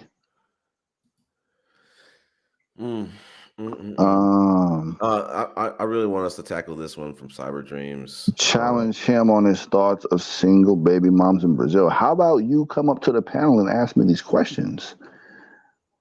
I mean, wouldn't it be easier to actually just use your voice rather than to write? I mean, isn't it faster to speak rather than type?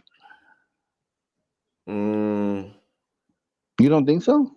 No, because you don't have to get involved in the conversation. That wasn't my question. You see, Chris, this is why I say you have selective hearing. No, you just deflect from simple questions. Your question was regardless of the question you were What was saying. my question verbatim? Go ahead. Let's focus on the question. Wow. You're pivoting. You're pivoting. There we go. You're doing another. There we go. Okay, yeah, let's go to his question. You're doing another BA squidding. Challenge him on his thoughts of single baby mothers in Brazil. Well, what is there to challenge? They exist here. What is there to challenge me on?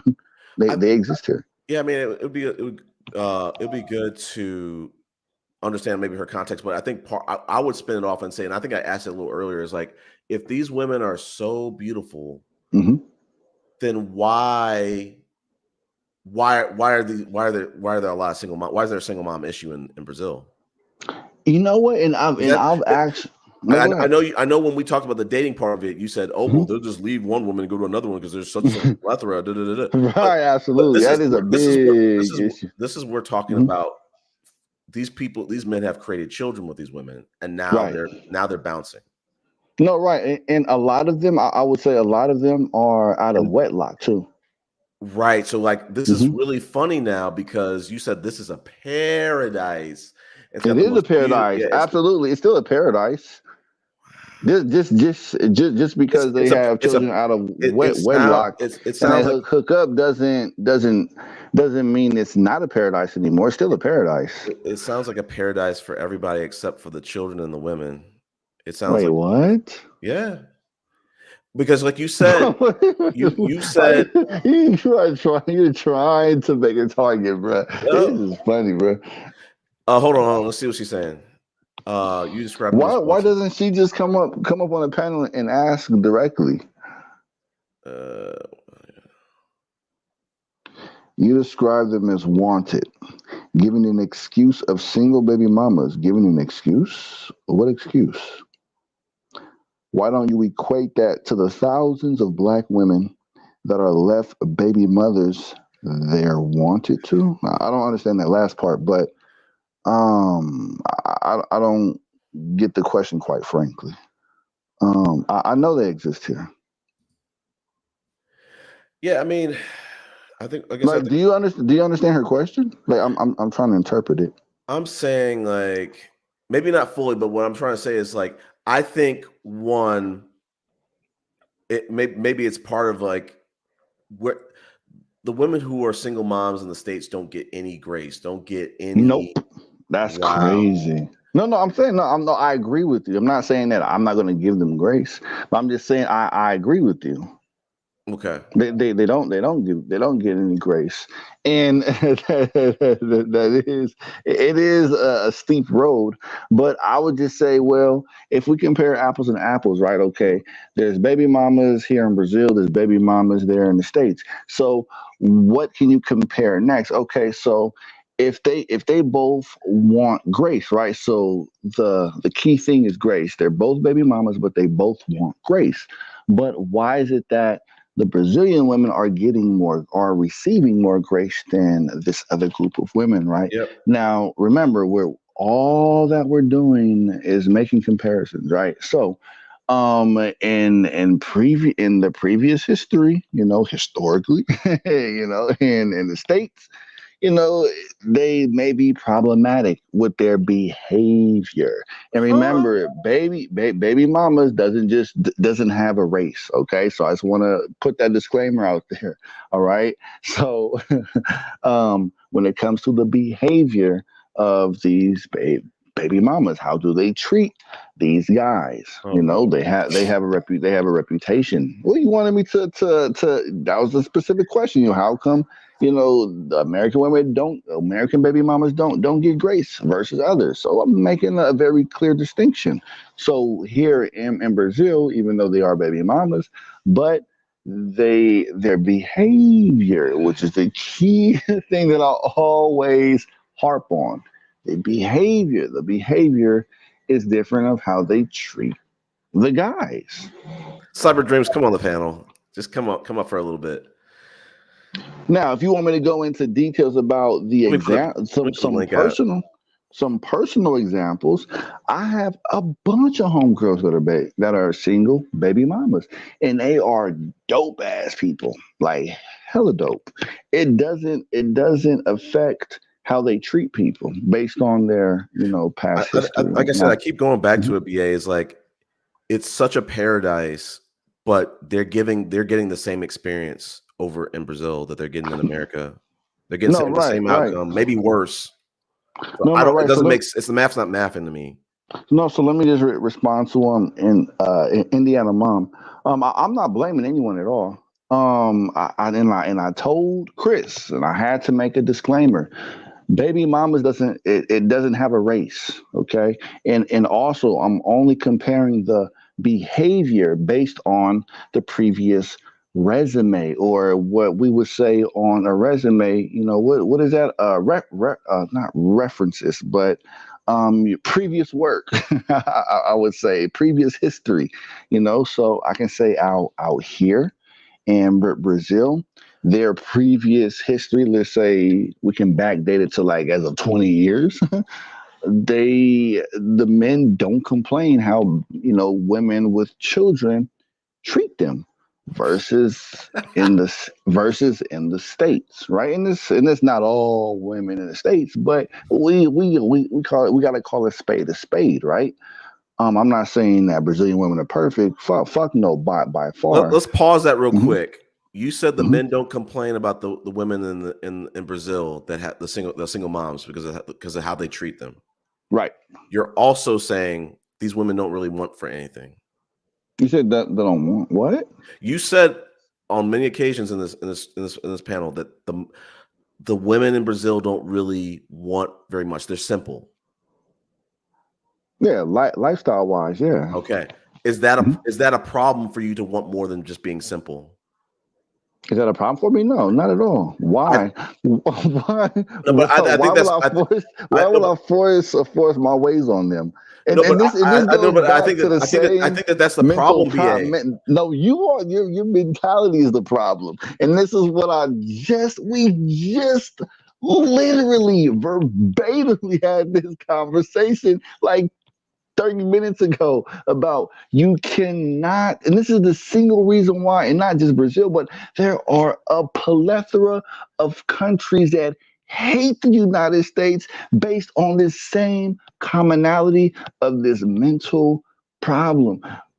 Americans feel that in general that we are the superhero to save all countries, and it's our way or the highway. Like, bruh, you Christopher, you have to get out of this bubble, bruh. Like, if I can't influence you on a genuine level, bruh, then I would just say never leave the States, bruh. Because when you go to a different country and with that mentality, you're really stepping on their toes. That is a clear sign of disrespect. That's just like, okay, I'm from California.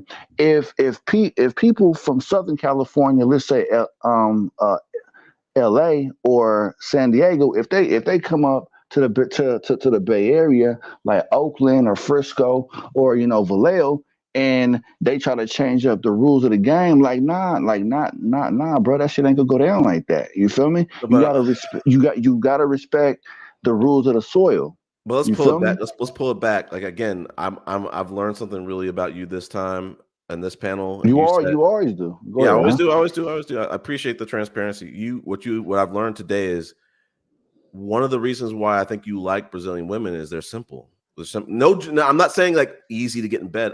That's a whole Right. other conversation. They don't But overly complicate things. That's what I mean by okay. simplicity. So going back to Cyber Dream's question, Mhm.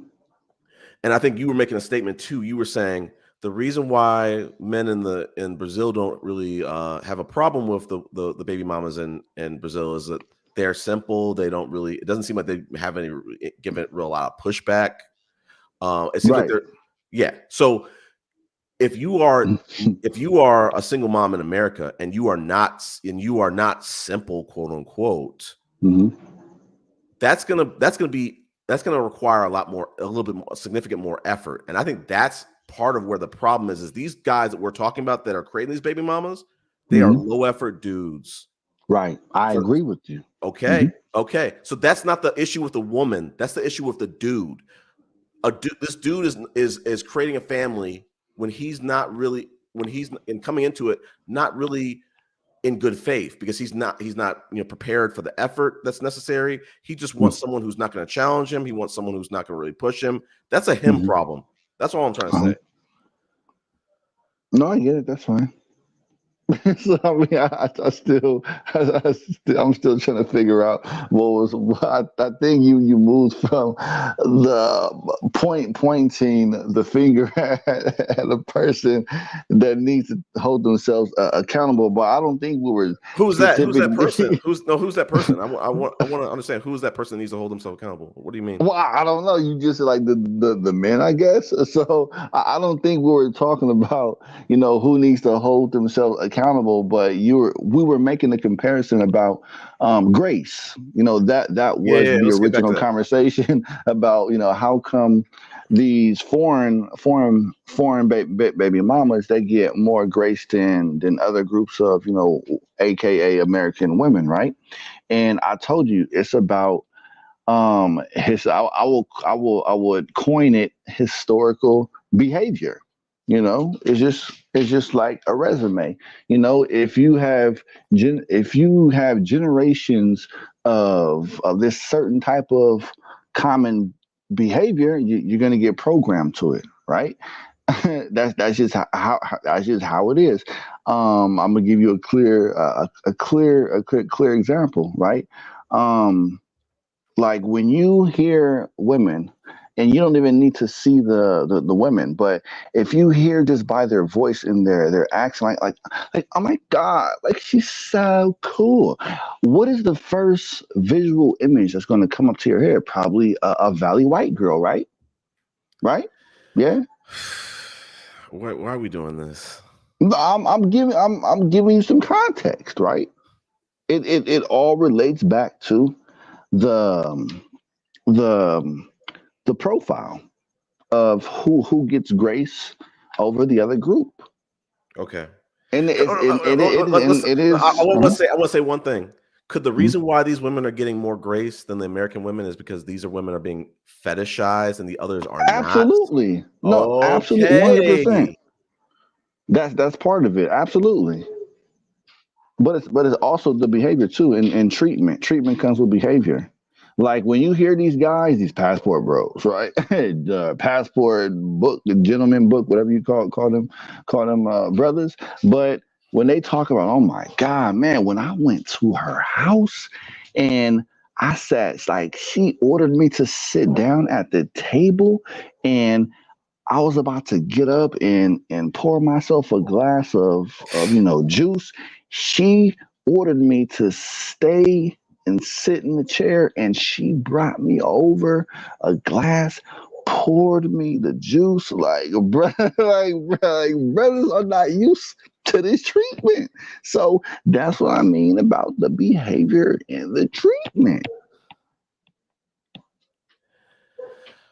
I know. Do you understand? Astounding, right? I was just like taken aback by this statement. But BA, do you understand that is bare bones treatment of a woman who? Oh God, geez, I'm not gonna have this combo with you, bro. We not gonna do this, bro. Now I know that the blue book gentlemen or passport bros guys, y'all go over the top with it, where it's like you guys don't want to sit down without having a bib put on and your table set. You can't even go up and crack a soda. Now that's it, that y'all are taking it to the extreme. But I'm just saying, like, oh, here we go from another post. Let's look at some of these comments. These dudes want mother. Wow, this is facts. This is a facts. Nice post, Andrew. Now you know what? No. Honestly, facts. No. He's actually right to or her, him, her to a degree, and I'll co-sign that for him because my girl, she's very nurturing. I mean, extremely. Ain't that right? She's laughing. It's very nurturing. Where I feel like I'm a little low boy.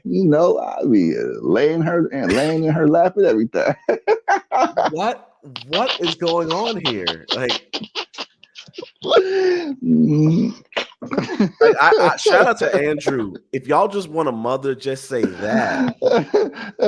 No, so I was going to go into detail about that, right? So okay, so like it's very normal. It's part of the culture for the most part. Where I'm at, I don't know in other parts or regions of Brazil, but where I'm located, they were the women. Okay, in the context of the women were raised to be very nurturing with these motherly skills, and like I said, like I have to keep pointing this out to you, Chris, that Brazil in general is extremely family oriented.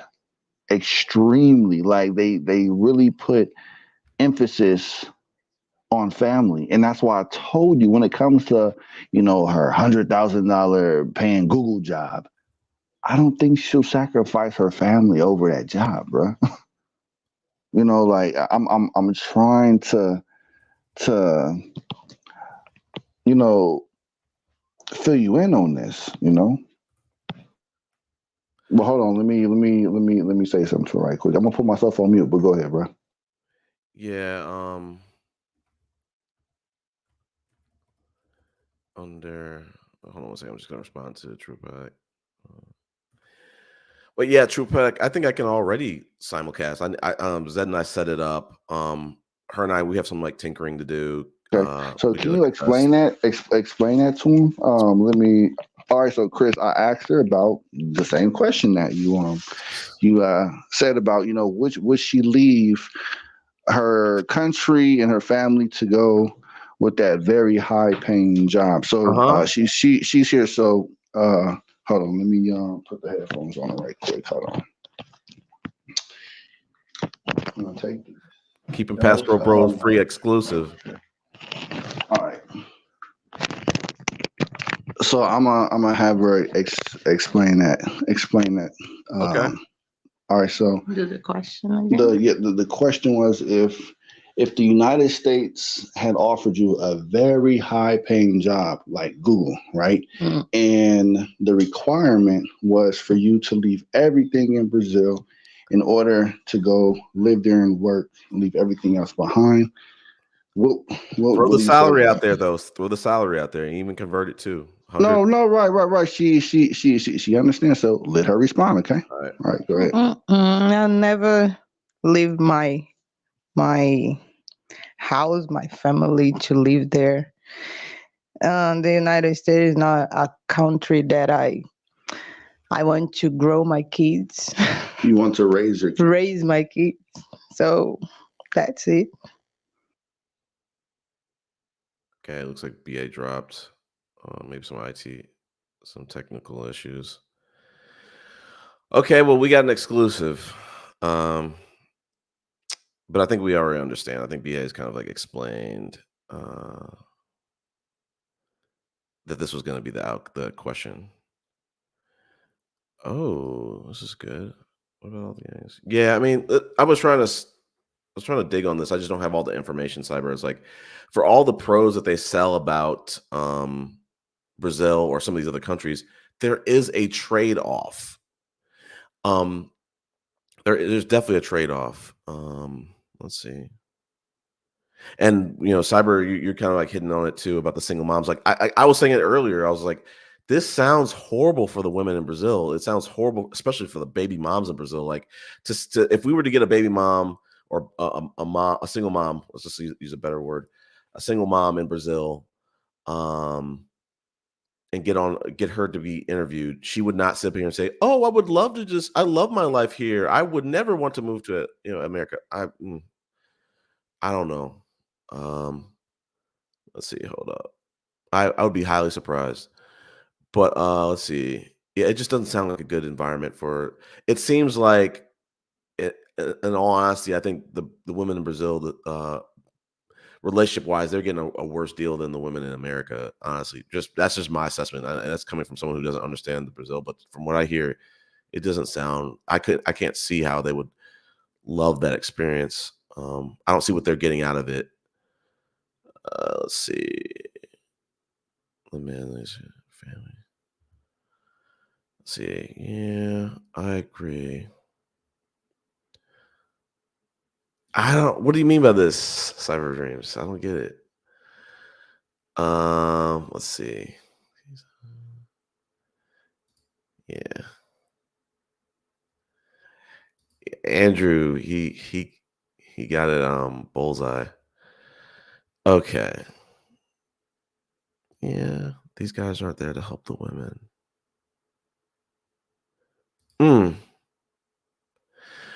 I gotta watch the movie. I don't know, but it seems like we lost BA. I mean, listen, y'all nailed it right on the head of like the circular talk. It's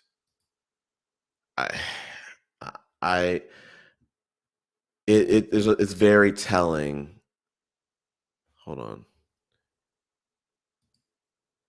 Okay, BA says he's coming back. He gives those women accolades of motherhood. So is. Oof, that's brutal. I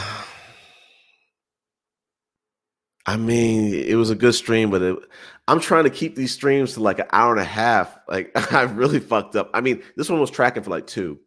I was really trying to end it. But I guess maybe every once in a while I might go a little long in the tooth. But the good thing about it is I didn't use all the content I wanted to share. That's good. I can use it for another one. But like I said, I really loved how last stream was like an hour and a half and I was out. So okay. did you hold on? So did you hear what she said before I got cut off? Yeah, I mean, I heard it. I was saying like it was exactly how you described it would be, but yeah, I mean, I heard it. Exactly. So I mean, and that's just from her. Like I said, when I even speak to her, I try to just have logical conversations, but also give some perspectives too. And I know our country is great, but as I would just say, a person that taps in and tries to see things from a different light in one's culture, they make me wake up to reality. Like, hello, we got the same shit that y'all got there. Maybe not exactly the same, but it's similar. Like my first time here in Brazil, when I got to her house, I'm like, holy shit, y'all got a blender out? Y'all got blenders out here in Brazil? Holy shit. And she was like, hello, Negro. Yes, we have blenders. We like, what the hell do you think this was? Like caveman days? So yeah, I got a wake up call, bruh.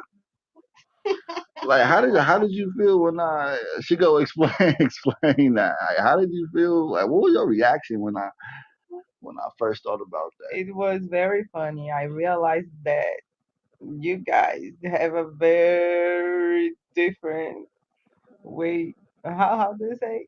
A different way to think about us. You think we are just a bunch of indigenous people naked walking through the forest and shit. Sounds about right. Nah, go ahead, bro. So I wanted to ask her, has she ever lived in another country? No, she hasn't. Okay, I was curious. Yeah. No, so now going back to comparing the cultural differences, right? So I was talking to We her have about another question. Keep them light though. No personal questions. Okay. Fair enough. So you don't have to answer it. Okay. No, she doesn't have children yet. Yeah, she's yeah, it's tough being a kind of a public figure, BA. People start to kind of they do want to know what's going on in your life. Like people people know Yeah, about they the want to married. be nosy. No, it doesn't have to be nosy. Like people want to know about the married woman. She's not married. She's going through a divorce, but all that kind of stuff. Right, just like you currently dating a married woman, but she got a She's going through a divorce. situation. She's a quote unquote married woman. She's not married. She's getting a Oh divorce. God, Jesus Christ! So he's dating a married woman, but she's in the process of getting a divorce, but she's technically still married. Separated, living her best Whatever, life. bro. However you want to word it, bro. Christopher, she's married, bro. Uh-oh. We gotta call a spade, man. But anyway. What was I gonna say? Yeah, I appreciate the transparency. I just I'm happy that BA is happy. That's fine. I think Right. everybody on this panel wants BA to be happy. Right. And I just don't I do try to be very very unbiased, and I try to stay away from degrading one group of people while I put another group on top. Like those are never my intentions, and if I'm giving grace to a group of people, I'm gonna just try to stick to that without talking about another group of people. But we have to be fair too. If someone wants me to make comparisons, I gotta keep it. I gotta keep it a buck. You feel me? Mm-hmm. Is that not fair? Like I would say on my end, I would just say it's common for the Brazilian woman to cook or make lunch or a three course meal, a 3 course daily meal for the guy. That's a cultural thing. Is that fair to say? Okay, so let's I want to circle back to something I asked you like earlier this year. Have Go you ahead. It's now almost the end of 2024. Mhm. How long have you been dating your fiance? For a few years, and the paperwork is a process. That's So right. have you cooked a meal for your fiance ever? Yeah, I tried. Okay, so that's changed because like the last time we talked, like first quarter this year, you said no, I haven't even cooked a breakfast, I haven't even cooked eggs, I haven't cooked toast. We don't cook breakfast. We have a very traditional way of eating out here in Brazil, and And that's you were saying coffee no, you were and saying I've bread. never cooked for her because she just loves cooking. Woo! Holla! Absolutely, baby. Absolutely. And that's another good thing. And I'm not gonna include any other groups, but that's the joy of the culture also. Like the people, they love doing things because they enjoy it. And I appreciate that. Okay. So have you ever made her plate? What's up? Have you ever made her Have I ever plate? made it a plate? Yeah. Of course. I told you, yeah, bro. Okay. Have you made that married woman a plate? She hasn't come over, but if she ever comes over, because I haven't been to her place, she hasn't been to mine. But if she ever does, listen, that's one of my favorite things. I will cook a nice little spread. I'm a people pleaser. You already know I want to do that. Right.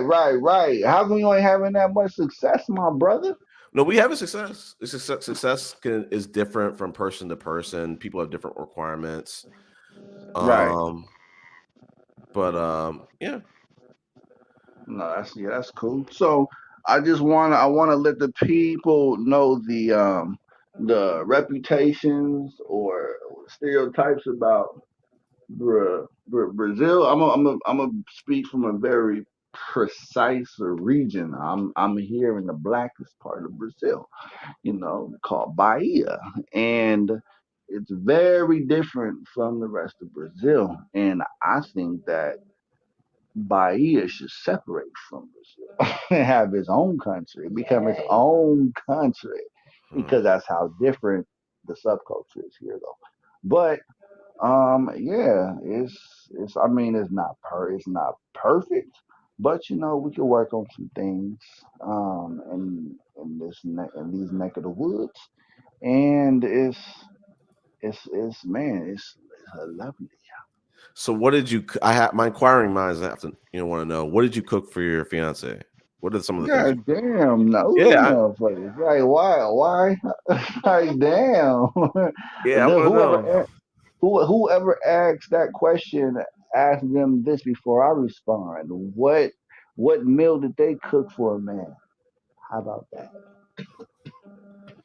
You can't answer the question.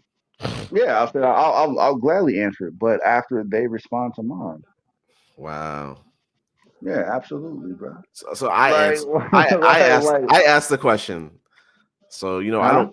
I said I asked the question. That from it came from me. No, you said someone asked. I was being disingenuous. Word. It's just to be funny. I'm just saying, like, so what have you cooked? Damn. A few different things. You got made like, oh, The tacos, last, baby. yeah, the last thing was tacos with chicken. Oh yeah. Okay. Oh yeah. All right. Fair Yeah. enough.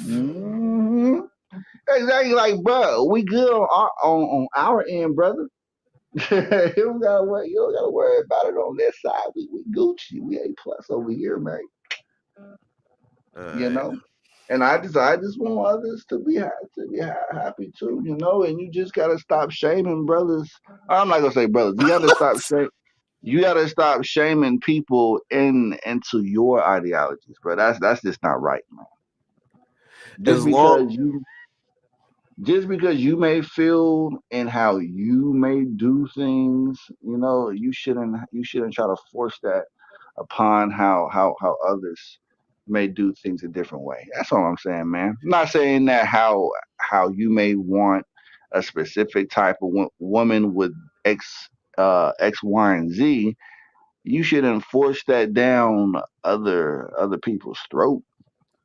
That's all I'm saying, listen, man. they can go over this. They can go wherever they want to. They can go to Mars. They can get on a SpaceX, a rocket and go to Mars, and they can find women over there. But just don't put down Western women. There's nothing wrong. We've addressed in the Oh my stream. God, Yeah, we're gonna go Jesus back. Christ! Like that conversation is Yeah, obsolete, bruh. it's not That obsolete. shit, that shit was like so 20 years ago, bro. It Like wasn't. why It you wasn't.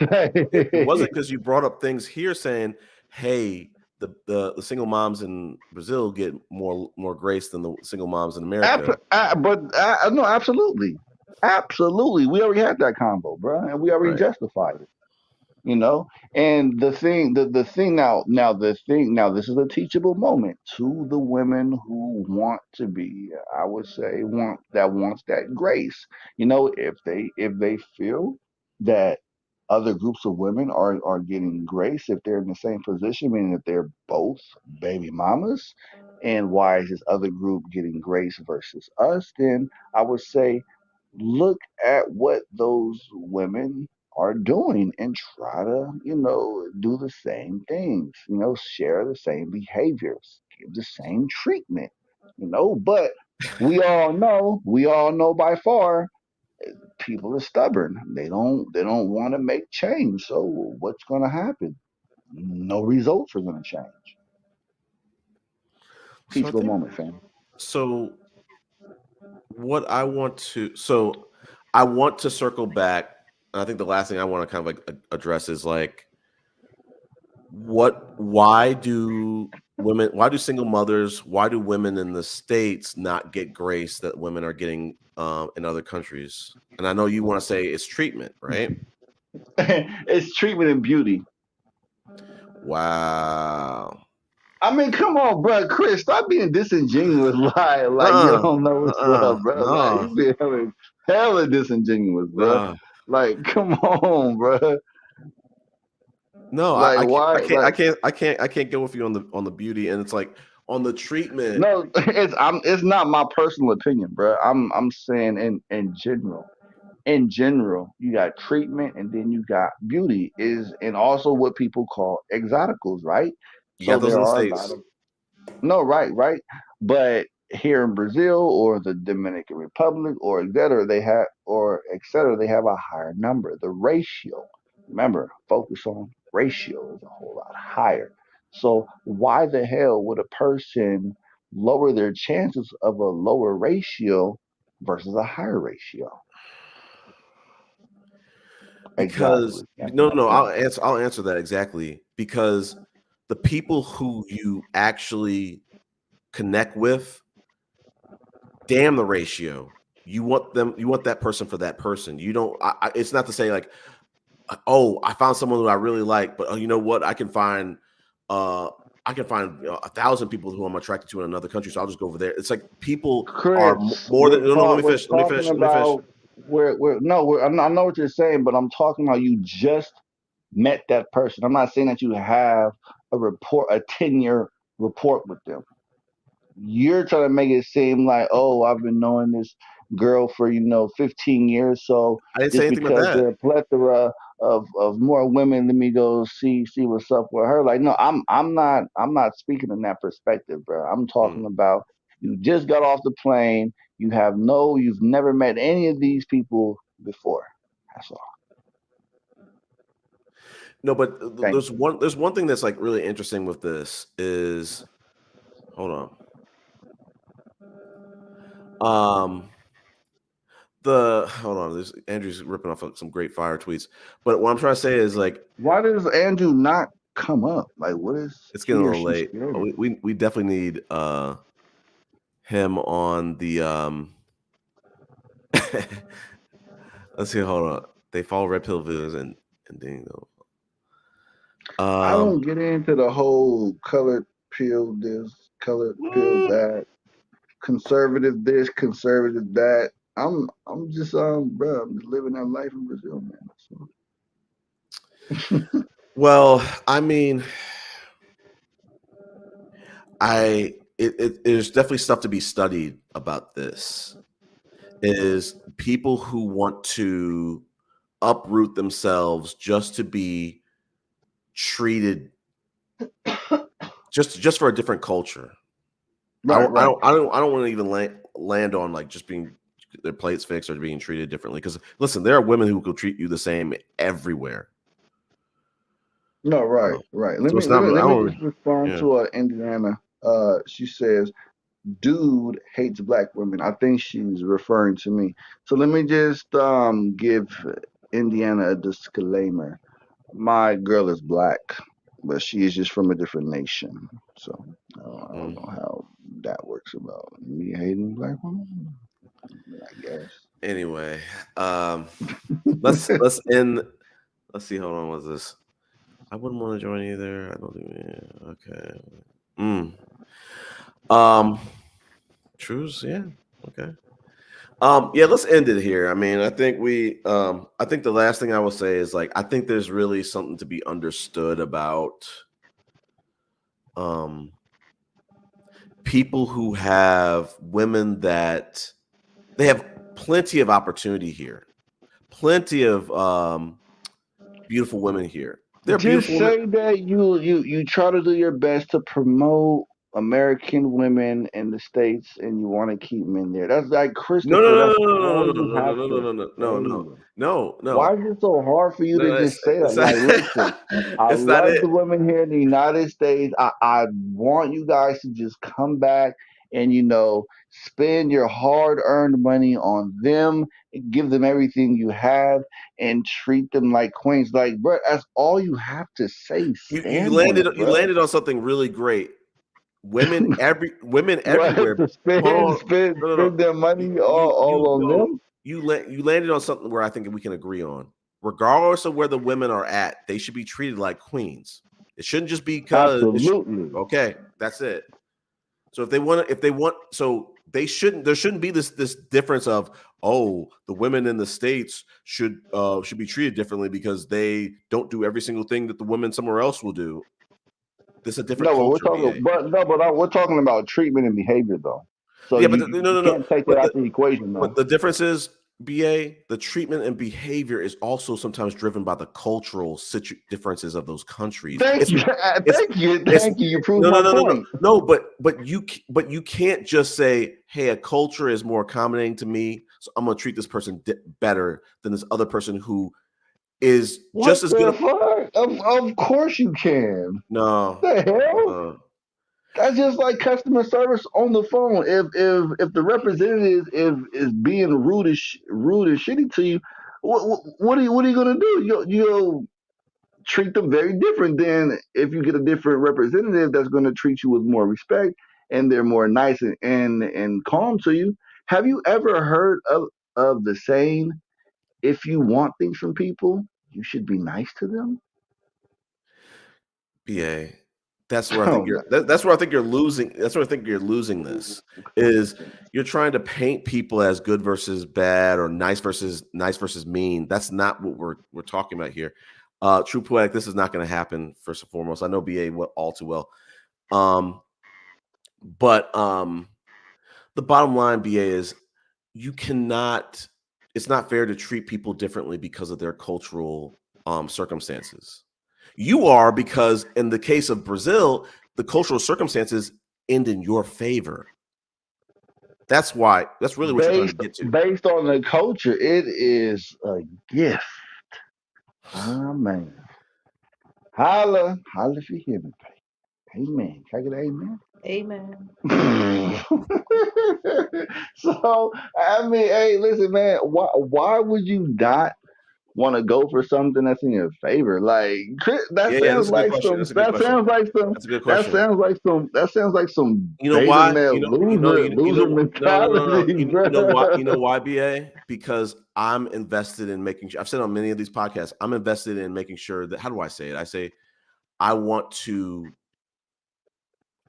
women to get an equitable experience. It's not just all about me. That's the difference between me and you. Is like, I would feel awkward when I was married to a Southern Belle. By the way, I felt awkward taking advantage What's a of. Southern Belle?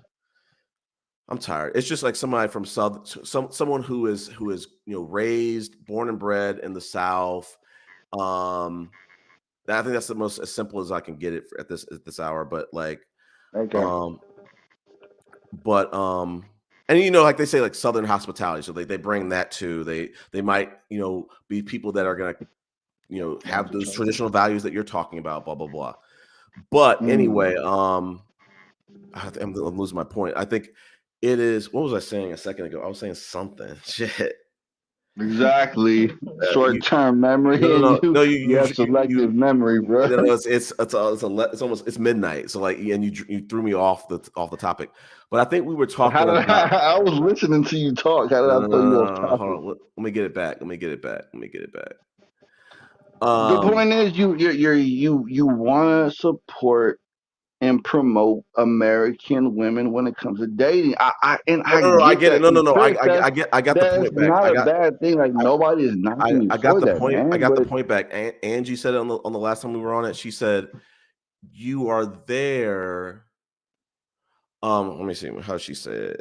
But I'll go before I can remember that. I'll go back to my previous point. I was saying something about I want women, regardless of where they're at, to have an equitable experience. I would not feel comfortable with being in a place where women are bending over backwards for the man, and I'm just the only one benefiting. Some people are going to be okay with that. Bending over backwards, like what do you mean? Bending over backwards, like when you speak about these women, you sound extremely divisive. And in regards to in regards to Indiana mom, how can you give these words to Chris about being empathetic when the way he speaks about non-American women is extremely divisive? No, they are great women. No, I said verbatimly, like you would say, I love I want women everywhere to have an equitable experience, but I don't. We all do. No, you don't. No. That's not a fair statement. That's not fair. That's not fair. That's not true. That's not true. We all do. That's not true, BA. There are some people that only like the circumstances that women are in. I.e., the red pillars. They don't really love women to have an equitable experience. They want women to have a experience. What do you mean about an equitable experience? I'm saying, one of the reasons why you say a lot of men like Brazil is because women, how do we say it? They are. Be careful, nigga. I'm trying. I'm trying to use all of my emotional intelligence. You know what? I'll back up. You know what? I'm not going to back off it. You Right. you like a lot of the men like Brazil because it is a Got culture. hot and friendly ass women. We know it's no big secret. Okay. And you said what were those two words? Hot and what? Friendly? Hot and friendly ass women. And they got that everywhere in the world. Okay. Oh God, Jesus Christ, I'm not, man! yeah, and I hear so you, so I'm man. saying I'm not trying to keep guys in America. I'm saying give women an equitable experience. You should not. What do you mean by equitable? Like, give us an I'm saying example. I'm saying that if they are, how do I say this? You can't even Because describe I what have to you're no, trying to say, man. I can't. I just have to walk on ice. That's the issue. What I'm trying to say is that Be careful, don't offend them, nigga. yeah. What I'm trying to say is let's talk about America. A lot of guys, what we're learning on these podcasts is there's no issue really with the woman. The issue is with the effort of the guy and the fact that they want things on their terms. And I think that that's maybe one of the reasons why they like some of these other countries is they're getting things more on their terms versus what they're getting in America. And the getting on their terms. What's wrong with that? Do jobs and companies not do that? What do you mean? Oh God damn! Can't even use the Jobs, analogy.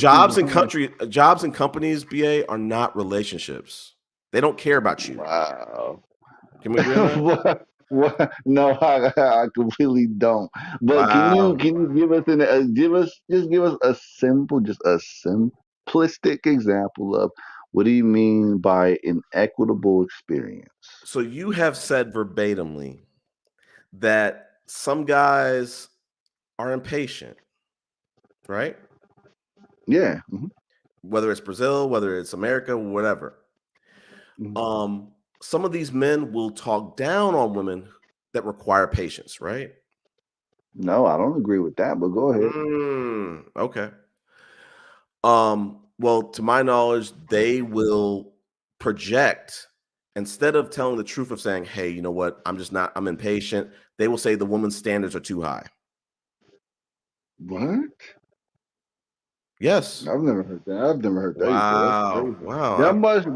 That must be an American thing. Maybe it is. Like I said, I really kind of have to when we have conversations, I kind of have to train myself to be in this American bubble with you because your experiences are very limited, outside of that bubble. And I'm not trying to disrespect or anything like that. I got This it. is just just common sense. Yeah, I know, and that's why I said I'm not gonna, be a little too harsh on him. He's still in his diapers a bit, so I can't give him too much heart. But yeah, so I've never heard that before. But again, I keep saying chemistry vibes. Well, here's the best way to make it clear, BA. You said that some women in other countries that are more friendly, those women are simpler. They like a simple life, right? Right. What's wrong with that? I'm not saying anything's wrong with that. Now I'm gonna flip. I'm gonna flip it. I'm gonna flip it, BA. So women who want the opposite of a simple life. A lot of men have a problem. A lot of men have a problem with that. Well, how is that affecting the lives of those women who want those kinds of lives? It's a good question. Because exactly. No, it's not exactly, because we haven't gotten to the answer yet. The answer is just like Andrew is saying, there's a lot of misogynistic hate content pushed when the answer really could be, hey, I want a simple life. But these women want, no, let me finish. The narrative should be, instead of, hey, these women's standards are too high, it should be, I, as a certain type of guy who's a low effort guy, not meaning me, wants a simple life, wants a woman who wants a simple life, and these women do not want a simple life. That's really what the narrative should be. The narrative should be: these guys are low effort, and these guys want women who want a simple life, but the women do not want a simple life. That's all it is. Okay, so based on your logic and what you said, so that means that women that want a simple life, also by your logic, means that they're low effort. By your logic of what you just said, right? That's a good question. Hey, that's good. That's a good question. Give me a second. Give me a second. Give you a second. Nigga, it's logical based off what you just said. You said guys that want simple lives, they don't. I'd say what I'm gonna say is I'm gonna give you a Chris answer. Yes and no. Oh man, this is. Oh wow, we got someone lurking. We know who the Wow. this is. No. Let me just respond to America Talk Live. My question to you is that why would it matter if I grew up with a father or not? Like, what is your question? It's just a question. It's just a question. Can you answer that? Or is it, you don't have to answer it if you don't want to. Okay, I won't. If you can't answer my question, then I'm not going to respond to that. Okay, we gotta respect that. So I'm gonna give you the Chris answer of, is simple a bad? I forget what you said. Was simple a bad thing or something like that, or what's wrong with a woman? People who want a simple life. It's not a flat yes or no. It's both. It is. There's a part of simple BA where, hey, sometimes they'll characterize people in the South, and it's not fair for everyone to get that label of, oh, well, they're just simple people. But there's one thing of just they're used to a slower life. Like St. Louis, I'm from St. Louis. It's a slower city. It's not as popping as Atlanta. People are probably used to their expectations are probably different from St. Louis to Atlanta. But for people to just say, yeah, go ahead. Can I ask you a question? Yeah, go for it. If my girl just looks at her life as wanting a head massage, would you say that's low effort? Everybody wants a head massage. No, I'm asking. I think you get the question is trash. I think the question is trash. I'm asking you because to me that's very simple, right? It's low effort. To give a massage is very low effort, right? And that's part of being simple, right? Simple life. So if all she wanted from me was a head massage, would you criticize that? No, that's a trash question. You didn't answer the question. I said no. It's a trash question. I said no, so you wouldn't criticize it. No, like who? No, like if you want a head massage, everybody wants that. So by that definition, that means that everybody is low effort in simple life. No, what you're doing is you're conflating things. Okay, so my girl has a question. A head massage is simply a spa procedure, and we're talking about a whole life. God, we're not getting technical about it. Like, bro, we don't have to do that, bro. It's not that serious.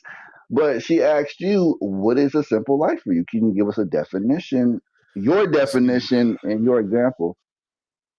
And don't say that's a good question because you are defining and you're using these terms. So she asked you a very direct question. I would say a simple life, BA, to me is being able to perceive opportunities to have more that are not going to compromise you, that are just flat out great opportunities, and saying no.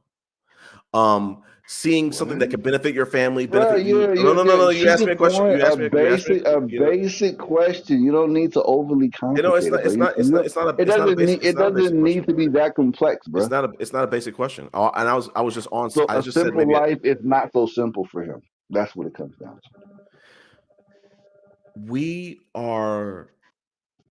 Life is not simple. Life is not simple. Oh God! No. I think I can answer. He's not talking about life. He just asked you, what is your definition? What is your example of a simple life to you, to Christopher? To me, okay, just for me. Middle of the Exactly. road. You don't have Hold an on. answer, bro.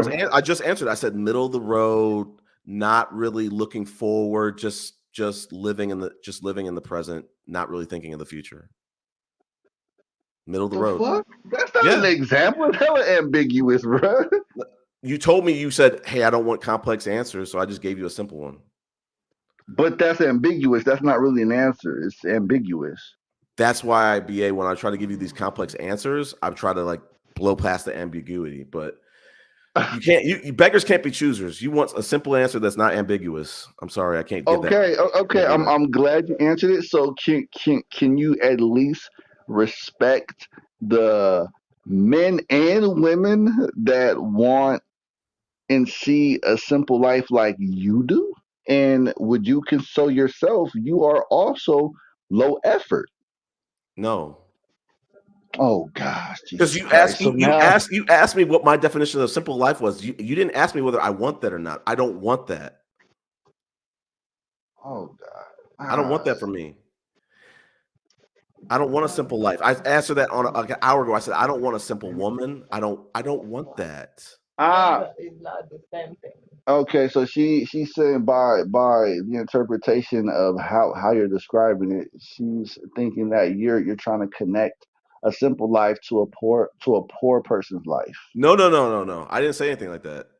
Well, There you are need to better articulate yourself and construct. no. There are, like I said, people from the country, people from different cities can make a lot of money and still be simple. Could just want a simple life. With that, you can live a simple life at different little cost points or whatever. It's a way of thinking. Like my dad, a doctor, but he never really wanted a gaudy life. He just is a very simple person. He just wants to provide everything. He wants to provide all and give all those resources to his kids and his wife. Right. He never So really would you wanted anything for consider? So himself. would you consider him low effort? Your father? No, I didn't say that. Like simple life. That's what I'm trying to get you to. BA Oh, is low effort doesn't mean simple life doesn't mean low effort, but the combination of but that's what you said earlier, though. no. What I'm trying to say is, and I'm going to end it on this: the combination of low effort and simple life. That's not good. That's not what I want. Okay, good for you. I applaud you. That's what Christopher wants, and nobody is taking that away from you. That's completely fine. Okay, so again, I'll just tell you for future reference as a suggestion. Don't just try to shove that down other people's throat I'm if they not. may see things differently. I'm not. That's I all. think let's be clear here. We've said on these podcasts we want people to be happy no matter where they're at, but I've said equitable. Equitable should be everywhere. Right. If you are with someone, BA, and they are, hey, I'm gonna, it should be a 50-50 relationship, but I'm gonna pour 90%, and then I only need 10 for you. That's not equitable, and that's not, even if you were to go to a place that was the women just did that for you. That's not equitable. That's all I'm trying to say. So as long as let's take you out of it, as long as people are finding love everywhere and it's an equitable situation, I'm 2 thumbs up. But if it's not, So why is that not? So why is that not the situation in Atlanta? it is. I've told you I'm seeking as a people pleaser to give an equitable experience. I'm not looking to give 90% to someone's 10, and I'm not expecting 90% for someone else to my 10. Right. So are you giving that same equitable situation to the married woman that you're seeing? Hell yeah! I just told you, like, I'm going on a date this weekend. We're going to do an activity plus a burger date. She loves burgers. I was talking to her today about Congratulations, my brother. I was talking about her birthday coming up later this month, and I said, "What do you want?" And hey, here's some ideas. Yeah, That's what's up. Oh God, who said that? Jesus Christ! I hope you end this. let's see. No, hey, I'm proud of you. I salute you, and I'm glad you are happy in that situation, my brother. But Just don't. I mean, I think brothers don't The word really. of the day is equitable. That's it. Right. If That's fine. if the woman wanted to move to the States for the job of a lifetime, you should support her in that. Right. Absolutely. I got a bunch of homegirls that would love to do that. I give them 2 thumbs up. All right. Well, I think we've reached the we could either end it now. I think we should just end it now. I was gonna say either end it now or 8 more minutes, so this thing would be a 7 more minutes, and this thing would be a smooth 5 hours. You should do it at 8 more minutes so I can talk my schmack to the chat. Wow.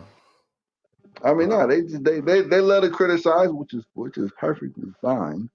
And I don't know the whole deal on shout out to America Talk Live or not. Like sometimes I feel like he straggles the fence a bit, like which side he want to be on. Right? I'm just keeping it 100. Like I don't know if he want to be like a discreet third person perspective passport bro, or if he wants to be on Team America side, but I like to live in a red light district, but I don't do that activity.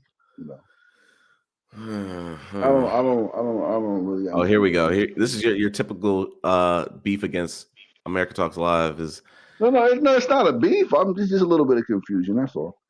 Like I said, it's just like when maybe I interpret completely wrong, but I don't know if he's if he wants to be a team discreet passport bros, or he wants to be team you know um you know Team America.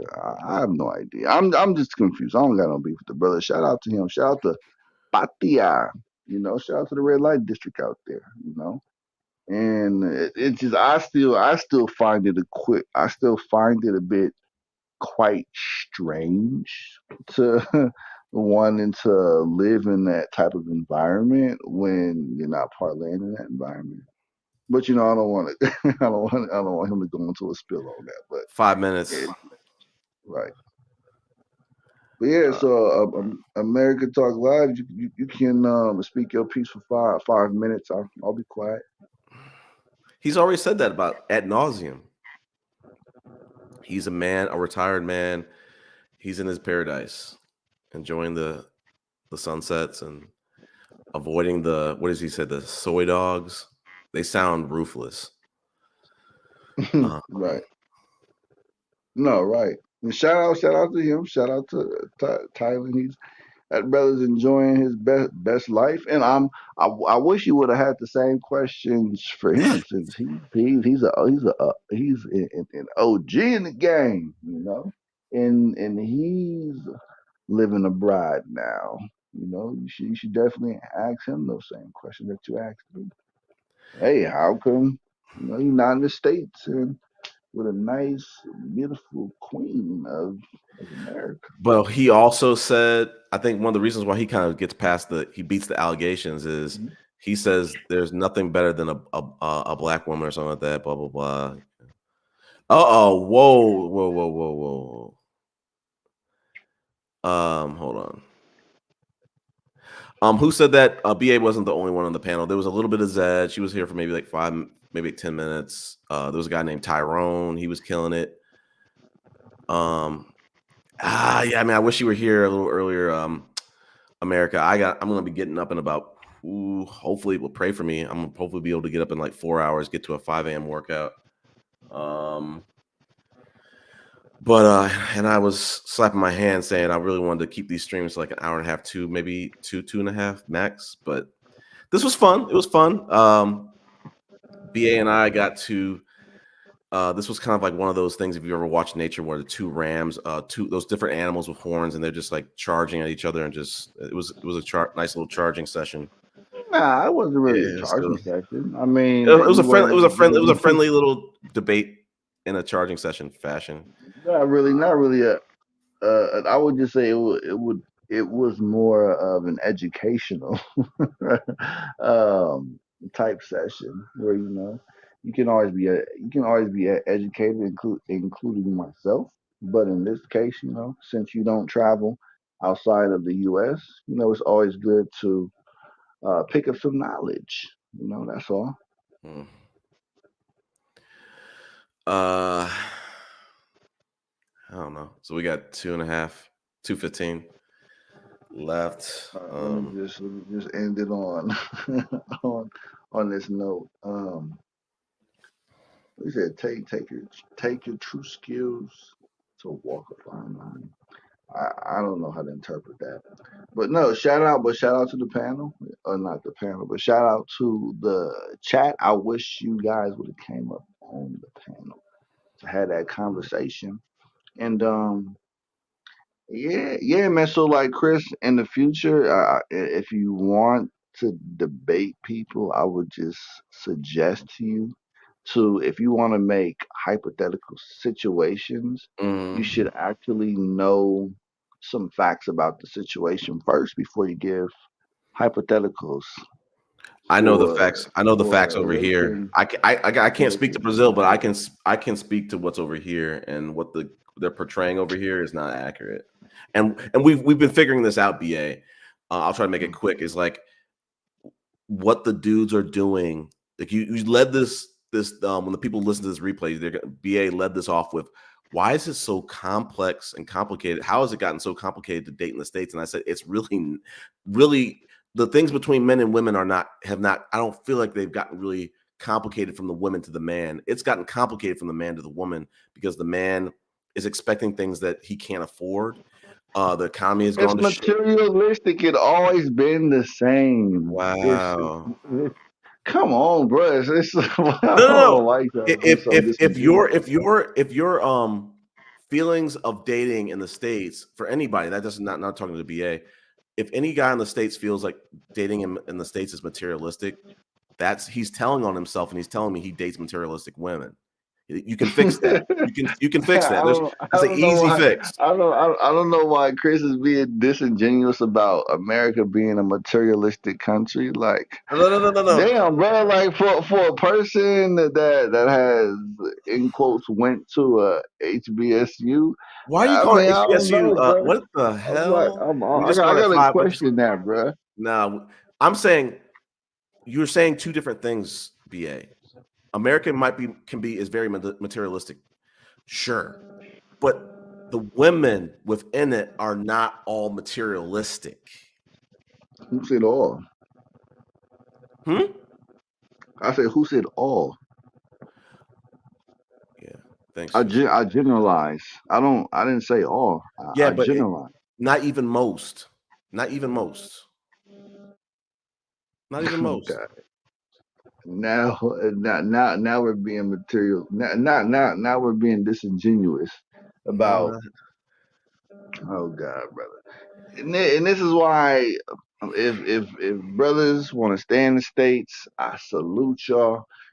Just don't bring that mentality to different cultures, because you will get a wake up call, and you could just learn some things, and include myself. I learn something new every day. But yeah, I just wish that more people would travel sometimes and just observe other cultures, and including Chris too, man. I mean, hey, you may have more dating options. People like the nerds. People like the non Facts. entertain. Right. But but they have to be entertaining though, and you can't be serious. Not even really. Let's break that out there. No, if you want to be, as I've said I think I've said on a podcast with you. I said, if you are a black man in any city with a predominant black following, you are marriage minded, you want to have a family, and you are over 30, they're going to work with you. Like, people, you are going to be sought after, especially if you're making some decent money. So no, you do not have to be entertaining. But that's a good one. That's a good one. I never thought about that one. I've always said, hey, if I was throwing So you're boxes, saying that a woman would rather want money, and what else did you say? I'll say this. I'll make it simple. If you are a nerd and you are anti-manosphere, and not entertaining and fun. You good. You good. And not entertaining and fun. There are women who are not entertaining and not fun too. And that's why you just hook up with them. Wow. Wow. No, I can't go for that. No. We are too old for that. Hold on, wait a minute. Let me ask her a question. Hold that thought. If in general, do women stay with extremely boring and not entertaining men? No. You said no for sure, bro. Like that's a good statement though, because like I never thought about that one. If I strip myself down, as long as the guy has money and what else did you say? You said money and what else? I said as long as the guy wanted to be committed, he was faithful, he was. Oh, you come on, bro. Yeah, other shit. Yeah. So, but you said the main things that you had. If he had money, what else? I said as long as he was faithful, he wanted to. He was marriage oriented, marriage minded, family minded, right, faithful, right, makes good money, right, bam. Right, and still extremely boring, and she's bored of him. A lot of those guys get cheated on. Sorry. That's Who said that? He's BA's talking to his fiance in the background. Right. No, so she said that you have a mindset of you have a capitalistic mindset, which is the stereotypical, materialistic. No, but let's just be very clear about this. What we described is actually my dad. My dad, extremely hardworking guy. He's gonna outwork everybody. Right. Extremely accomplished guy. Not very social. He makes dad jokes. Dad, he's never gonna listen to this podcast, but his jokes are corny as hell. But what he paired with was as an introvert, he paired with an extroverted woman, who was like probably a perfect match. So yes, you will a guy who's introverted and can't tell jokes and is a little bit boring. She has a substitute for that though. She has I call it a filler. So if I'm pretty sure she has like a homeboy, respectfully that makes her laugh and that's very entertaining. So she can compensate with that. I think that's not a problem. What I'm trying to get to, BA, is some women see the forest from the trees and they say, this guy might not be the funniest. He might not have any sense of humor. He might be very corny.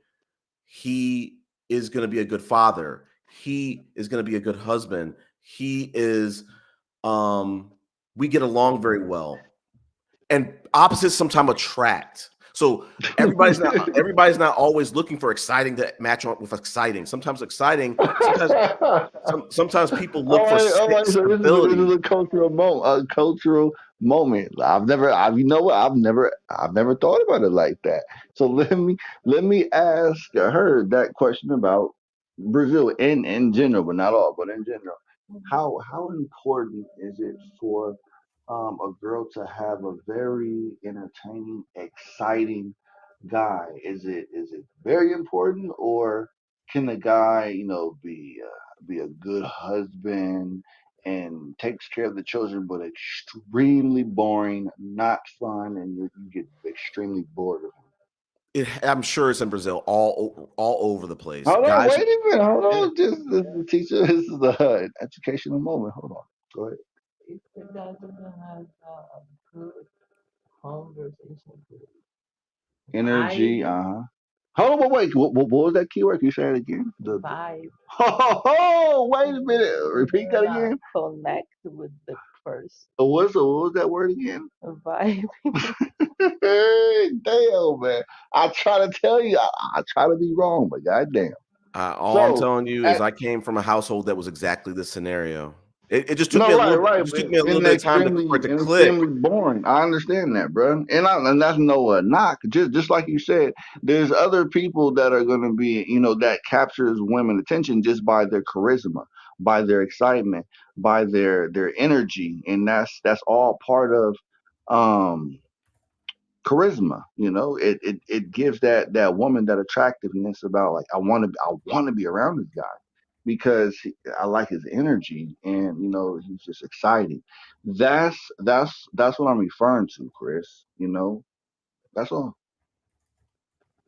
That's my point. She's uneducated. That's crazy. I mean, That's funny. I mean, but like it's all good. Like, and I understand. I know it sounds very great how you grew up, and I respect that.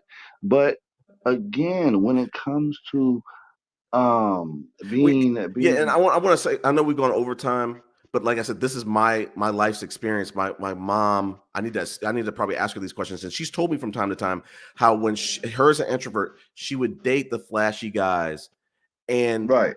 she she had to make a distinction and say at some point and say, um, these flashier guys, I forget how she would say it, but like she didn't see longevity with these guys. She saw that with Mm, my dad. My dad, like I said, they've been married probably like how long? Like at least 30, 40, at least 40 years. mm. Um, so you don't have to like that's the thing, BA, is like um sometimes exciting with exciting does not make a great match. Sometimes exciting needs to be with someone who is, introvert. Sometimes introvert has to be with extroverted. Right, Some right. sometimes boring has to be like my dad. My mom pledged, AKA my dad didn't pledge anything, but he pledged. Eventually, he pledged Boulay because probably was my mom because of my mom. He pledged another organization because of my mom. My mom. What was I gonna say?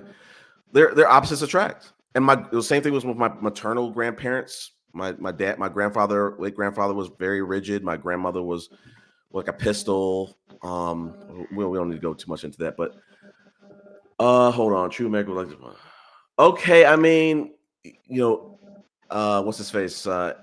Richard can definitely join the panel. Just I don't be born. Just try. I mean, I'm not gonna try to change who you are, Chris. And again, I'm not trying to knock you or throw any darts, but you are who you are in regards of your energy. You're very calm and very. I would just say very. I can't think of the word, but like for example, like me, I'm very. I don't know how the fuck would I describe myself. Can you describe me? Hmm? How would I just? I can't describe myself. Oh, you are a very nice guy. You are very funny and you have very intelligent All conversation. right, all right. So I think the key word she just said funny. Okay, so funny, and I would just say I'm high on life. I would say so. I'm not trying to disregard any of the other things that she said, but the key thing is I'm all most likely usually always I'm high off life, meaning that I'm always interacting with people with high positive energy. So that's what I mean about being exciting and things of that nature. Hey, maybe some women don't like that. They like Yeah, I a mean, more. at some point, I think people are making a business decision and they're saying, I want stability. I want a family. I want someone who's going to be a great husband or wife. Like a lot of these women that these guys are trying to chase, with all due respect, it's not going to be a great match for them. I mean, for a family. Um, so you have to make a business decision and figure out who's going to make the best spouse. No, Who, right, right. This is not a battle between being extremely boring, but the boring guy versus the guy who can provide something else to compensate of being boring. But I think the women in the chat are making extremely good points, and I want to salute them for that. Shout out to Taylor, shout out to um the yeah, other woman, because I think you highlighted one of her statements. She said that the key word, which I pointed out, she said chemistry. chemistry and vibes. I've been saying that throughout this whole conversation. And So shout out to her and shout out to Taylor. You know, she says that chemistry makes you excited about a person alone. So you have to remove excitement from Chris because Chris is no. I didn't say that. more. I didn't say that. I didn't say that. What I said No, is no, I'm saying you though, because you're more of a calm, let's talk things through type person. I need an extroverted woman, at least some extrovertedness. But what I'm saying is like I want a high effort woman because I want high effort, high performing children. I don't want just a middle of the road like, oh, whatever. No, I don't want my children to take a step back. I want them to take a step forward. And that's only going to happen if you have a high high effort, high woman that sets the bar high, in my opinion. The father does too, though, right? Oh, I'm gonna do that. You already know me. We got Richard. This is good. Hey, Richard. Salutations. Am I on? Yeah. Can you hear me? No, we can't hear you. Who said that with a bomb right here? I'm on like popcorn, BA. Shut up. I just came up here to get it, BA. Do it. And his bullshit. Sup, BA? What's good with you, brother? Man, shout out to the red light district in Patia, man. Salute. I haven't seen it in months. If you came to visit me, I didn't say you did see it. I'm just giving a shout out, man. Hold on, rude boy. Everybody, I want everybody to click the like button. I know I haven't asked at all, and I really want to thank everybody who joined the stream. Who said that? Taylor, Truth Poetic, Andrew, Tyrone, who left a little while ago. Let me see who else is in the chat. BA, Richard. Chris, I just wish you would engage us more. You and Zed. Oh, I mean, yeah, you're right. I mean, I've been slipping on that, but I was like, one of my things is like I want to put these lives on for like every other week because I'm like, I got to get my skills up a little bit. I got to live life a little bit. I want to make sure. You got to be more exciting, brother. Okay, wow. I have a life. I have, it's more than just showing up. It's more than just showing Chris, up. Yeah. When you're on these platforms doing live streaming, your life is ours. That's a fact. That's what I'm saying. So if my life is going to be yours for that time period, it is as a people pleaser and just as a content creator, like you want to make sure people are enjoying themselves. Like we had a long stream today, but it was entertaining. People enjoyed it. I'm happy that people enjoyed it. But I also want to elevate things too, and it takes kind of like bandwidth to be able to do that. But yeah, I mean, I need to, and it's like you're working a full-time job too. Like let's be clear about that. Not trying to make excuses, but it's listen, these people are firing off some great tweets. Hey Chris. Yeah, go ahead. Why don't you let BA host a panel one day? Nah, I'm good. I appreciate it. Nah, I'm all right. Hey, BA, what did you say, BA? You all right? You're not willing to do that? No, I'm not. Absolutely. I'll entertain it though. Hold on, rude boy. All the smack you get to talk up on this panel, and you're telling me you're not willing to give us a little time and host a panel? Come on, brother. Well, I'm giving you time right now. What's the difference? Well, but I mean, why don't you host a panel so we can do this weekly? I mean, listen, we missed this show. I think even Nakmeezy flashed through. Yeah, so we missed the show, and maybe you gotta put me on payroll. Hold on. See, I don't get paid a dime, BA. I do this for the love. I do this for the passion. And I salute you on that, but that's still not going to change my circumstances about I need to be put on payroll. But BA, you come up on the panels for free anyway. So I'm just saying, why don't you just host one so we can keep the panel going? I entertain it for free on my own time. That's different from hosting the panel. Know the difference. Well, maybe we can pick a day when you have free time and you can host a panel and then pass the mic. I'll host it and maybe we can get old crusty Rico up here and have Nakmeezy pop through. I mean, come on, y'all. How do we keep this thing going? Because this is a great conversation and a great panel. Yeah, I've been waiting for this, you know. So I'm just saying. Oh, no. What about it do you love? What about it do you love? There are so many things. It's a guilty pleasure, first and foremost. What about the women though? They should host a panel.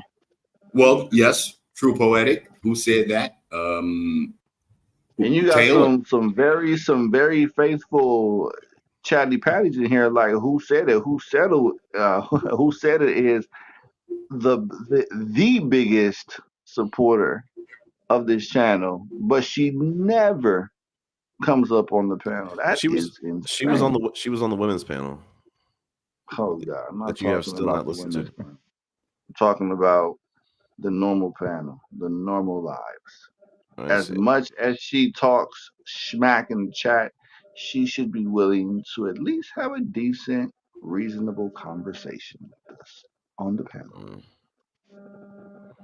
Well, maybe if we could keep the panel going long enough, and not today, but maybe in future panels, if it's consistent. That's the thing about this YouTube stuff. I know no one is here to make money off it in this particular group. We're just here to converse and share our thoughts and ideas. But maybe if it's more consistent, on a weekly basis at least, you can kind of build that audience out and also build out various hosts who can come on board. I mentioned this on a previous panel.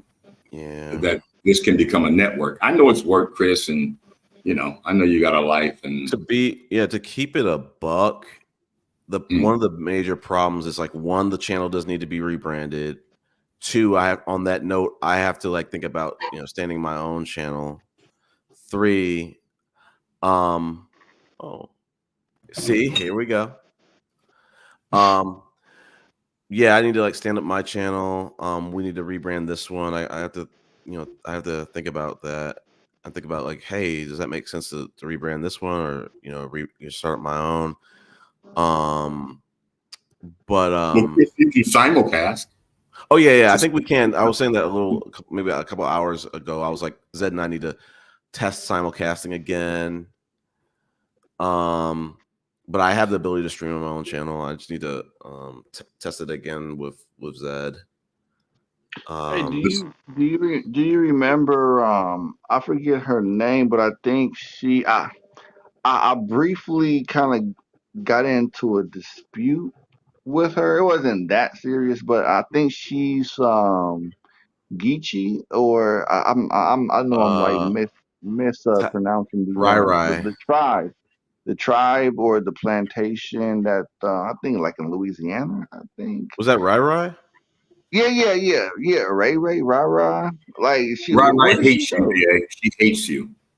Yeah, I know, absolutely, and that's why I want to ask her some questions about the Geechee tribe. I'm like I'm curious about that history. She didn't hate me, but I'm just seeking information on that tribe. I was just joking, and as intelligent as you are and as inquisitive as you are, BA, it's just a simple Google search, brother. Sir, it's very different from actually interacting with the people that actually have bloodline through there versus going on the internet.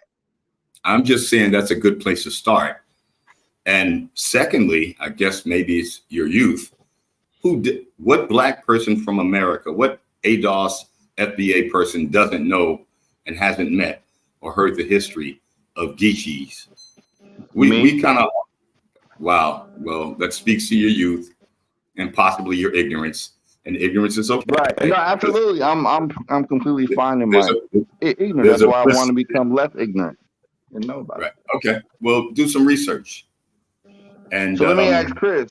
So Chris, can you what three things can you tell me about the Geechee tribe? Oh, I'm saying out of this, man. This is between you and him, man.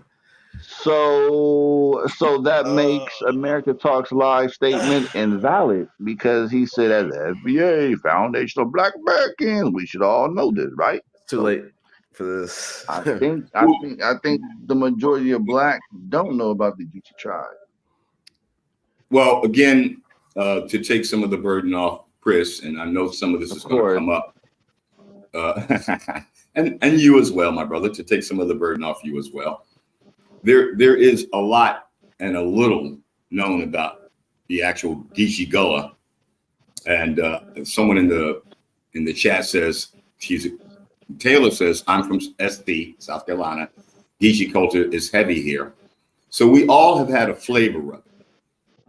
But part of the thing about our history is so much of it has been lost in this whole passport bro movement that is so disconnected from their history because they're pursuing other dreams and horizons in other countries. Hold on. No, wait, hold on. One second.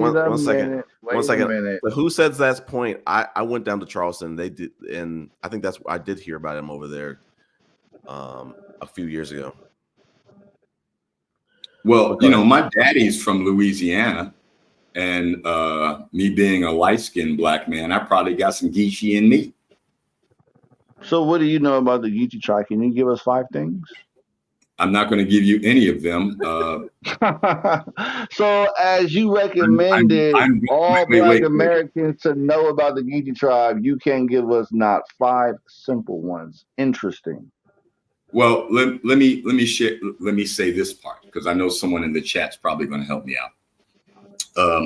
When you look at the South and the evolution of ADOS and FBA, we all had a little taste of that. I mean, it's in our food, in fact.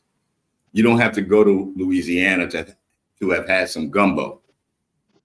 I mean, gumbo is from the South to the North. You can go anywhere and buy gumbo, except in that country you live in, possibly, PA.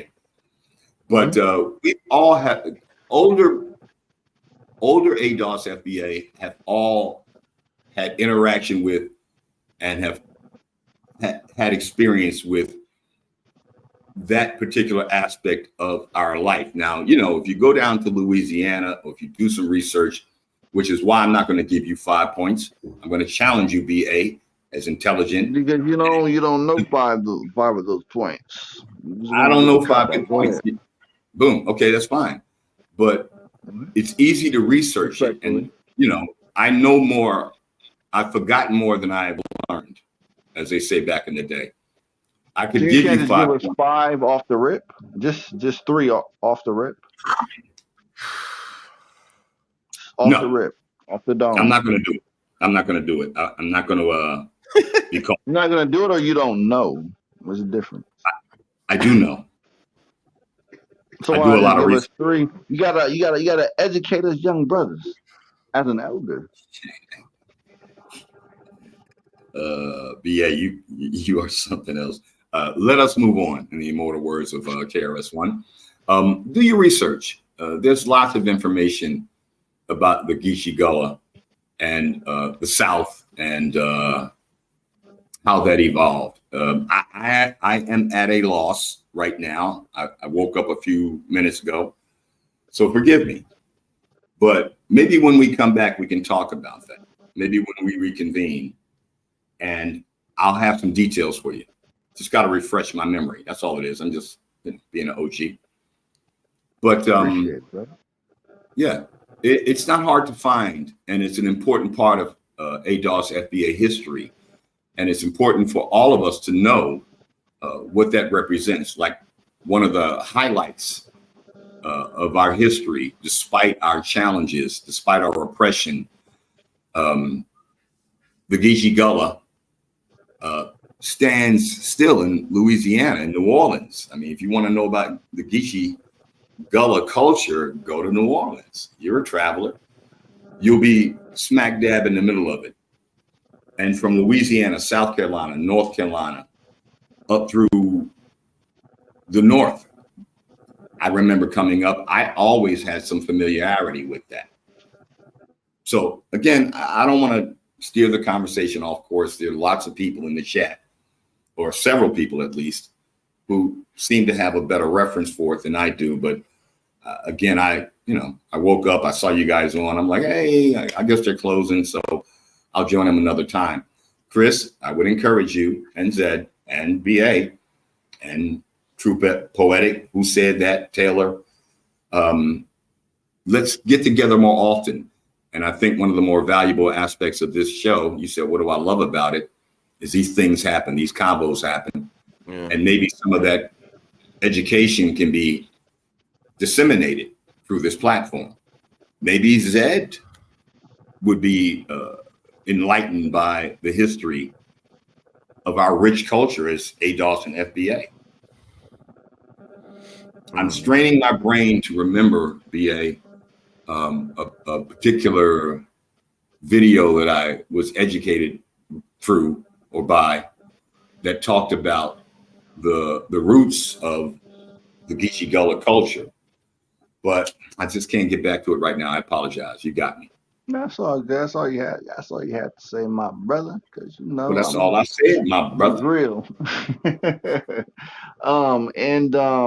Who I think you got some Geechee in you, in fact, BA. I bet if you did a I think if you did a I know my lineage quite well. I've actually through my great grandfather. But who said it actually gave some great info, and I think she said that you instead of learning from what she's writing, you just completely ignored and like to argue. But she said that instead of picking cotton, those good old black folks, they made straw hats and they grained rice. So that's some food for thought for you. I see we have someone else who has joined the panel, Chris. You're not done yet. Yeah, apparently not. But hey, Buck Travels, welcome to the panel. Oh God! All right, I'm about to lay it down. Hey, what's going on? What's going on? Get him, Buck. Get him, Buck. This is another guy that straggles the fence. So I guess that's what they have in common. Him and brother American. We walk the fine line, my brother. Not straddling, it's walking the straight and narrow, in my opinion. I just want to come in the panel and just defend American women, because here's the thing, man. When passport bros attack American women, I feel like, God, listen, that's not even the conversation, bro. Like, it is a little bit. It actually is. Wait. Yeah, I was at the gym, so I talked briefly about it. So I was trying to piggyback into that topic. Buck Travel, he admires passport bro. That's why he can completely hear something completely different and still include passport bro. So this whole manosphere thing, what's happening in the States is like the dating market is becoming more complex, right? Yeah. Women's standards is going up. Right. So that weeds out the average man. But some guys don't understand. It's like they have an opportunity to work on themselves and become a better man, a better version of themselves. Right. Some guys, they don't want to go through all that work and all that stuff. So they're either get that passport and just get out of the country. Right. But this whole manosphere thing and all that, man. Right, it's choice. Look, here's the thing, man. If a chick likes you, she will show it you. I mean, there's no if. She will what? She'll what? She will show it to you. What I'm trying to say is like, a chick will leave her family. A chick will convert her religion for you if she really likes you. A chick will take you out on the trips and trick on you if she really Travel, likes you. Do you currently have a girlfriend, or are you engaged? Let him talk. No, I know, but he's making these things, so I have the right to ask questions. That's relatable questions, no? Love thing, pay for play, and all that. All you doing is tricking, brothers abroad. Brothers abroad, you tricking. You going to Brazil? So I have a simple question: are you married or in Brazil, are you in a relationship? You couldn't survive in California, Oakland, because that dating market is even more tough over there.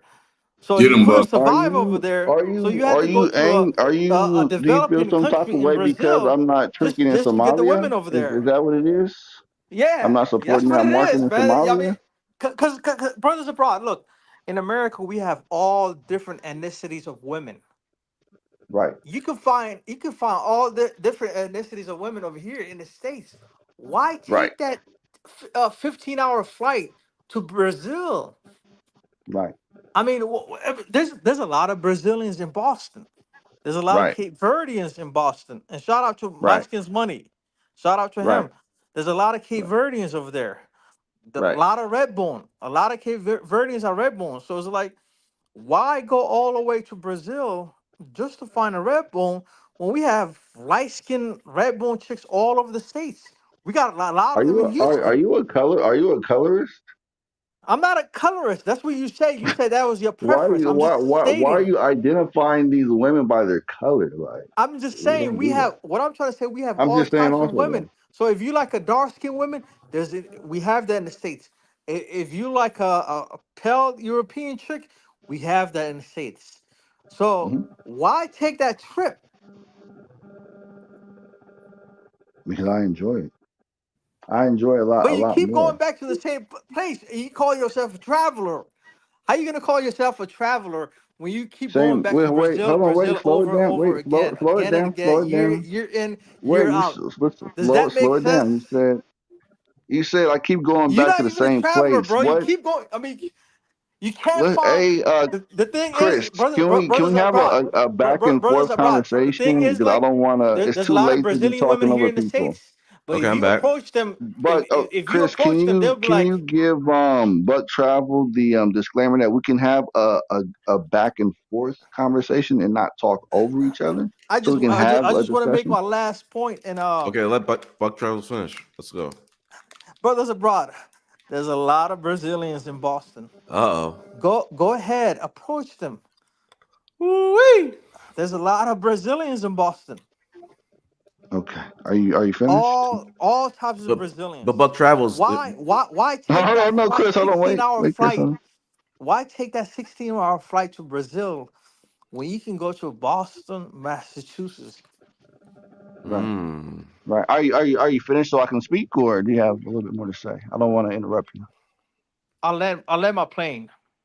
Okay, so the first thing that I want to say is there's the biggest problem of what you said. My fiance is not in the United States; she's here in Brazil, and the reason why I keep traveling back to Brazil because that's where she is, and that's where our foundation is. So here's the question that I have for you. You are pretty well traveled. You are a pretty well traveled person within Latin America. So you have reached a lot of these countries, the majority of them being Spanish speaking. So I just want to ask a few. This can be a teachable moment. I would love to learn.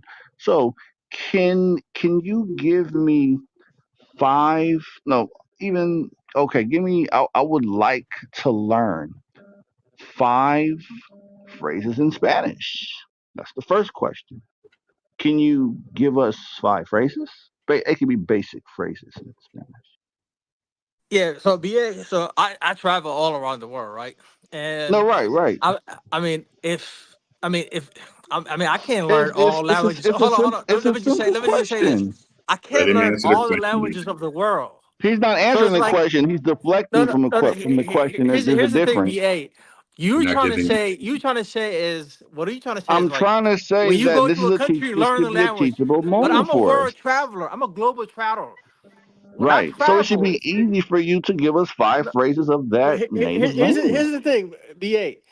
In that context, you're saying that let's say Oh if I gosh, travel you to see, Russia, and this is why should I speak Russian? we can't have a dialogue because you don't answer questions directly. You So ask me the question how the directly, I answer there, directly. there's over 5,000 languages in the world. Am I supposed to learn all of them as I'm No, traveling to not at these all. countries? Okay, then. Not at all. So what I'm trying to say is like Spanish speaking countries. My last trip, it was an English speaking country.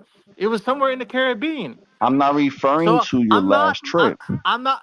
Look, I'm a world traveler, so it's like I'm not just restricted to Okay, Latin so America like you. can I'm you not pick restricted. a non-English language nor African language and give us 5 phrases in that native language since you are I a can't, world like I said, traveler? I can't. I'm a world traveler, right? You I'm can not pick one. unless I'm not picking for you. You can choose. let me tell you this. Unless I'm planning to live over there, Oh God, you uh, see, so for you're a permanently, mongerer. You're not then a traveler. You are a world mongerer. You are a sex traveler. That is extremely different from a person that lives there, a tourist that plans to live there. There's a difference, okay? So, a person that doesn't know the basics of that language nor is not interested in learning that language, most likely they are sex packs. VA, you That do a would be lot you, of sir. projecting. so VA, so so so so BA. So you're telling me. And you still So have so yet so not answered my initial question. you haven't let him, VA. My Let me initial answer your question, question BA. was Let me answer okay. your Answer question. directly. You Go ahead. said 5 phrases. Go ahead. BA. So you said so No, answer the five. you Okay, so accused if you me or can't you give us accused. Hold 5 on. basic phrases, then You you are a called me. fraud. So You call I'll advance on to BA. the Let me next just. question. Okay, Okay. we know based on what you publicly put out there on YouTube that you frequently travel to Latin American countries. Not only that, but you interact with a lot of Latin communities in the United States of America. So it should be extremely easy for you to educate us and teach us 5 basic phrases in Spanish. Okay, you are right about me interacting with the Latin communities here in the States, but however, when I'm I don't care interacting with about them, being right about that. Can you just because you give just said us it, you just said it. I can you give interact us with them. five phrases? That's all. I'm just asking for 5, bro. That's it. See, okay, so now you're just And you saying said I'm restricted to Latin you America. I'm interact a world with the traveler. people in America I've been to from Latin Asia. communities. I've been to Asia. I've been to the Caribbean. I've been to Latin America. So I'm not just restricted to just one location. So when I went to Okay, I'm not Colombia, asking that. Okay, hold on. you've been Let me to just finish my Asia. pain. So when I went to Which Colombia, Asian language do you speak, or do you I have a now basic so you knowledge just proved of? my point. You just proved my point. You're saying everywhere you go, learn the language. So that Bug means when you travel, go you to are pointless, bro. Waste of if you time, go to man. 160 if you go to Bug travel just 160 likes to countries, get on these panels and just fetishize passport bros. I don't know why. That's weird, but when I went to Colombia, I went there for bird but watching. your I talking went points are there not valid because to the very enjoy the first thing you Amazon came up here rainforest. is you attacked me and said, "Hey, why do you go to Brazil so much, or why do you go to this place so much? How come you're tricking? How Yeah, come you because don't do this me and and you that?" are different. BA, you travel for Different. women. I travel for the experience. Like for example, when I went to Colombia, I went there for bird watching. Like Colombia has the most diversity of. They have the most birds per capita in the world. Rainforest. I was doing all the activity. I was seeing it. I was seeing. I even had a big ass book of birds, a book of birds, and I was looking at it. And I went there just for that. And you interacted with the people, correct? I With the local interacted with the people. people. I learned, phrases here and there, but I forgot because I Okay, haven't okay, been to okay. Colombia. Perfect. Let's Hold on. stop there. So, Yeah, I what learned the 5 phrases phrases, did but you I forgot. learn? But I forgot because I haven't been to Colombia since 2020. So that was like 4 years ago. It doesn't matter about Colombia. Other Latin American countries speak Spanish, and also Yeah, even if we they take it back speak. to the United States, if we Yeah, take it they back to speak the United Spanish. States, and you said you interact and engage with the local people of Latin America within the United States, so we can even keep it in the In the U.S. United States, we speak English. We're not speaking But Spanish. they also speak Spanish among their They speak people in Spanish. that They, yeah, community. among their people, yeah, but with outsiders, they're speaking English. Bro, you're a sex pack, bro. You could just say that, man. I don't want to go back and forth with you on this because clearly you don't you don't represent anything. You just like to admire passport bros. You're not credible I'm not, on any bro. type of How many information when times it I'm comes to telling you, these I'm not a countries. passport, bro. I travel for the experience. I travel for the culture. I travel for the nature. I Okay, so all travel right, okay, okay, that's for the fine. So food. here's I'm a let's big play foodie. questionnaire. When I went to So can you Peru, give us five foods from Colombia? What are five native foods from Colombia? okay. Now I want. I will admit, Colombia's food was kind of trash. I'm gonna say that. No, I'm asking for the native names. I'm not asking for your opinion about the foods. Damn, I swear, like I don't feel like insulting people, but I mean, And yet you do. let's try this again, okay? And yet you What do. what are the names of the native foods in Colombia? Five of them. Hey, Buck, before you Them. answer that question, let me ask something of BA because I've only met him through these panels. And before you do America Talk Live, because I have a short term memory, so I would love for Buck Travel to Okay, give us the so let me first. name them. So it's empanadas. That's one of the main dishes. Tamilas. That's another dish. Are you googling right now? I'm not googling that. I'm just not remembering it. You're So googling, those, bro. I think those are the two. Off the top of my, like I said, I haven't been to Colombia for 4 years. Bro, that's not just in Colombia. That's in a lot of Latin American countries. And I think I said specifically what are the native foods to Colombia, not Like I Spanish in said, I general. didn't enjoy my food experience in Colombia. I did say I went there So for if you bird didn't enjoy watching. it, then you should know the names of it, so you won't order it again. Can I ask a question? Go ahead, man. This guy's pointless to talk about. Go ahead. Buck, give me, if you could give me a hot 30 seconds. Sure. I would love So to ask the same question of BA because he lives in Brazil and that's Portuguese, if I'm not mistaken. No, right. Okay. How much he knows, how much language, how much Portuguese he knows. And the second part of the question, BA, is directly for you. Is there any possibility that I can get you to come up on one of them? And I don't really go live and stuff. I don't really do YouTube stuff anymore, but I just joined this panel. Is there any chance you and I can have a discussion one day? Sure, absolutely. Invite Chris up, invite Buck up, and that way you can have the space to have these conversations and challenge people. Absolutely. But I got to ask you, how much Portuguese do you know? I mean, well, you can ask my girl that question. How much? Oops. How much Portuguese do I know? Got him. I Got do him. know how to mention that you speak a very good Portuguese. I would just say it's I can't really put a rating on that because it's an everyday challenge. I would say it's an everyday learning experience. I would say, but I think I can get by. I can communicate. So I'll actually give you some everyday phrases. So, for Well, example, I no, mean, yeah. I mean, again, let's not waste no, time I'm on that. actually I'm trying to help the people out, not just you. So okay, so unlike most people, I'll actually back up what I say.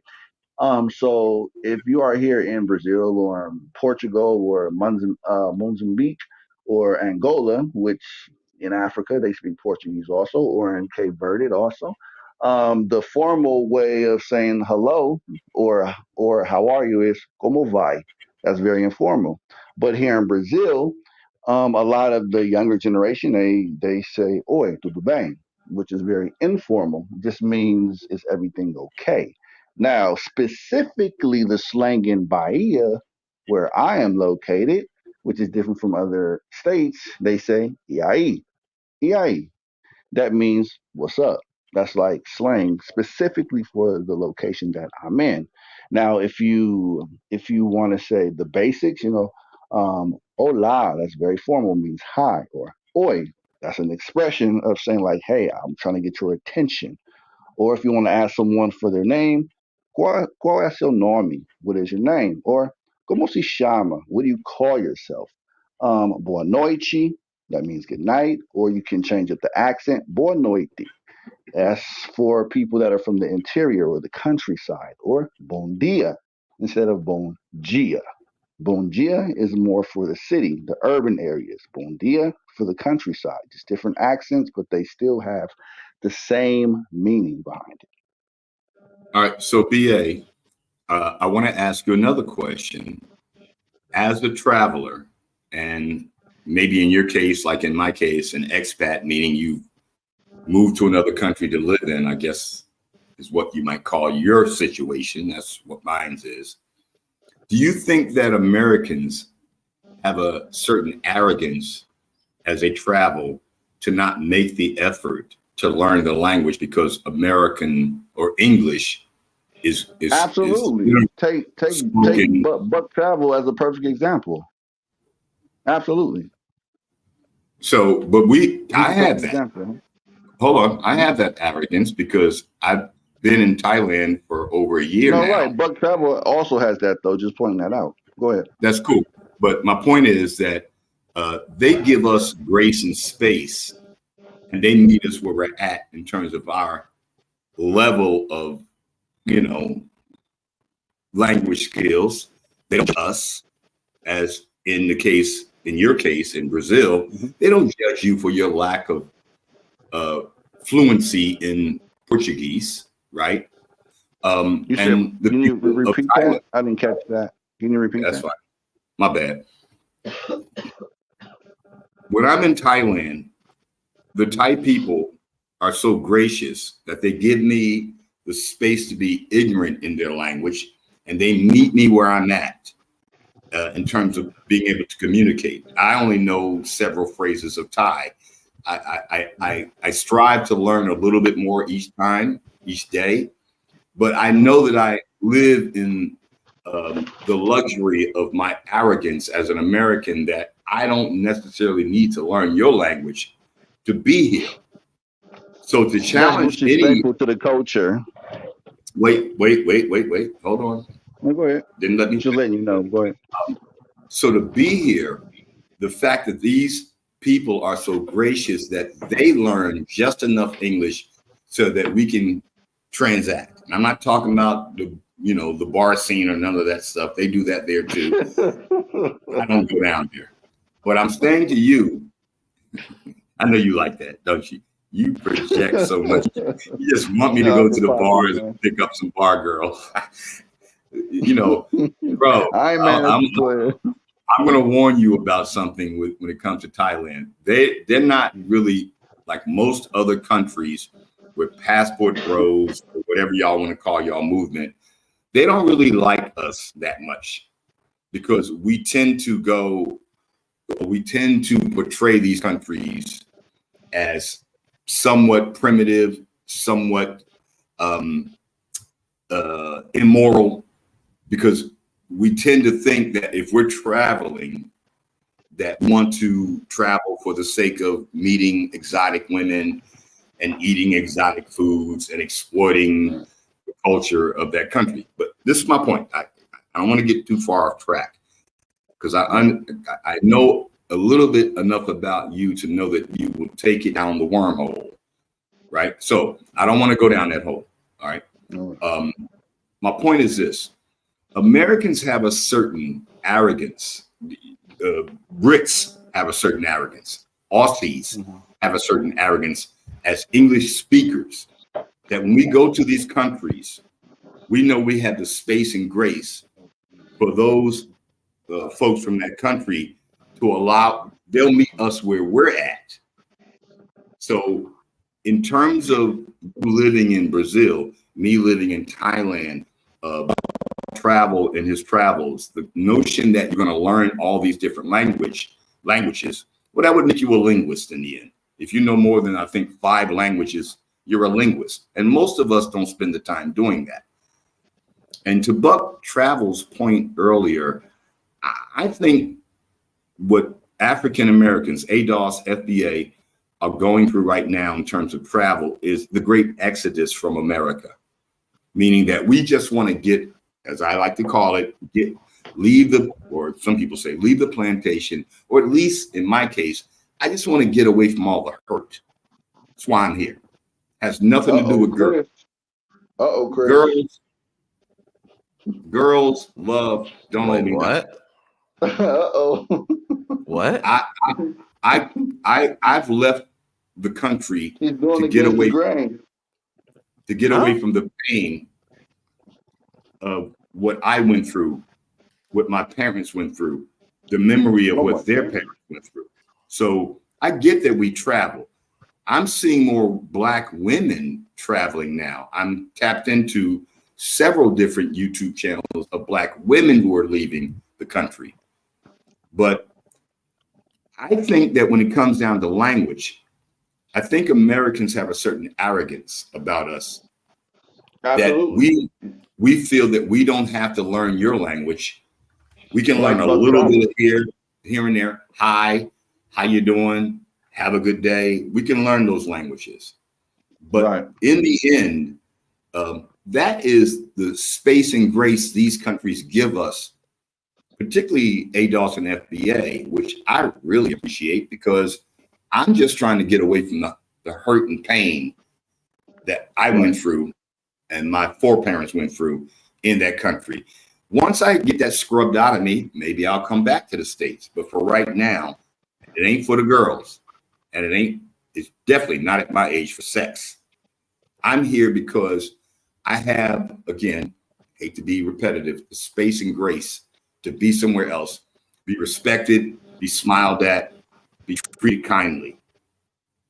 So I think you do a lot of projection sometimes as to why you might move around throughout different countries, as to why some of these other passport bros move around to different countries because they haven't sown their royal oats enough yet. Wait, I got you a chance. said projecting. Like, what do you mean by that? Can you give a well, example? you know, I made a comment and then you tried to come at me, and I came back in the comments. Don't make me come up there, but you made me come up here, and you said, he's over there. How does that relate to projection? Wait, rude boy. No, I'm trying to be on the same page as you. He's in Patia, and he must be there for the reason that you would be here. But that's not why I'm here. That does not represent the diaspora of Black men and women who are traveling now. There are some really good YouTube channels of Black women who are living in Thailand. Do you think they came here for sex? Of course not. They came here to find a new life just like I did. And when I say you project, sometimes it feels like, well, if you were in Pattaya, this is what you would be doing. Where it's not everybody comes to, you know, I don't know if you know Pattaya. I don't know if you've ever been here. It's a beach It just community. seems a bit suspect. That's all. I mean, it's not. I'm not trying to make it overly complex, but it just seems a bit. So BA, suspect. That's all. I'm not your usual suspect. Let's make that clear once and, you know, forever. I'm not your usual suspect. And there are other Black people, male men and women, who travel to Thailand, which unfortunately, from its past, has this smut on its jacket that it's a sex pact vocation. Thailand is changing. And mind you, it was the American military who built out the image of Pattaya. It was the Vietnam soldiers who came here for R&R that built out this culture of sex tourism. And I've said this before, and let me make this clear again. Asians don't look at sex the way that Americans do. Americans are prudes. Asian countries throughout the globe, they don't look at sex as like, ooh, you know, I got the box. I got the cat. They don't look at sex that way. they're way more developed and mature in their minds and in their spirits about sex. So this whole sex pad concept to them is like, okay, if you want to come over here, this is what I do. And if you want to engage in it, it's out here. I said this before, and I'll say it again. I apologize. You know, old people like to repeat themselves. If I moved to Los Angeles, that I lived in Los Angeles for 25 years, does that mean I lived there being a Crip or a Blood? Everybody knows about that being a part of the culture of Los Angeles. If I rented an apartment right off of Figueroa in South Central, where the hostro is, pardon my language, y'all, where the prostitutes walk, does that mean I moved into that neighborhood because I want to be a part of that culture? No. Maybe we all may look at it differently, because I mean we can still ask questions though, and that's exactly why you do a lot be of suspicious. You do a lot of projecting. That's what I mean. You are entitled, respectfully, you are entitled to feel that way. And if it's because of the type of hold on, brother. Back up from that cheap mic a little bit. You're muffled. Oh, okay. Sorry about that. Thank you. All I'm saying is that I understand that, and respectfully, people are still entitled to ask questions and be suspicious. So a person shouldn't be offended or shouldn't feel some type of way just for being asked specific questions based off the public information which was given, which you had made this publicly known that you live in Patia, and the public information is that Patia is a red light district, and No, it's not. No, it's not. No, it's not. It has a red light district just like every country in the world. Everybody knows that you can go to Amsterdam, smoke weed, and go to a red light district. Everybody knows Vegas has a strip. Everybody knows that every city in America has a hostro or the Blade. Everybody right. So if you feel offended when I ask those questions, BA, there's nothing you can say to offend me because I have no pride. Pride is a man's most worthless asset. So I have no pride. I have no shame. I'm too old for that stuff. I am what I am, and I'm comfortable with all of my monsters. I respect that. So you shouldn't feel offended for me asking certain questions or I'm entertained by having your a certain question. perspective. That's all. Suspicion is kind of probably the weakest form of logic. Okay. It involves no research, no real investigative skills. It's just suspicion. And suspicion to each own. Suspicion is a very comfortable yet ignorant place to sit as you watch the go by. So I don't mean to laugh at you. I didn't laugh at you, but go You're ahead. not laughing at me, bro. You know. No, I'm not. I was looking at a comment. I don't take it that way, bro.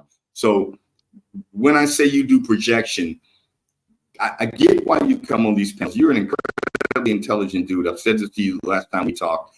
I love your probative skills. You miss your calling as a district attorney, or at least as an attorney at all. That's fine. I really appreciate that. I declined the job. Go ahead. I appreciate the fact that you are, in fact, traveling, that you moved abroad as a young man. It's incredible. But sometimes when you come up here, I guess it's part of the entertainment in you, the entertainer in you, you tend to kind of project your own views and ideas about what you would do as that person is moving about their life. That's all I'm saying.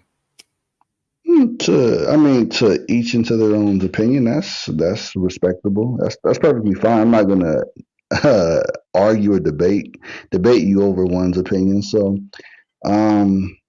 Yeah, I appreciate your opinion and your knowledge and your information that you give, but I can only tell you, I live within myself, and it's not a projection. It's just based off my suspicion and based off public information. That's all. But besides that, though, I would just say that, and you said something very important when you were referring to, if you're inside of a culture and we have the grace to speak our native language and not really care about learning their language. When I think I said that that's kind of disrespectful to one's culture, because if you, not you personally, but if a person wants to be in a certain society or environment and live there, and again, I'm not picking on you, okay? So don't take it personal. Um, they should benefit, at least do the least and learn the basics if they're not contributing to the society or one's environment or culture. So, basic communication, that shows that a person is not even um, interested in the minimum of that culture. And I would just consider that person a leech. Now, again, I'm not saying you personally, but just like me, when my first time traveling to Mexico, the first thing that I had to do, not by choice, was to learn the basic communication of the people. I'm going to be living here, and I'm only doing myself adjustable favor by communicating with the people. What if I need help? What if I need to go to the hospital? What if I need to call 911? How am I gonna express myself about the situation? So for visitors, it may be different if they're in tourist areas. Those tourist areas may have some workers that may speak English to collect your money for you to purchase things. But if you are on a staycation, which most people like to use that term, then you should at least learn the essentials of that environment and how to communicate with the people on the most basic level. Is that not fair? I think that's extremely poignant, and I think it's fair. But I kind of start this, question, this inquiry, with the notion in mind that Americans are allowed the space and grace to travel. And when we go to foreign countries, most people in those countries give us that space and grace to meet us where we're at our language level. It's just like raising a child. Like when I was a child, I didn't know how to speak, and all the adults around me gave me that grace to try to understand me. So it is a bit arrogant for Americans to have the opportunity to travel to foreign countries where we don't speak the language, where the residents of that country, the people of that country, give us enough space and grace. Keep saying that, and that's repetitive, to at least meet us where we're at. So I don't think it's incumbent upon travelers to learn every language of every country they go to. And I know you've been in Brazil longer than I've been in Thailand. I believe you have been in Brazil. I believe you've been traveling, longer than I've been traveling. This is just my final destination in my mind in terms of retiring here.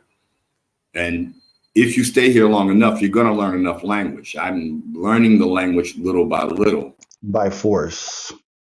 It's Well, called immersion. not by force. Would you say immersion?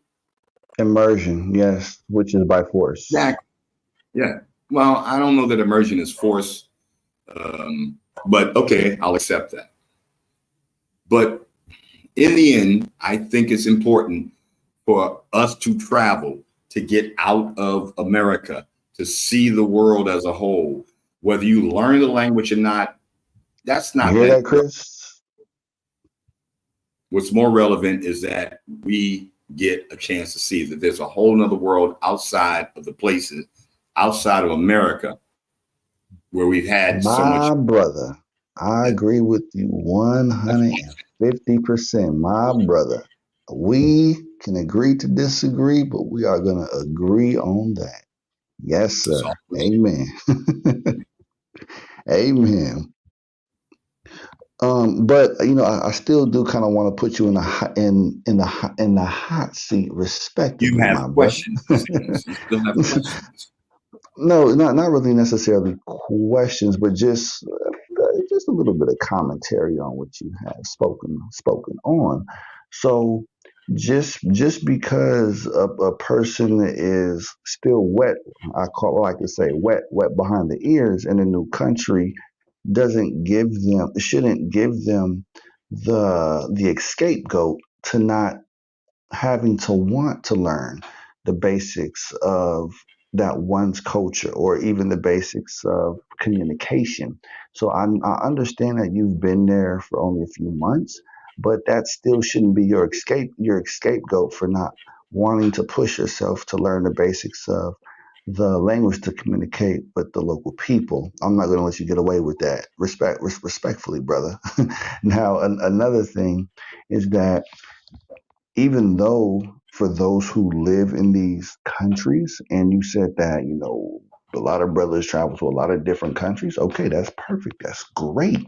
But would you not agree that if you travel to these countries frequently, that by immersion, you would learn some of the basics to communicate with the people based off immersion? If you frequently visit these countries, but not only that, but you also interact with the same group of people in the United States where you live. So that should benefit you. So you can use that as a tool. So why would a person not learn those essentials if they frequently go to these countries? I agree with you 100%. No argument there. And immersion, there's immersion or just getting dipped. So if you travel to foreign countries for a few months, you're just getting dipped into the culture of that country. But if you live in a country, that's full immersion. And once you are immersed in the culture, there are certain cultural norms. That's one of the things I learned about living in Thailand. Sometimes it's just bowing your head. Sometimes it's the Y, where you put your hands together to show respect. There are two forms of the Y. There's one at your chest. The highest respect is one above around your head. In Thailand, you know, Sawadi Kap is. Thank you, my brother. Say hi to someone. But when I walk by the men, it's cop. I say cop, which is like, what up? If you know, it's that way. You can just nod and say cop, and everybody understands what that is. Sabagi mai, how are you? Just like in Brazil, there are different dialects of the same language, and Thailand has so many. There are ways you can say things and different intonations in the way that you say it that could be either a compliment or an insult. Well, immersion takes way more time than just being dipped in a culture and go back home. Right. Immersion let me interrupt you really quick, just really quick, because the women in the chat they want to be entertained. I guess they want to challenge.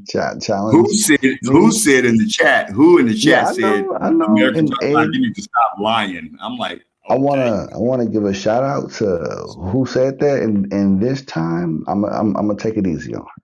Okay, I'm not going to get out of control.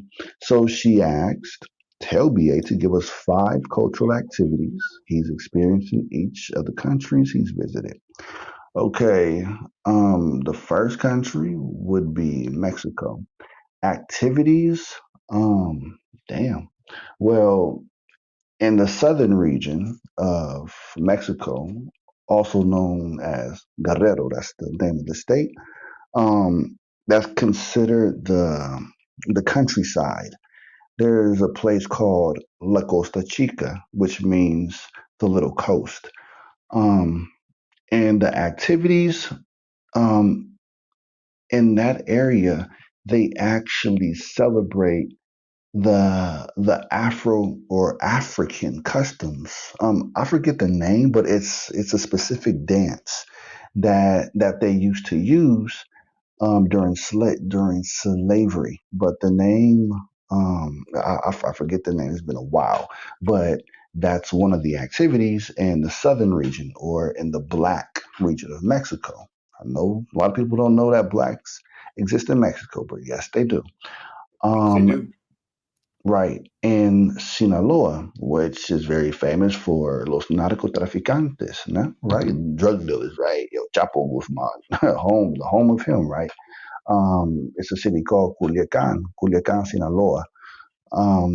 The activities that I've been out there, farming activities with my homeboys when I was out there. Mexico's independence, of course. In Mexico, what else? To be quite honest, they seem like they have holidays every other weekend. I just think they just like to party and drink in Mexico. What other questions you want? I think you wanted like 5 phrases, and that doesn't involve women. Damn, and that one's Spanish. Te amo, that means I love you. De donde eres? Where are you from? ¿Te gusta la playa? That means, do you like to go to the beach or do you like the beach? I know my Spanish is a little rusty because I'm on my It's all right. Portuguese right now, It's but all good. what else? ¿Cómo te llama? ¿Cómo te llama? That's an informal way of asking what is your name. Or ¿cómo se llama? ¿Cómo se llama? That's formal. So informal, formal. And I guess we'll say phrases, not words, right? So, quando você vai visitar o Brasil? Quando você vai visitar o Brasil?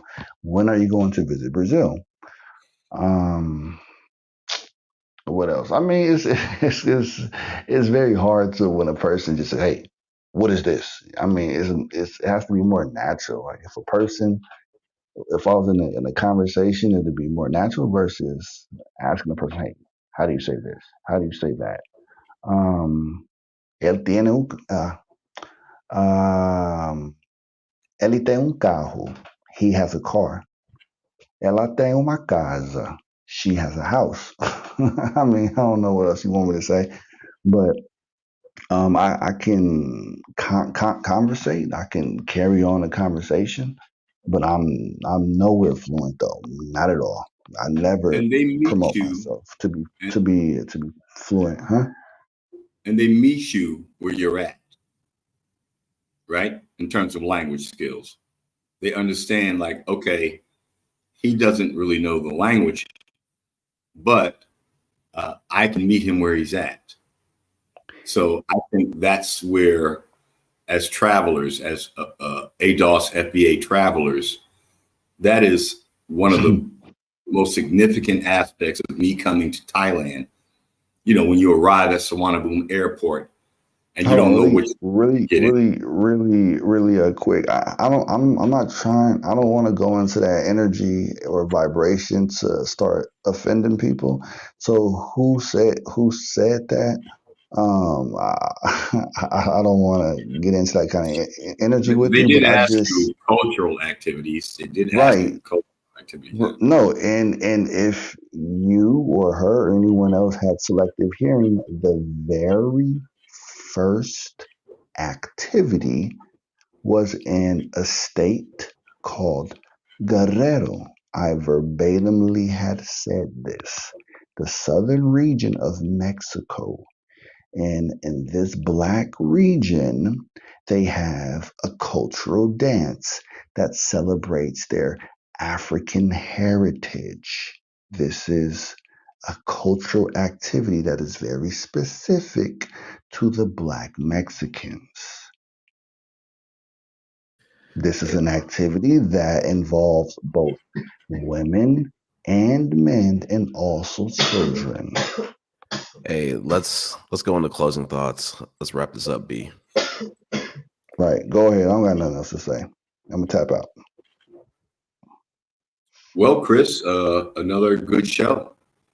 I think that if you keep the momentum, this channel can and will grow. There are people who want to have a voice about traveling Black folk. We need to talk more about how to travel, where to go, how to move. And I think it's important for this conversation to keep going. There's lots you can teach us, BA, about Brazil, travelers. I think some of the people who may have smoke for you at times, and for me, if that's the case, it's because maybe they vacation, but they don't stay vacation. They don't immerse themselves. They're just there as a tourist and they move on or go back to the States. I think that there is going to come a great exodus. It seems to be happening. I'm seeing a lot more Black women who are traveling, who are in Bangkok, who come to Thailand and go to other countries. So we need to, it seems, we don't need to, let me check myself. It seems that if we can get more of our people to like immerse themselves in a foreign land where you're nobody and you don't know the language, for me, it has been incredibly expansive to my spirit and soul to be somewhere where I'm the person who doesn't speak the language, where I feel a little bit like a child again. And that was refreshing for my soul. That I chose Thailand is because of the cost of living and the safety. I actually have so much sympathy for what's going on in America, for my people, you know, the storm in the South, America saber rattling on the verge of war. I'm in a country where it's so calm and peaceful. And that was healing for me. And I would encourage anybody on the panel, anybody who listens to this in replay, to go somewhere, spend some time, and immerse yourself in a situation alone that where you are, I don't want to put it like this, but you know, I don't have the words, better words to say it, where you're the child, you're ignorant, and you can relearn life, especially as you get older. So travel, Black folk, get off the plantation, as y'all call it, get out the matrix, as some call it, as I call You it, hear that, Chris? the crime, and travel. Go somewhere and be a nobody and a nothing. Nobody knows you, where you came from unless you tell them. Nobody knows who you are. That is an incredible reset on life, especially for ADOS and FBA. My final words. Thank you, Chris. You're the best. Yeah, anytime. BA, I love you, bro. I love you, yeah, BA. Yeah, I love y'all. You're my guy. Escaping the matrix to me is escaping the manosphere and the misogyny. So I've escaped it. I've been out of it. And I was never in it. No, I think he means in its literal sense about actually traveling, physically traveling outside of the U.S. No, I That's what get he that. means. I get that. I'm just saying I'm putting my spin on it. I think, and like I said, to put my spin on it again, if you, no matter if you're traveling or not, if you are still under the shackles of misogyny, you're not out of the matrix. You're still in the matrix, in my opinion. I know that people don't mean matrix in the misogyny sense. They mean just get out of the United States. You're not, where are you really going to if you're still, trapped with the misogyny mindset? Chris, if I could address that briefly, I know you got to go. Yeah. You'd be surprised that mental reset that happens when you arrive in a foreign land and you got to figure your way Preach. to the airport, through the airport. And I remember when I landed in Bangkok, I didn't even know where to go, didn't know what street, didn't have a hotel booked. I had an Airbnb booked, but I missed the check-in time. So I spent the night in Bangkok. Incredible experience. I knew immediately that wasn't the town for me. I needed to be near the beach because that's where I came from. I lived in LA for 25 years. Last few years, I was right by Venice Beach, which is a mess. Nowadays, I wouldn't recommend Venice Beach to anybody, let alone Pattaya. Pattaya is way better. But Chris, once you get on that plane and put your feet on different terra firma, a different land, it is mind-bending and life-changing. That's all I'm suggesting to you. Yeah, I mean, so I used the to matrix travel. is part of things that you're struggling with, maybe, or some people may be struggling with in their heads, like, why would I go anywhere else? All I know is America. It is incredibly mind-bending and life-changing if you just get on a plane and put your feet in a foreign land. BA, I think, will attest to that, and even the passport bros. It's our first time off the plantation, y'all. So if we act out and if we're going to red light districts, okay, do what you do. But we're not all on that. All of us are not on that time. Some of us just want to get away from what we've experienced in the States and what you are going to continue experiencing after November 5th is going to get pretty crazy there. That's all I'm saying. Chris, please, if you come to Thailand and if you want to visit. I've been. Okay. If you want to visit me, if you want to, hey, I'm coming to Thailand, I'm coming to Pattaya. When it comes down to women in bars, you'll have the most boring time with me. But when it comes down to like, let's get around, let's go to the, some of the sites and incredible culture this country offers, you'll be changed. It will change you. Not as a vacationer, but in an immersive way, learning the culture and traditions of different people who are not us. Yeah, I mean, I get it. I'm happy for the guys who want to travel. It's just we've got to do it in a way where the same grace is given to women, foreign and domestic. That's all I ask. That's not asking very much. That's it. I sure appreciate you guys and gals for allowing me to come up and talk my talk. Respect to BA. I really dig your focus, my brother. So, and thank you, Zed, for creating this channel, and Chris for keeping it going. Yeah, I appreciate all y'all coming on the channel and the comments and the mods. I really appreciate it. And the panel. Appreciate it. Yeah, I'm saying I'm gonna agree with who said that. I gotta agree with this. But I get it. Everybody's different. But I'm with who said that. I'm staying. I love it here. But anyway, Chris, how can you love it here? How can you not? How can you not? Like in Atlanta with I have family here. colleges here, the women, the opportunities to date it's incredible. Food's great. I just, Michelin star restaurants. Thanks, Pruitt. Thanks, appreciate it. It's just we've talked about it a little earlier on the channel. Is like on the panel is everybody's affected by the situations going on differently.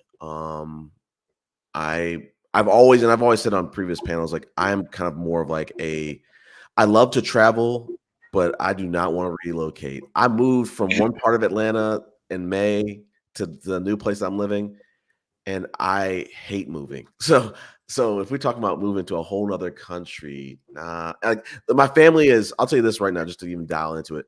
My family's talking about, hey, let's go to a certain city for Christmas for a family vacation. Listen, I love going to see the family, but I'm kind of like on the going down to another little country. I mean, not another little country, another little city just for Christmas. I'm like, can we just please doing it in St. Louis, or can we please just stay in Atlanta or do somewhere else? Why do we like? I'd rather just stay at home. Like I always told people when I was a consultant, people used to love flying. It was Monday through Thursday travel, and some people would fly from Thursday to the weekend to New York or somewhere else with their per diem travel, whatever the heck, to just expense it off as their travel. You could essentially fly home or you could fly wherever you wanted, as long as it was within the same cost.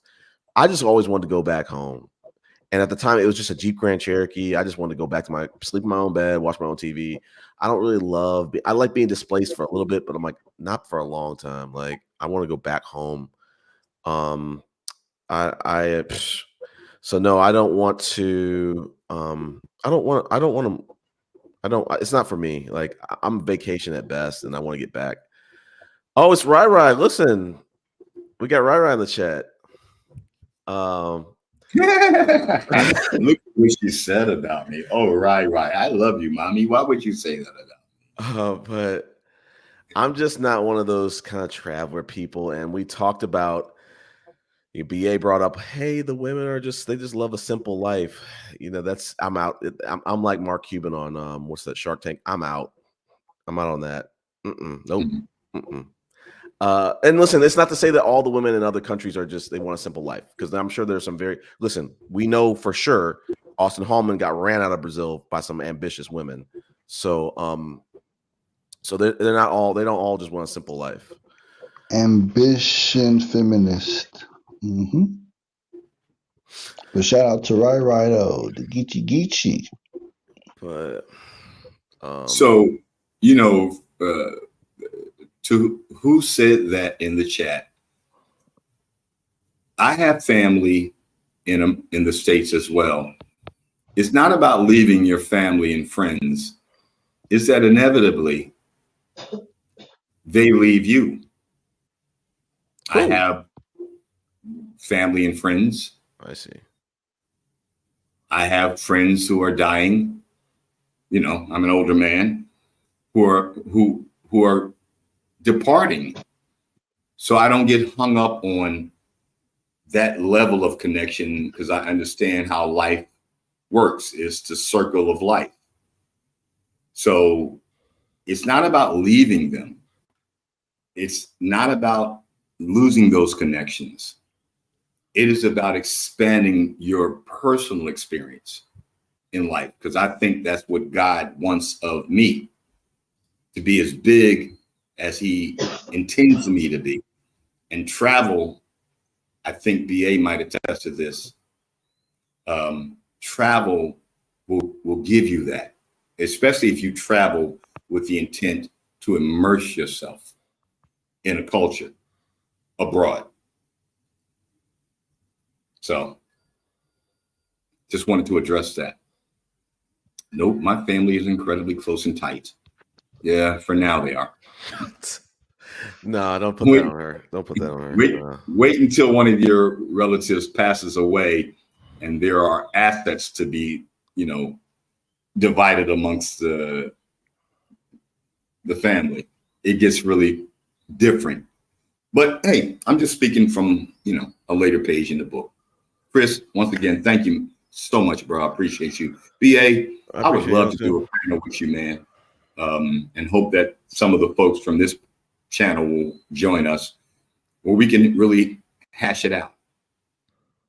Definitely. I think most of the passport bros and traveling black men and women nowadays, the great exodus, the same thing that happened from the South to the North, as my parents did, that great exodus will eventually, at some point, for some of us, arrive at your doorstep, and you'll have that decision to make. And I think the idea that America's the best and the greatest and I ain't going nowhere, you might someday find yourself being challenged to rethink that commitment. I mean, you never know, but as long as there's an opportunity to financially be able to afford it here, I don't see myself leaving. And that's why it's all about your happiness. That's all that matters at the end of the day. Is this is another banger, as they say in the music.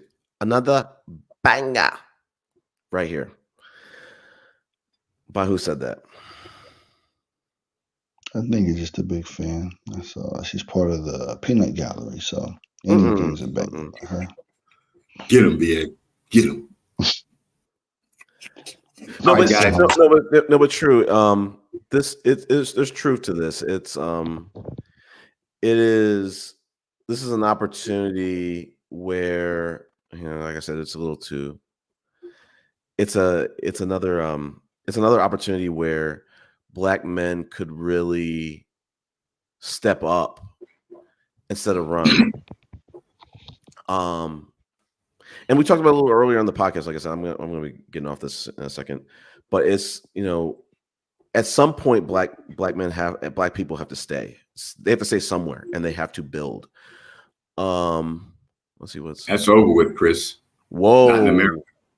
That's over with, man. Whoa, wow, that's over with. We don't owe America nothing, and America ain't giving you nothing. So, yeah, those days are over. If my parents thought that, they would have stayed in the South. Hey, let's just stay down here and build. They just burn it down anyway. You're not getting anything out of America. All of the billions of dollars that are being sent to foreign countries, and they still won't take a serious debate about the issue of reparations. Come on, bro. Listen, America. Go ahead. No, who said that with another post? It's like, you do say a lot of times on these podcasts, like black men and black women to stay together. So I guess you're trying to advocate for that to be overseas. Of course. Wow. Why are you stuck there? Right. What makes you think that America is the best place to be? Who taught you that? Right. Who taught any of us that? But he's entitled. He's entitled. He's entitled to live there, and if that makes him happy, that's all that should matter. But if he wants to keep his ways, that's perfectly fine. I'm not gonna bully anyone to change their mindset and force my way of looking at things down people's throats. And so, I would just say shout out to him, and that means more beautiful sisters in No, but Atlanta. see, BA, to keep things, to call a spade, you do shove things down people's throat, because you said finding a great woman, specifically finding a great black woman, is like a needle in a haystack, and you said you compared it to going to Brazil as this is the needle factory. So you are shoving it down people's throats. So you're being very disingenuous. It's different. Forcing someone to adapt to their ideology is completely different from making a comparison, my brother. Hey, Chris, can I plug a channel? Yeah, go ahead. Antoinette Yvonne, just like it sounds. I would encourage some of the sisters in the chat to go watch her channel. She's a traveler. Right now, she's living in Bangkok. One of my favorite channels to watch on a daily basis, just like yours. If you guys were more frequent, I'd be watching all the time. That's just one person, one sister. And I want to leave with this question, and maybe we can revisit it on a future chat or panel. Why do y'all think why do Black people, especially even nowadays, think that America is the best country in the world? I understand you might have family and friends and relatives and stuff like that, but your spirit is far bigger than just that small environment that you may have grown up in, or maybe you travel for vacation. But why do y'all still think? I'm just real curious. I think Angie the ENTJ, she could easily do a TED talk on it, but I think she explained it like a couple panels ago. The one it was BA, me, and Angie the ENTJ, and she was basically, I'm gonna paraphrase because she could speak it better, but I think from what I understood her to say was, you're leaving a country to go to a lesser country in most cases. That's arrogant. No. Get him, BA. Get him. No. We're gonna, next time she comes back, I'm gonna have her come on the panel and answer. Extremely racist for you. No. Because she's speaking about it from she's speaking about it from a financial point of view, from like the specific index of like how countries are rated. So she's speaking at it from a factual point of view, not just emotional. But I thought about it, and I was like, what's crazy about it is, I'm just gonna say it. A lot of in some of these cases, it's gonna, and I think what she was trying to say a little bit, she'll have to speak for herself. It's gonna set the children back. You have an opportunity over here in the States. I understand it's hard. But a lot of people are over here, and making it, and a lot of people are. Let's see, what is True Poetic saying? Chris, the topic needs to be a stream at some point. It'll be fine. Chris. Right. What do you love about America? I'd love to know. Yeah. So BA, what are you saying?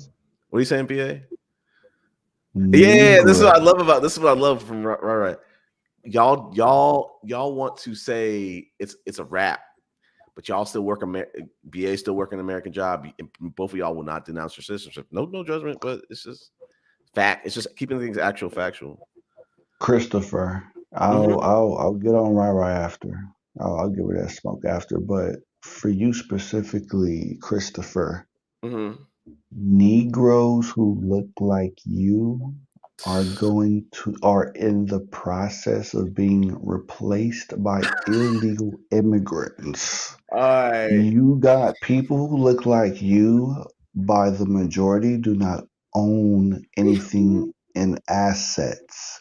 A lot of these illegal immigrants are coming over and slowly but surely replacing Black men that wear sweaters and profile pictures who look like you. That's foul. That's foul. No, that's cute. That's cute. But I know that's purely for the sake of entertainment. Yeah, it's cute. Wait a minute. I'm not regular, so you know, I listen to respond to BA. Well, wait, what do you mean by regular? No. To respond to BA, I'm not one of these uncompetitive dudes that really needs to be in the States. I'm competitive. So technically, what Christopher is saying is that he's the house nigga. He's not a field nigga. He's the house nigga. I didn't say anything about this. Nobody turned it racist. Nobody turned it racist. You see how Chris he sets himself up. I always gets to the root. I just said I'm competitive. You say you are not like the rest of these other blacks. I am competitive. No, I didn't say anything. I didn't say the rest. I didn't say anything about the rest of the others. I said there's a lot of Black people. So who are you referring to? I'm referring to the people who left. That we understand. and by the demographics, by large, who do those people look like? in this space, Exactly. they look like us. They look like Thank us. you. They look like So you guys with the turtleneck and glasses. No, BA. Let's be very clear. We have the same. We might have a lot of the same skin you a complexions. fool, BA. We are not the same. We are not the same at all. I know. I've never lived in a house with man, so I know I had to stay on the plantation field. We are not. So now let me stop cracking jokes. No, No, keep but I going. want to Keep going. respond. I want to respond to Rai Rai about the whole denouncing passports. You know what was very interesting about that is that, well, when the French got kicked out of Haiti, I think Haiti still had to pay reparations to They did. French Yeah. to the Frenchmen, and until this day, they are still using the French currency, but also paying reparations back to France. So I would love to denounce my passport, but first, before I do that, it has to be conditions. I need to get my benefit, my continuation of my benefits that holds my lineage here back in America. And as my great grandfather, he is from Arkansas, and his great grandfather was a slave. So I am entitled to those benefits that my lineage One foot in, has one worked foot for. out. One foot in, one foot out. And I would advise any ADOS FBA people to consider 1 foot in, 1 foot out. What's wrong with that? And Rai, you are not free. I promise you, Rai, that if you're driving through your neighborhood and Popo pulls up behind you, you probably get nervous. Listen, if Rai was in the middle of the street and the police see her and she starts to speak Geechee, they would immediately arrest her. Knock it off. I don't Shout out to believe the any. Geechee. I don't believe any ADOS or FBA African Americans are free in America. It's not even your country, and they treat you like that. Still, am I wrong? Chris, I'm not trying to ask a personal question, but do you own your own house? No, I'm working on that. Are you a homeowner? No, I'm working on that. You never own a house in America. You could buy a house cash. You still got to pay property tax. Used to, but I'm working back to get it back. So how long have you been working on it? 3 years since the divorce. I owned one. Okay. Okay, so a Venezuelan family that has been in America for 2 years, they just bought their first home within 2 years of being here illegally. Mm-hmm.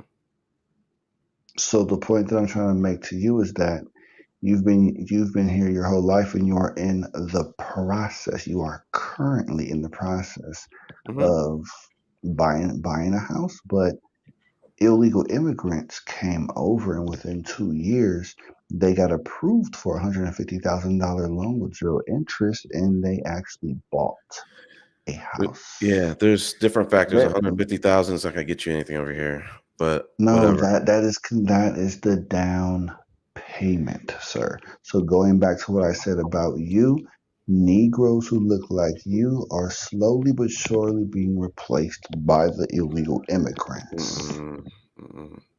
You can say all you want. That's not going to change them from pushing you out of the market. No, like again, BA, there's truth to what you're saying, but as I said before, the people who are really doing well, they're not like we said. Like I said earlier, hours ago, I said the pandemic happened, the recessions happen, and it's going to affect certain people more than others. It's not gonna wipe out everybody. Just like what you're talking about, other people coming in this country, it's not going to wipe out everybody. Chris, we can talk about AI. We can talk about AI. AI is not going to wipe out everybody. Chris, you work in you work in IT. Yep. If your boss is paying you 100 plus grand per Yeah. year on your salary, Yeah. once Abdul from India comes over illegally and he accepts 30,000, That's your not what's boss is going to say, happening. "I'm going to go That's ahead not and what's keep this happening. 70,000 in my pocket and I'm going to fire you. I'm sorry, Chris, but it's No, just business." that's not what's happening. That's not what's happening. We Can work. I respond? I'm sorry, Chris. Go ahead. No, that first and foremost, that's not happening. They have people who come over on visas within the IT fields or hybrid IT fields. That's nothing new, BA. That's been happening since I started working in 2008 and beyond, and before it predates me. But that's not happening. What you're talking about is who said that is saying the people who really need to be worried about that are not not necessarily all the high paying jobs, but again, one of the things that you're talking about, my dad raised me up on this. He always put me on, he always tried to keep me focused on, be aware of where automation and where the market is going with things. So I started my career out in consulting, BA. I'm used to change. I pivot. I'm competitive. I don't just run and put my tail between my legs when things get hard. I grab my nuts and I stay. So I'm different. Right. But Things hold are on. actually really easy for us. Let me challenge Chris on this. If that were the attitude of the first great exodus from the South to the North, let me clarify that a little bit. Of course, you know, I've said many times, my parents are from the Jim Crow South and they fled. They went from the South to the North. Had they maintained the attitude that I see in the chat about leaving America for ADOS and FBA, black folk, if my parents had that attitude, we're just going to stay down here in the South and continue to build towns that they're going to burn down anyway, I probably wouldn't be here. I would not have made it this far. And to someone in the chat, I don't know if it was Rai, in terms of, do I own anything? I own nothing at all. I've divested myself from materialism. Never was interested in owning a home because you don't own it. The government does. Stop paying your property tax. You'll find out. You'll F around and find out. So again, I asked the panel, the chat who's still around, like, why do you think America is going to pay you back in some way? You work hard, you buy a house, so what? You don't own it. You don't own your car. You don't own anything in life, period. You can't take it with you, as they say. Why? I think the problem with Americans, and I was part of that, and I've had a very successful, prosperous life, but I just realized in the end, they're never going to give me anything and give me back what my ancestors are owed. They're not going to do anything for me. So why do I, because I was born there, doesn't mean I have to die there. Why should I continue to trick myself into believing that the states, the US, is ever going to respect me, us, in any way? You talk about Haiti, BA, and reparations that Haiti has had to pay, not just to the French, but to Britain and to the US. That's why Haiti is in so much turmoil. They pull the rug from under the feet of the people of that country. If they'll do that to them, what do you think is going to happen to Americans, Black Americans? I owe no allegiance or loyalty to that country. All of the veterans who fought in all of the wars, from the Civil War to the last war, who died fighting for a country that never gave them anything back. I would renounce my citizenship. I'm ashamed of having been born there. I'm ashamed of what happened to my foreparents. I am licking my wounds, Rai. I'll be licking them until the day I die, because I'm from a generation of people who still are wounded. And so are you, Chris. I mean, if you don't feel the hurt that your foreparents went through still in your heart, then you're disconnected from your history. And to think that America, I'm just a suggestion, to think that America will ever pay you back or pay anybody back from our race, our culture, our creed. Why did Black people still think they owe an allegiance to America? I just don't get that. I'm confused. No, I mean, I think whole nother show, but yeah, it's a whole nother show. But I'm saying, like, it's not so much that. It's like I said, people want to keep pressing us and saying, "Oh, it's so bad." AI, immigrants. This, there's people. The thing I forgot to add was, like, some people are not complacent. Like, you're talking to someone who is anti-complacency. So I'm gonna always be ahead of the curve. In terms of skills, in terms of knowledge, I'm always trying to not stay in the same place. I'm trying to evolve now. And I'll tell you this right now, for all y'all live and replay to hear it, I'm heavy on the tech acumen. Don't let me get the business acumen. You can say fuck you to all this threat of taking over jobs. I get business acumen and become as strong as I am on the tech. I can write my own ticket. It'll be done. It's donezo. So that's what I'm working on, BA and Richard. If I get the business acumen as sharp as I have the tech, it's over. It's over. Because no one's going to be the true hybrid. All these people that you say, oh, they're taking the jobs, they're not going to be able to do both.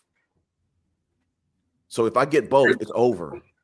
Chris, Asians, Indians from India,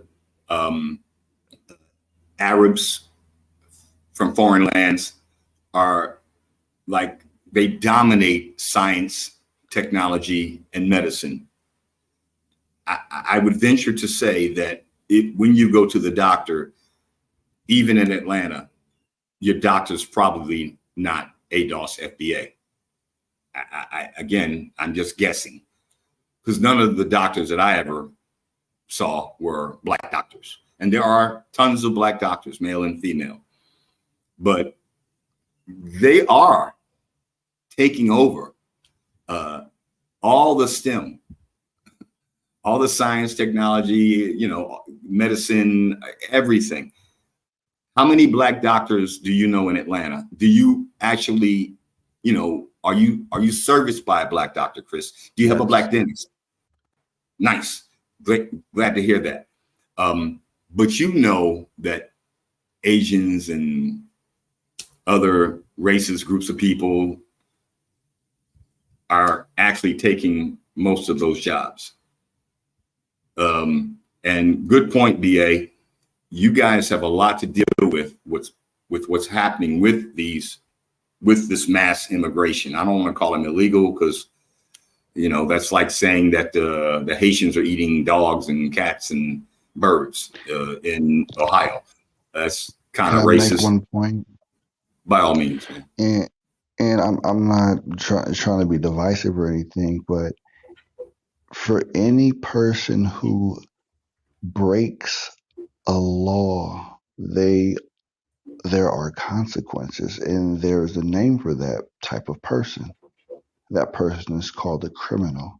So if you are coming over illegally, it doesn't matter the reason, but if you break a law, that is considered a criminal. So these are illegal criminals who are coming across the border illegally, and they are requesting asylum.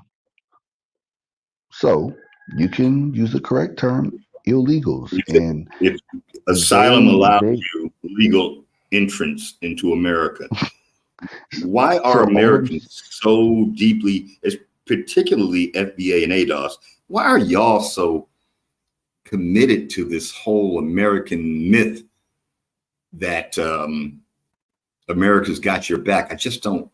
All right, I'm gonna put it in park right there. Go ahead. It's fascinating. Go ahead, Chris. No, I think we're starting as a whole new show, but yeah. right now, but at the end of the day, this is a great topic. We definitely need to have this for another show. But it's like I have said, it's going to take an extinction level event for me to leave the country, let alone Atlanta. If that happens, I'll do that. I'll make a decision from that point. But it's not. I'm dry right now. Everybody else, y'all might have been drenched. Y'all might have been smacked by the tidal wave. I'm dry. I'm good right now. And we're not. Well, I'm certainly not trying to convince you to leave. The only thing that I'm pointing out is the chaos that America is in, and you can stay as long as you want. But I'm giving the reasons why I'm not there. I'm not trying We to convince know why you anybody left. We to come know why back. you left. You left because you're fetish.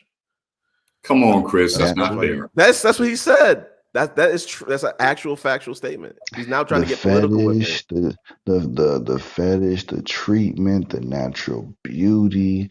I mean, the behavior, all that in the bag of chips BA has been a DA his paradise. whole life on this channel. He's now a politician tonight. He's now speaking about the state of a country that he left about 20 years ago, 17 years ago, something like that. No, absolutely though. But Negroes like you are going to be replaced, and this is just a Oh, fact. stop it! That's not what it is. No.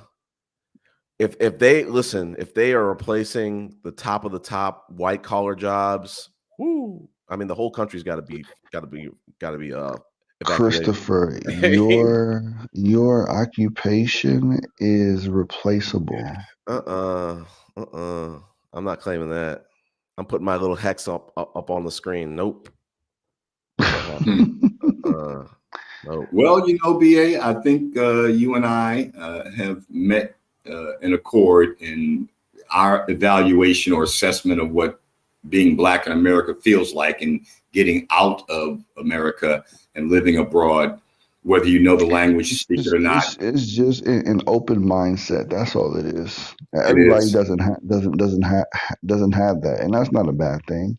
It's just that some people are more receptive and their mindset is curious to learn about things outside of their environments. Just like niggas in the hood, they never left their environment. So what do you expect? What do you expect them to know outside of their environment? So can you really blame them for having a lack of knowledge, or AKA being ignorant to a lot of things outside of that neighborhood? So we can't really blame or give pushback to those people, AKA Chris. Hey, this is just like the show The Walking Dead. I'm going to be among the last of the living, my friend. I'm evolved. Right. My mentality is evolve or die. So absolutely. But if that evolution led you to a foreign land, as it does with many over the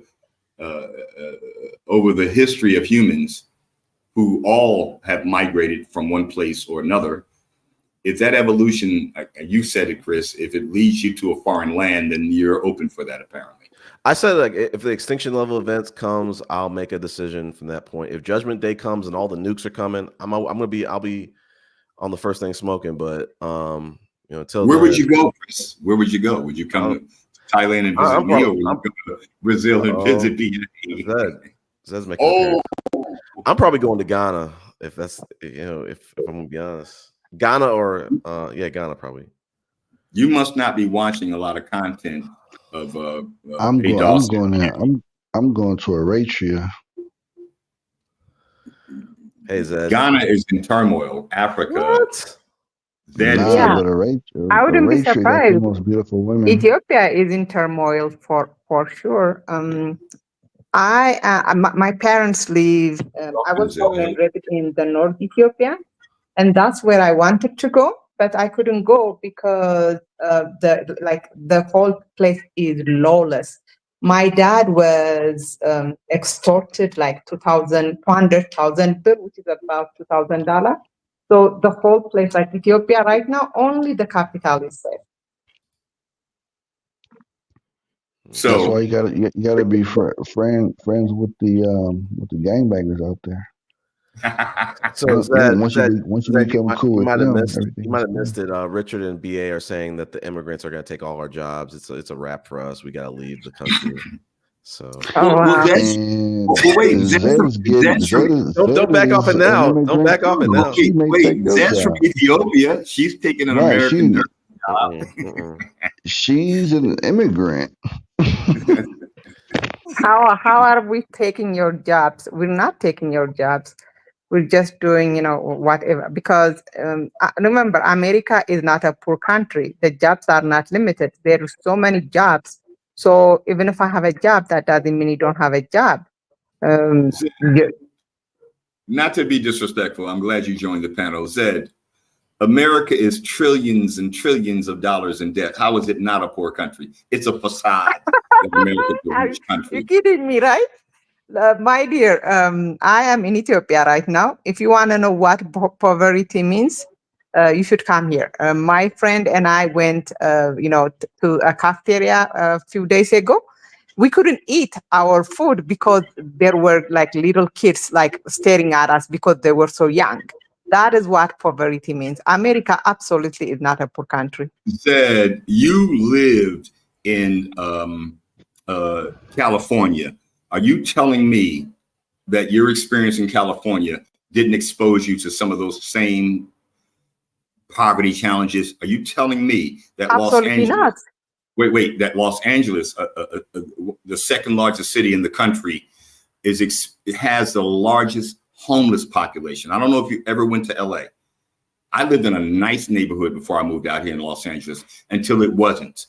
Are you telling me that you didn't see the poverty that is growing in America? Are you telling me that you are completely oblivious to what's happening in New York with the migrant crisis and all the poverty?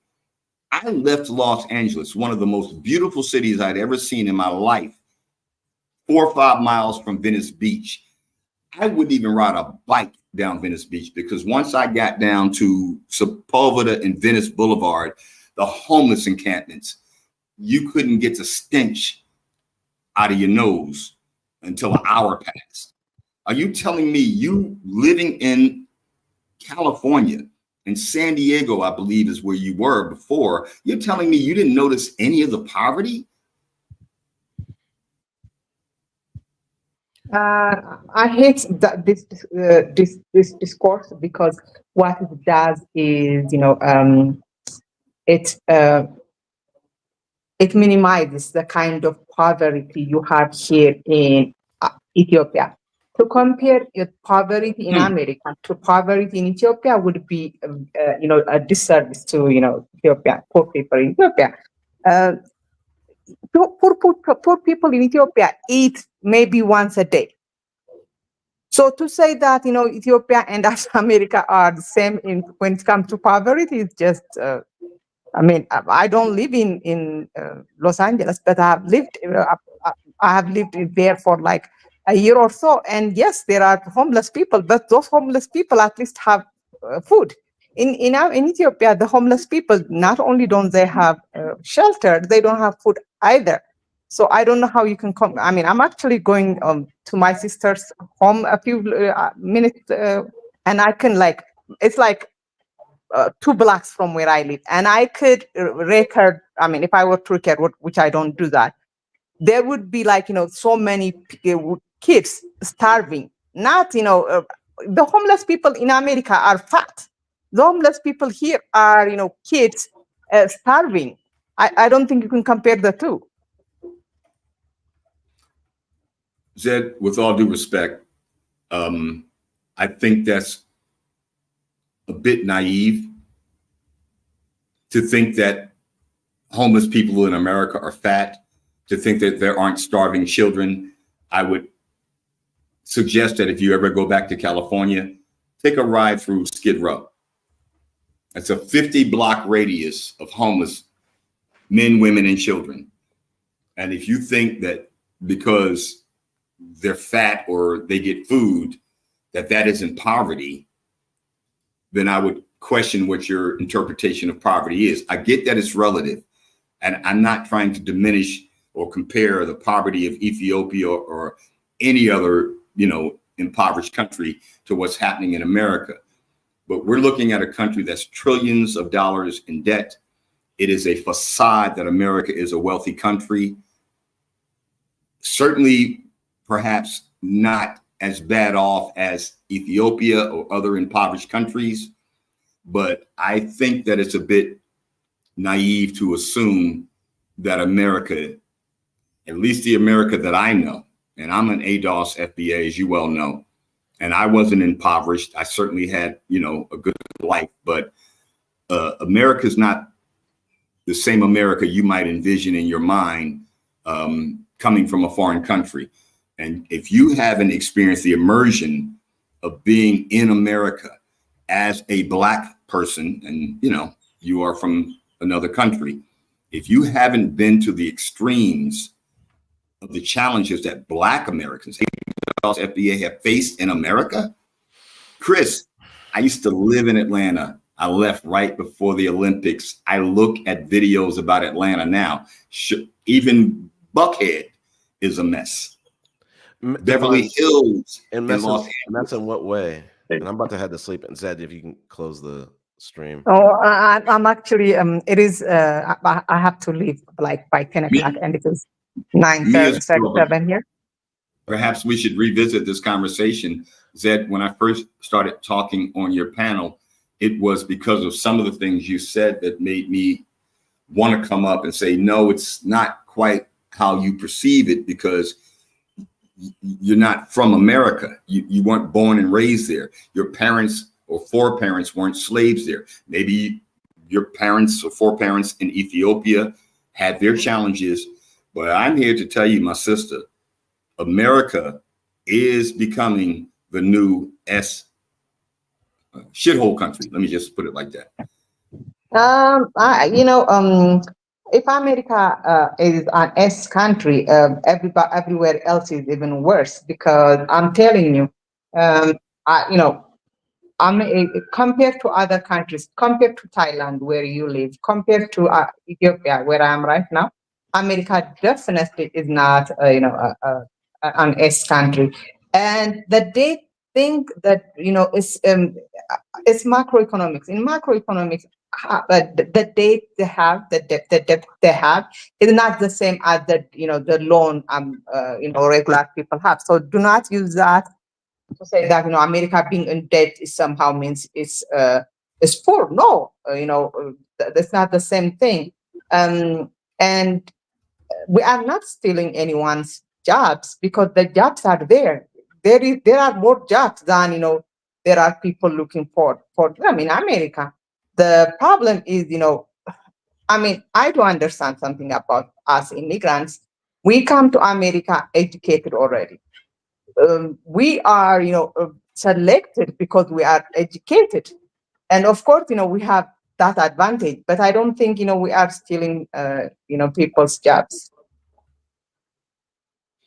Have you ever felt, last question, have you ever felt any pressure or, let's say, smoke from African-American or white women when you're in a hospital as a nurse and they see you as like, oh, she's not an American, she's a nurse? Has any of that ever happened to you? They might do it in the back, but they don't do it in front of me. And the advantage we have as Africans is we are blind to nuanced racism, right? Because we didn't, and it takes me a little while sometimes to realize something a white person say is racist, but you guys probably could understand it. So they might have done it, but I do not perceive it that way, because I'm not where I grew up, right? Yes. Like right now I'm in Ethiopia, and the way I behave around white people versus the way my sisters behave is so different. Like my sisters would be smiling, and me, I'm like, because I am Americanized, like when I'm looking at white people, I'm like, I have to make sure that these people know I do not value them or something like. But my sisters would be smiling, and they were trying to talk to them in English, stuff like that. So that actually I think is going back to your question. They might have see, when they see me at work, they might think, you know what, she's taking our job, they might think that way, but I don't see it because, I am not that in tune into that kind of, discourse. I'll say this finally. I thought I would be done by now, but to who said that they are truly sad, defeated, and broken men. You know who said that? I am sad, but I am not defeated and I am not broken. I'm still standing. I'm still here. And it doesn't have to be in America. It can be anywhere. That's the grace of the Almighty. When I realized, as Zed did, it's a whole big world out there. And I can go anywhere as long as I got breath. Yeah, I think kind of the stuff that, I'm going to assume my last statement, but to the people who, people are using to fearmonger us, like, oh my gosh, your job's going to be placed, and you're going to this, going to be that, Jack saying, look at Google, people just got, layoffs, so everybody's, their job is in jeopardy. Listen, Twitter had layoffs, a year or two ago when Elon Musk took over Twitter. Yeah. So layoffs happen.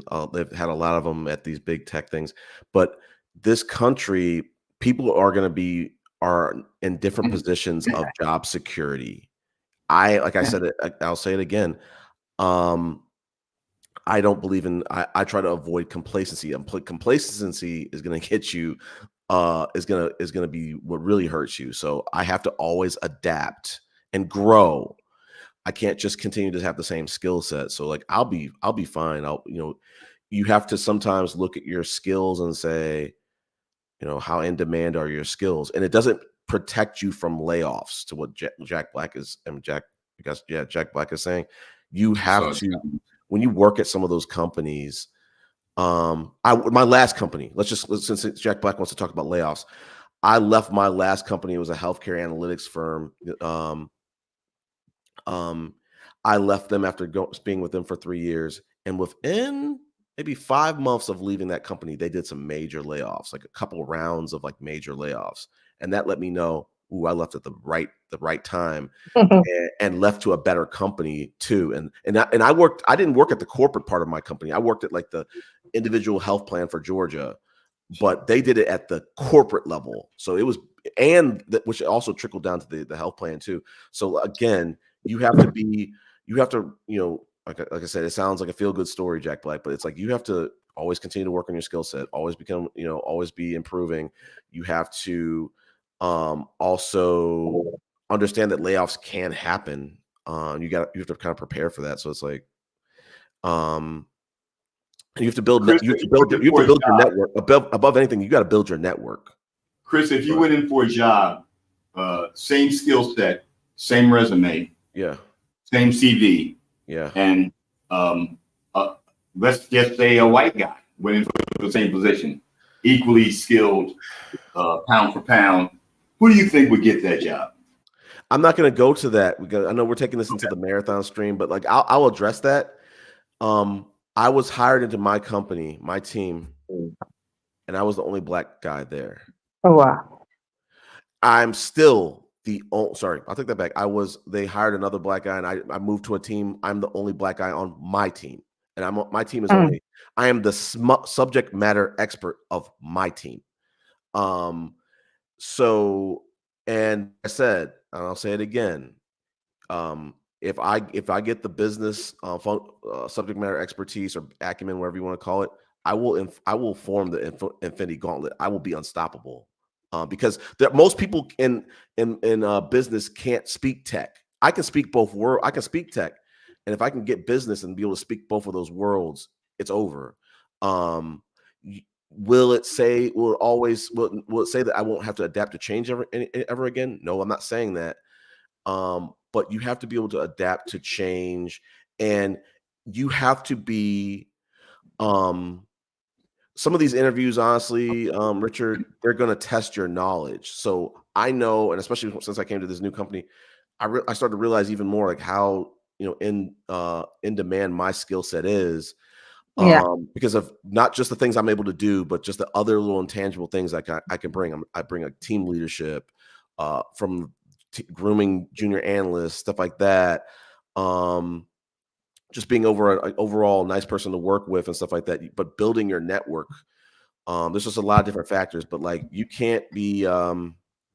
It's going to affect all this stuff, all this innovation stuff is going to affect people more differently. The people who said that is saying people who are like allergic to education, they're going to get hit and they're going to get rocked. So like at my last company, me and my best friend, the red pillar best friend that I always talk about, we back in 2017, we were saying our motto was evolve or die. Like we always looked at evolution like the interstellar wave. And we're like, we saw at that last company, we saw a lot of data analysts who were just like, oh, you know what? We're just going to be data analysts, but we're not going to know how to run SQL. We're going to be data analysts. We're just going to work in Excel. We're going to be data analysts. We're going to just be pulling data down from MicroStrategy or other reporting things. That's not a data analyst. So we were always saying we're trying to stay as dry as possible. Everybody who wants to stay complacent, they're going to get fucking rocked. They're going to get fucking crushed.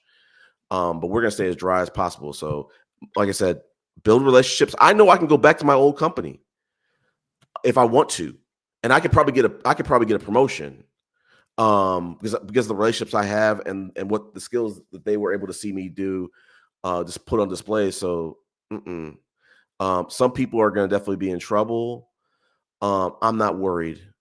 The minute I get the minute I become washed up and I no longer start growing anymore. It's getting weird with these little tiles.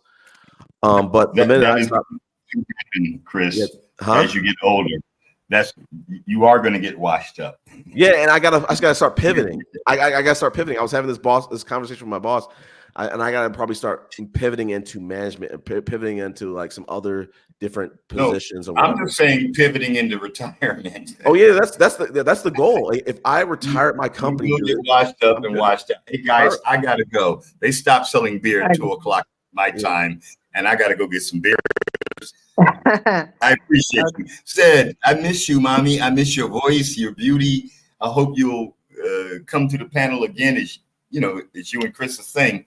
So thank y'all once again for having me up, and I'm sorry if I got a little long with it. Okay. No problem. It was good. I appreciate it. Much love. We need to make y'all stay safe. We need to maybe after November have this conversation of like, what's the direction of the country? Does people need to leave? Do people need to stay? Blah blah blah. Leave. Leave. Leave. All my FBA and ADOS, leave everything behind. And go where? The world. You do know that, it is very, I was actually thinking of, moving back here, but when you look deep into the countries you want to live in, especially for you guys, you are living your culture. So it's not, the grass is not greener, on the other side. And it is not, this, like the places you want to go in, they don't have everything you want. Your living standard is so high. And here in Africa. Dad. Not true. And the grass is only greener where you water it. I'll leave with that. Thank you for your time. Thank you. Everybody has a different level of job security, and everybody needs to govern that and be very aware of that and make the right moves to put themselves in the best position. Yeah. I just realized how these things do go for a long time, right? Because you started 2:30 a.m. my time. Yeah. Now it's 9:50. Yeah, this is ridiculous. I really wanted this to be I think it was tracking to be a lot later than I wanted to be. I wanted to be I started at 7 my time. I was hoping to be out at 9, but when we had Tyrone join the panel, he was awesome. I was like, this is not going to end at 9. But then when BA joined, and we went at it for a few hours, and then Richard joined.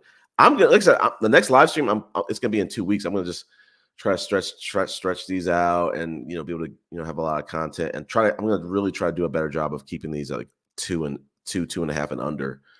I actually like the longer ones because we could we could join people who are in other like I wanted to join in the beginning, but literally I would be on it and then I fall asleep.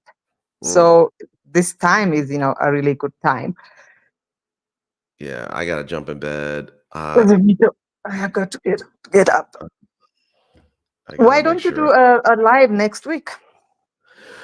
I'll think about it. I just want to make sure I prepare. I gotta also kind of like, maybe take the doing it every other week is to like just give myself time, more additional time to prepare. Like if it weren't for the fact that me thinking about this topic, I was gonna probably not have a live this week because I was like this one about the Trojan horse / grifters. I was like, I want to do more research on it first, but I want to have some time to. It just Wednesdays come by, and they creep up and on you. And you're like, oh my gosh, I got a live. Blah blah blah. I just want to be prepared, and stuff like that with the kind of the format I'm doing now, where it's not just a topic and just rambling about stuff. I'm having like little different mini topics, so I want to kind of like gather things. But yeah, have a great night. Who said that? But yeah, I mean, I just want to kind of like, take time, devote it to life and stuff like that, and building skills, whether it's at my own job or for YouTube stuff. But you got to be able to like maintain your life. Like I said, I love these long. Sometimes I love the content from the stream, but I'm like, ooh, 7-hour long live streams. Like I'm a wreck in the morning, so I'm like, yeah. I need to get to sleep. I really want to keep them to like an hour and a half, and eventually I really want them to be mostly pre-planned videos, and then like do a live every once in a while. But like just the live streams, I love them, but it's just like unless people join the panels, like I'm giving out so much content that like it's gonna be hard to like make stream after stream after stream and stream. Like I need to get into the planned stream game. Like Angie put out 2 great videos on her Angie the ENTJ, and like now she gets to kind of chill for however long she wants to do. Versus me, I gotta get to that point where I'm creating videos like stuff like that because I'm doing lives and they're like several hours long, which this could have been like a 15-minute video. And I've been done. Very true. I mean, in the lives, just like people talking and then going on tangent, and you don't get a lot of content. I mean, important. What would be really cool is if we had people who could who could moderate for different shifts, like 2 or 3 hour shifts or whatever. That would be cool. But what do you mean? Like have me do like this live is 7.5 hours almost.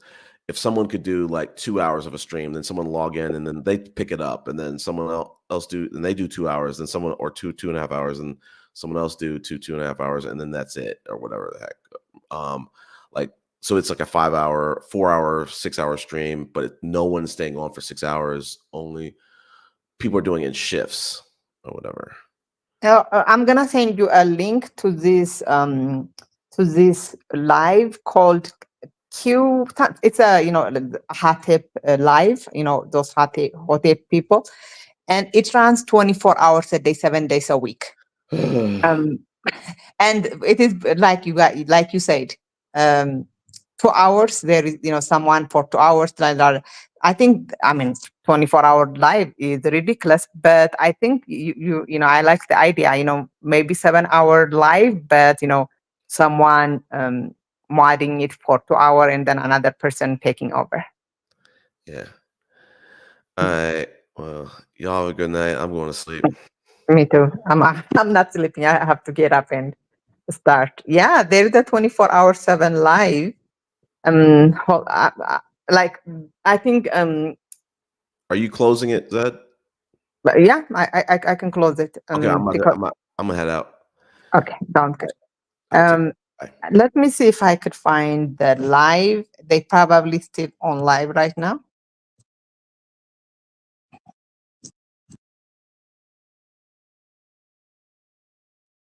I guess YouTube only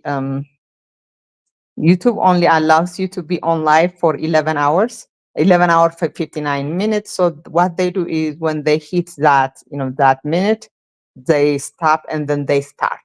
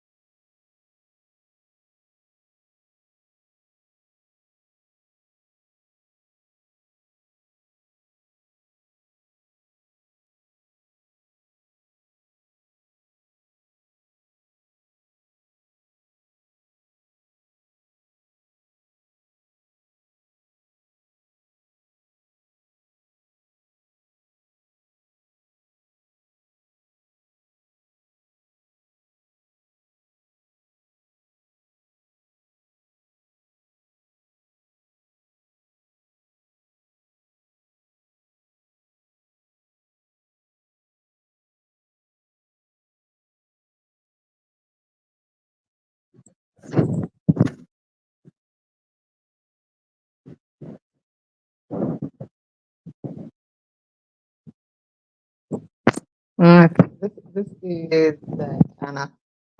Dell 0015. Did you ask me where I am from?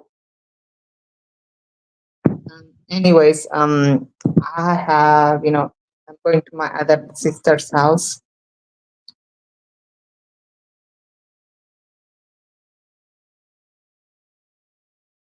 Papa, I don't know if you know, I'm obvious. I made a video criticizing O'Shea Jackson, and O'Shea Jackson made a video attacking me.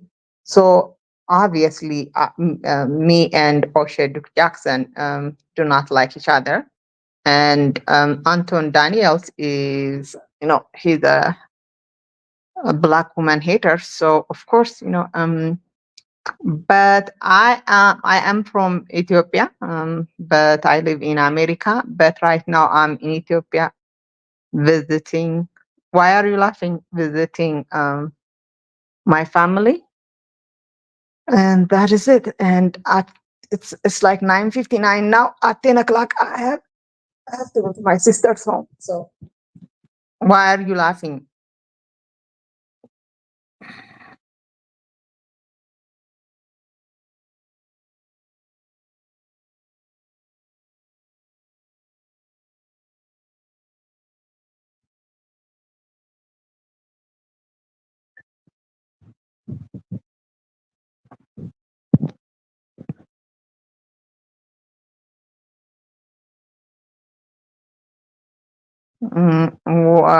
James.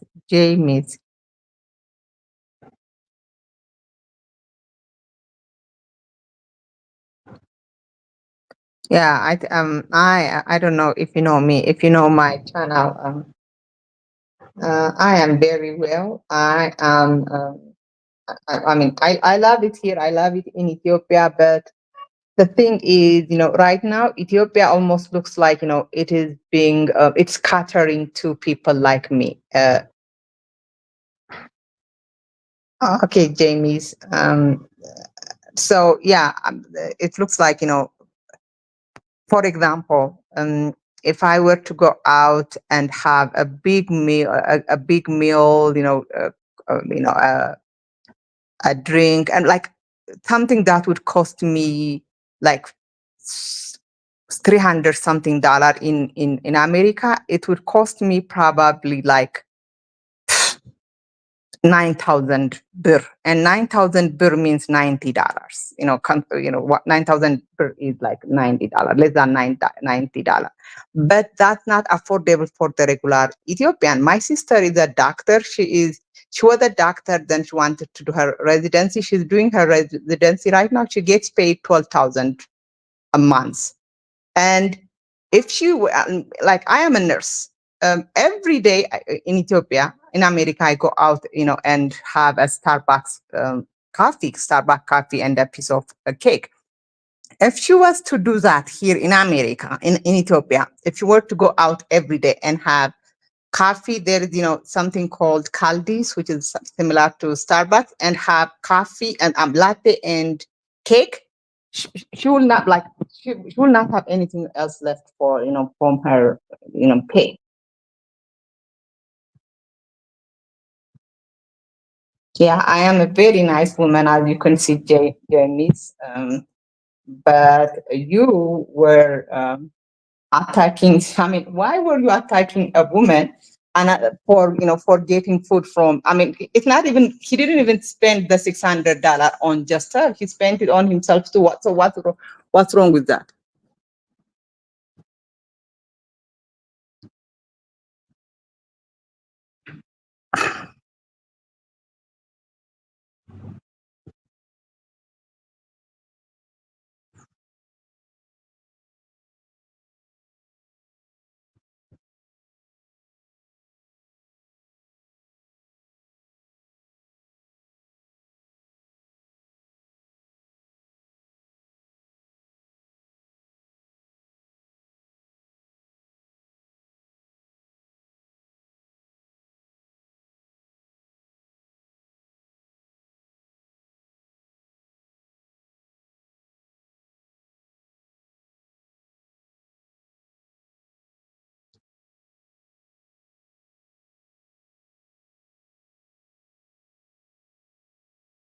I have never blocked you. What?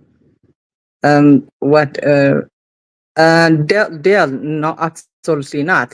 Dale, there are like less than 1,500 Black Americans in Africa, in the whole of Africa, and Ethiopia is not even their favorite destination. So I have not. There are so many. I mean, I have met a lot of white people, white men here. One of them is my friend. But I have not met a single Black American here. There are more. Actually, I have met a Black American woman who does content. We were actually supposed to meet up, but she wanted me to be on camera, and I'm like, no, I'm not gonna be on camera. But yeah, Black Americans have made absolutely no difference here because there's not that many of them. And yeah, no. James, I am absolutely very nice woman. I let you come here, and I mean, yeah. Anyways, that's all I wanted to say. Thank you, guys. Bye bye.